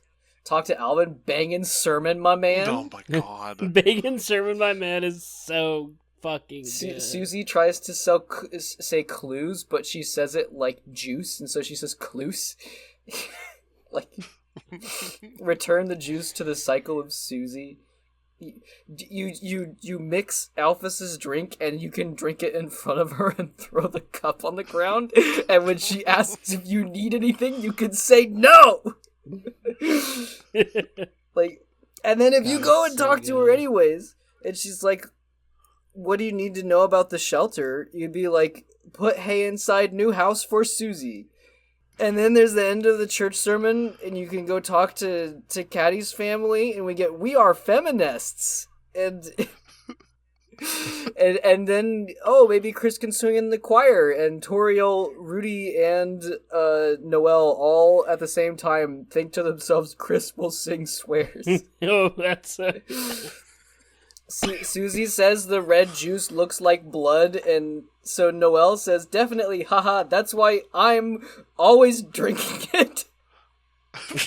With 10 question marks. Fuck out of here, this shit's great. And that's the first part! Yeah, and there's also the part where if you run into Noelle before you go and do the rest of the overworld stuff, and then you go and find her, she's like, what took you guys so long? And she's like, oh, we had an awesome lunch hangout. And she goes, I'm so glad you guys got closer together in the lunch hangout you didn't invite me to.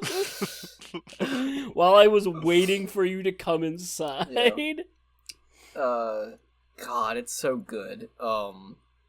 Having to wear the fucking church clothes and then just tearing them right off as soon as you're outside. Oh, God. And you get the whole thing about the waffles at the beginning. And it's just so funny. You mean the pancakes? Yeah. Yeah.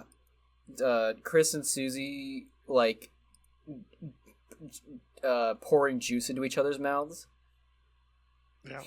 Yep. So good. Good sprites.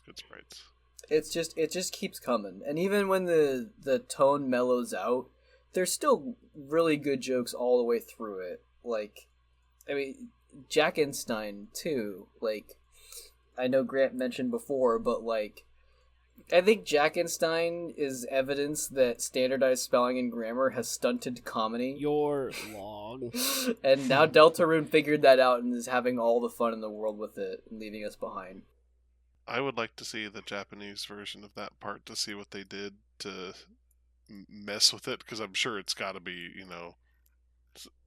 I mean, Toby's pretty meticulous about things. I imagine he made a firm attempt to do something similar. Oh yeah, in Japanese. By the way, a little Chapter 3 trivia. I don't remember I sent this to you before, but in Chapter 3, when Susie, you're playing the game and you're on the, you're in the theater, and Susie gets like a Go-Gurt tube as a treat. In the Japanese version, it's one of those pasty tube cat treats. And I think that's funny. That's like, hell yeah, cat food. God, I think Chapter 4 also is the funniest. I think Chapter 4 really shows what you get when you have a full team of people. And I know I said that a couple times, but just all the jokes in it. And that's also the one where, that's the part where Sans keeps changing the sign, right? Clopen. to like Clopen, and then it's a picture of him. That part is fucking incredible. Yeah. There's Dark World bits that are funny too. I mean, the plowing through all the Cuptons. Oh my god. Oh yeah, wow. It's so good. Love when Gerson recruits, and then they show up in his study. That's really funny. I love I'm Old. I'm Old is great. It's the writing is peak. Everything about it is so good. Oh, I forgot the note that Gerson gives Susie is for Gerson's son. Yeah, for Alvin. God, that book. Oh, that's right. And it's Susie's, best handwriting and whatever, and it's so sincere. The one time that there's spelling and grammar errors in a Toby Fox game that you don't laugh at. Yeah. Beaver, do you have a favorite joke? You're right. I completely forgot about how packed the church scene was. My other favorite part, of course, was with, as you were saying, Brantley, the Jackenstein stuff. My favorite one is "You're taking too long" is taking too long, Yeah. and I enjoyed that a lot. Also, every time like you said, the "you're long" and the "you're too" Yeah. is also very good. It's amazing that fight continues to one-up itself on every single turn. It is the part where it's like, what the heck? That pumpkin was scary. Just kidding, that was mine. Chapter 4 is the monorail episode of The Simpsons. Yeah. Mm-hmm. Every time you analyze it from the start to finish, you're like, holy shit, it doesn't stop. There's a couple interesting mechanical things that happen in this chapter. The Gerson fight is using, or I should say fights plural, is using Undyne's sort of directional shielding mechanic again, but the way you have to bounce and juggle projectiles, sort of in like a counterclockwise way, is really cool. It's something that's like it's more challenging, but it's also more fun. It's another sort of rhythm game aspect to it that suddenly gets thrown in, and watching someone like perfectly bounce when the shells are coming down, and you have to keep rotating your shield one step at a time to keep them all afloat it's so good. In the weird route, this is the first time the soul like teleports. That's a real mindfuck moment where the soul is like up inside of a vent, and then Noelle is talking to Chris and triggers a dialogue option, and so the soul warps down to the choices to let you pick them, and then you pick it, and then the dialogue box clears, and the soul is still where it was, and now that means it's physically in the room. So fucky, right? Like, it's so weird, but so good. I don't know when that would have been like conceived as a thing that could happen, but to hold on to it for this long, that's impressive. Like, well, and it's reminiscent of the Sans fight, because Sans will attack you while you're navigating in the menu in Undertale, because you use the soul to navigate the menu, and that's what he has to hit. And that's interesting. To do that in the overworld is like, it took some real like patience to not blow that earlier. Fun fact, in the Gerson mode, there's a part early on where Susie says the best defense is just spinning a lot. And if you rotate the spear during one of the arrows fast enough, you can actually block all of them while just spinning really fast. And if you do that, Susie goes, I can't believe that worked. I think, Brantley, what you were saying with the soul doing stuff, it's a very, like, sort of Baba is you sort of deal, where now all of a sudden the rest of the game is now your playground, right? It's just, it's starting to get more and more strange, especially because, like, after that, the soul, like, you have to navigate the soul over to Chris to jump in and start caging him again. And it's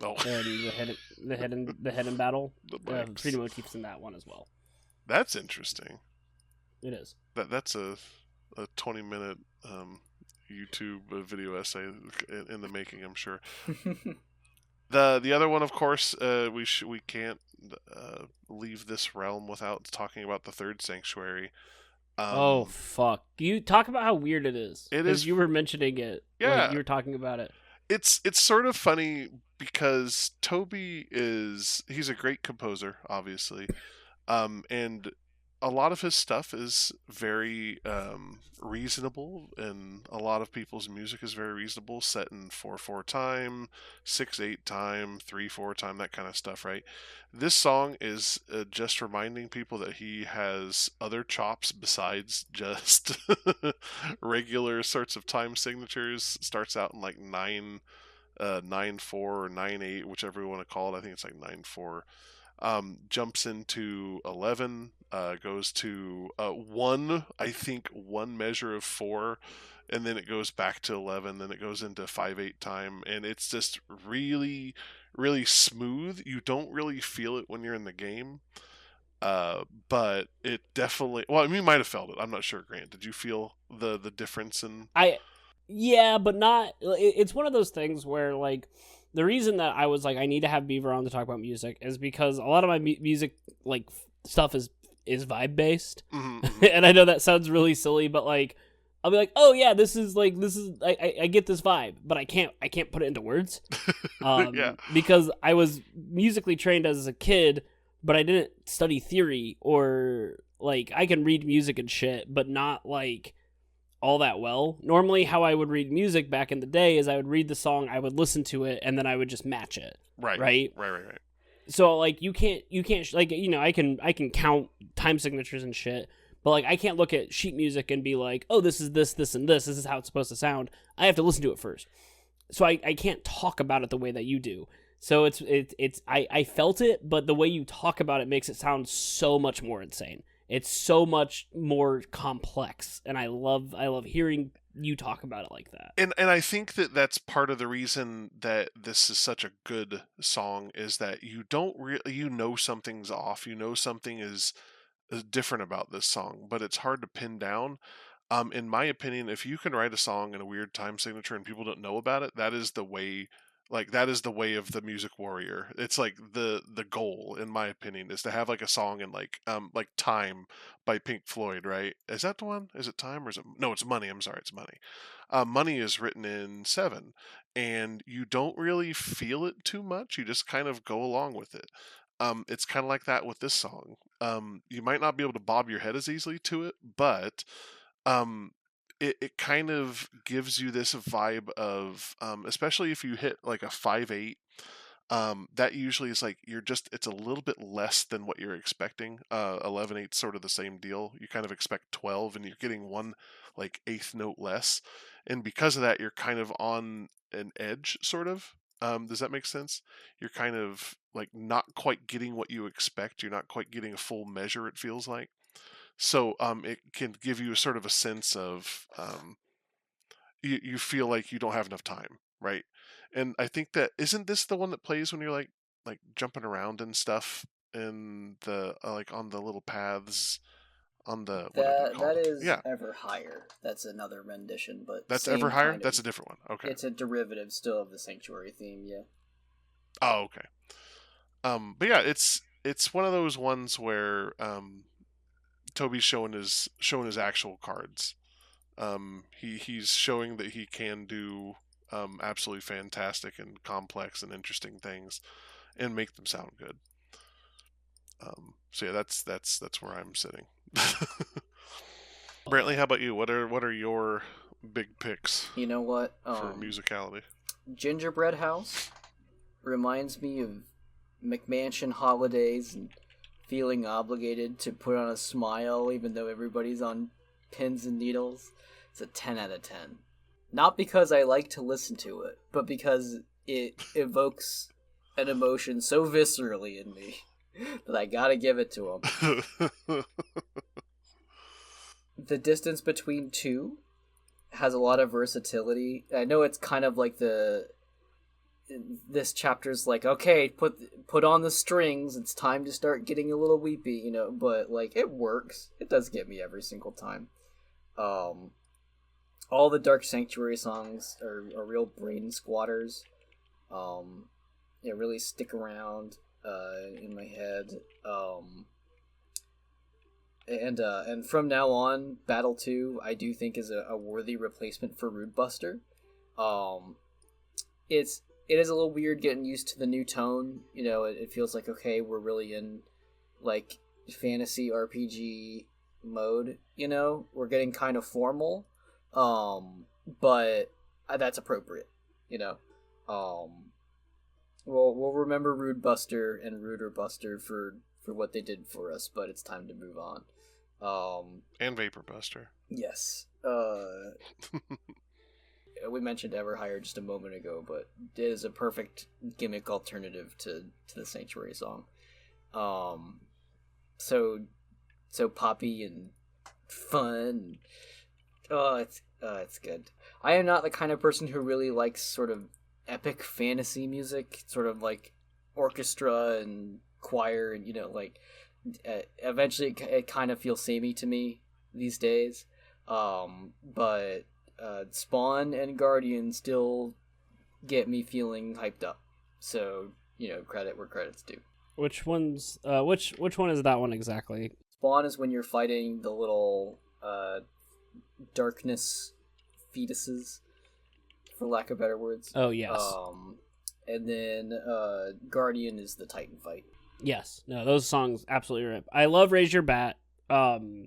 Specifically because someone put Kasane Teto to have a to the words of it, and I love that version so much. Also, by the way, in Noelle's blog, and it says mood curious listening to Blood Crushers, the band Raise Up Your Bat. So that's another little ARG, some stuff. But yeah, the Deltarune music rips. So good. Did you cry to Deltarune music? Yeah. Oh, dude. Oh, fuck. Listening to Don't Forget after finishing Chapter 1 again, because I forgot that's how Chapter 1 ended, but knowing about it, and knowing about what's to come and listening to it again, it's just like, ugh. Also raining somewhere else. It's raining here, and then, of course, I love the remix of, what's the version? It's the Home, but it's called, like, You Always Have a Home Here or something? Something like that. You Can Always Go Home. Is that it? Yes. Yes, I love that version of that song. Because I love Home, and I love Don't Forget. Always Come Home. That fucking rips. Fucking rips. Deltarune music, fantastic. Do we have anything we want to go before we go into themes? Yeah, does anyone want to have final thoughts? Honestly, like, well, the one thing I want to talk about is before we do it is Gerson's fight with Susie. So during the fight with Susie, Gerson is talking about his book he wrote, Lord of the Hammer. And as he's talking about Lord of the Hammer, he's like, oh, Lord of the Hammer is based off the prophecy. And as he starts saying the different chapters, it's, you know, it's what you did. You fight the king, you meet the queen in her chariot, you fight the roaring knight, and then you get the legendary hammer, and then he says something about the field of pink and yellow aflame by jealousy, which everyone is alluding to Asgore. But I think the best part about it, and it literally just ties the themes together, is he asks Susie, what do you want your ending to be? And he even says it wasn't finished. They didn't finish it. No one finished the book. And they're like, what do you think the ending should be? And Susie says, I don't think there would be an ending. And then Gerson says, a person who longs for adventure forever. What a great twist. And it's just the themes of Deltarune, right? There is no one to tell you what you can do, no matter what. Even if you as the player are telling Chris what to do, if Carol's telling Noelle's what to do, if Susie's being told what to do by the prophecy, if Ralsei is trying to tell people what to do because of the prophecy, it's all of that. And I think that it's a simple message. And it comes from the but heart. Yeah. Believe in yourself. And that's the place to start. This is the second time I've made a bit out of the Arthur theme on this podcast. It's true. The first one was about gay magical girls, though. That was the superior version. It went way longer than we thought. It's a very simple thematic understanding. The themes are very simple, but the fact that Toby is able to give you so much evidence of it, right? There's so much to really front it. Even talking to Jevil, even talking to Spamton, even talking to Gerson, all of them are like, yeah, I'm doing this because I don't want strings on me, or I don't want to be in this cage. I am free for whatever you want me to. Or Gerson, it's between the music, the dialogue, the characters, everything is so tied to this theme that it's so complete. And I love that. And that's all I have to say about themes. And if you want to experience another story about not wanting the adventure to end, please watch Shoujo Kageki Review Starlight and then watch our review on it. Both of those have a banana in it. So let's do some hypotheticals. Do you guys have any hypotheticals? Any goofy questions? Yes, I do. Okay. If your living space had a dark fountain in it, then what would one of the sort of NPC characters coming to life be? Would my Gundam all be... Oh, absolutely. All my Gundam would come to life, and they'd be little robot dudes. Would they have sort of like Undertale / Deltarune ghosts possessing them, or would they just be doing their thing? Oh, that's a good question. No, because in Deltarune the ghosts are lighteners. Yeah. But if we had to do more inanimate objects, I have like my bass guitar and my ukulele collection. I feel like they would be a thing. A thing as in dating, or a thing as in something else? I think that my tenor ukulele and my bass guitar would absolutely be dating. My bass ukulele would not, and my soprano ukulele would also be not doing it, not dating. But I think the bass guitar would be the big bad, and I think that the good brute would be setting him up with the tenor ukulele.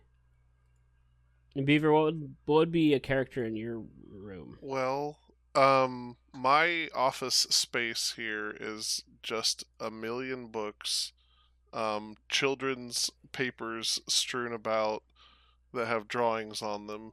I have about 1,000 colored pencils.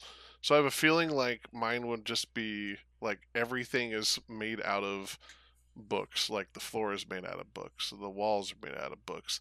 The pillars would probably be like pencils and such, right? And then all the characters, of course, would then just be the various Lego creations that are in here. Kind of like how you had your Gundams. I just have like a million little Lego dudes that are hanging out. So, kind of like the Cup guys, it would just be that, but little Lego dudes. I love that. And they would be everywhere. So to recruit the Lego dudes, I don't know what you would do. I'm trying to think how that would end up working out. They just join you on fun. Yeah. They just want to have a good time. I do have a Tonberry sitting in my room, so I feel like that might be something. Secret boss. Mini boss. Secret boss, yeah. I don't know. It's interesting to consider, like, what would be the point of this. Like to close the fountain, what do I have to do? Who do I have to beat? I don't know. The Legion of... Maybe it's just cool and fun forever. You never have to close Exactly. This like the themes of the video game. Good heavens. I think my plushie of Kudurun from Tropical Rouge Precure would be there. Just straight up. Would he act like Kudurun, or would he be a completely different person? No, yeah, it would just be Kudurun. You're gonna get sued. Yeah. They're coming for you. Oh, that's a good point. Copyright. Alright, I have one more thing. I'm sending you an important link. Oh, no. Okay. Oh, what? This is a tier maker page. Undertale / Deltarune beds tier list maker. Quote, yeah, it's beds. Pick your favorite bed and your least favorite bed. Bonus points if you know whose bed it is. Lancer's bed is great. Yeah, you can let your legs hang off that. Lancer's bed allows you to lay down and stand up at the same time. Lancer's bed's actually fucking shit. Now that I think about it, it's ass. Is that a dog bed? A very large dog bed? Is that the one you're talking about? Yeah, okay. So, race car bed is S tier. The large 3-person bed is also S tier. That's a classic. Dessa's bed looks comfy as hell. It does look very comfortable. That was one I was gravitating towards. It reminds me of my college dorm bed and how sleeping on that was awesome because it was a college dorm bed. I will say the sleeping bag gets me a little bit, but just because I like camping. Well, I can safely say it's not Spampton's dumpster. Spamton's dumpster. Put in D. D for dumpster. D for dumpster. The ice cube sucks. I don't want to be wet. On Alphys's cube bed. You know what? I want the really wide bed with the red covers and the small pillow in the middle. The one pillow. Because it reminds me of the fucked up gigantic bed that Francis York Morgan sleeps in Deadly Premonition in the hotel. I'm gonna have to go with the 3-person bed because those guys slept that whole time. Like, the whole time you were playing Undertale, they're just constantly sleeping. It must be very comfortable. Yeah. But I mean, it who knows how long they were actually sleeping, because whenever you went up there, you only slept for like 2 minutes. That's a good point. Maybe they're also only sleeping for 2 minutes, and they just always are sleeping at times. You sleep for 2 minutes, they slept for 3, and they leave just shortly after you, and they come back right before you. It's a lot of coordination, but I appreciate it, the first 3 guys. Yeah. All right, well, that's a wrap. Grant, you want to take us wrap. out? Thank you so very much for listening to our really long-winded review of Deltarune. I'm sure that out there are better thematic understandings. You can watch some guy's really well-edited video of all the theories. But if you made it to this part, you chose us to listen to talk to you. And honestly, in itself, thank you. Our next show that Brantley and I are doing is actually going to be a semi-magical girl anime. We're going to be talking about the Read or Die, the TV, and the OVA. Because we watched it on a whim, and goddamn, it's banging. So, we got a show! Woo! Our next Twitch thing is going to come out soon-ish. We're doing more Uchikoshi bullshit. Date prequel. No sleep for Kaname Date. No sleep for Kaname Date. So check that out on Twitch. You can check us out on Twitch.tv under Familiar Territory, where we play video games and talk about comics. You can follow us here on YouTube, and you can listen to us talk about everything. Thank you very much, Beaver, for joining us in our first guest podcast. Thank you for having me. And talking for, I believe, 5 hours.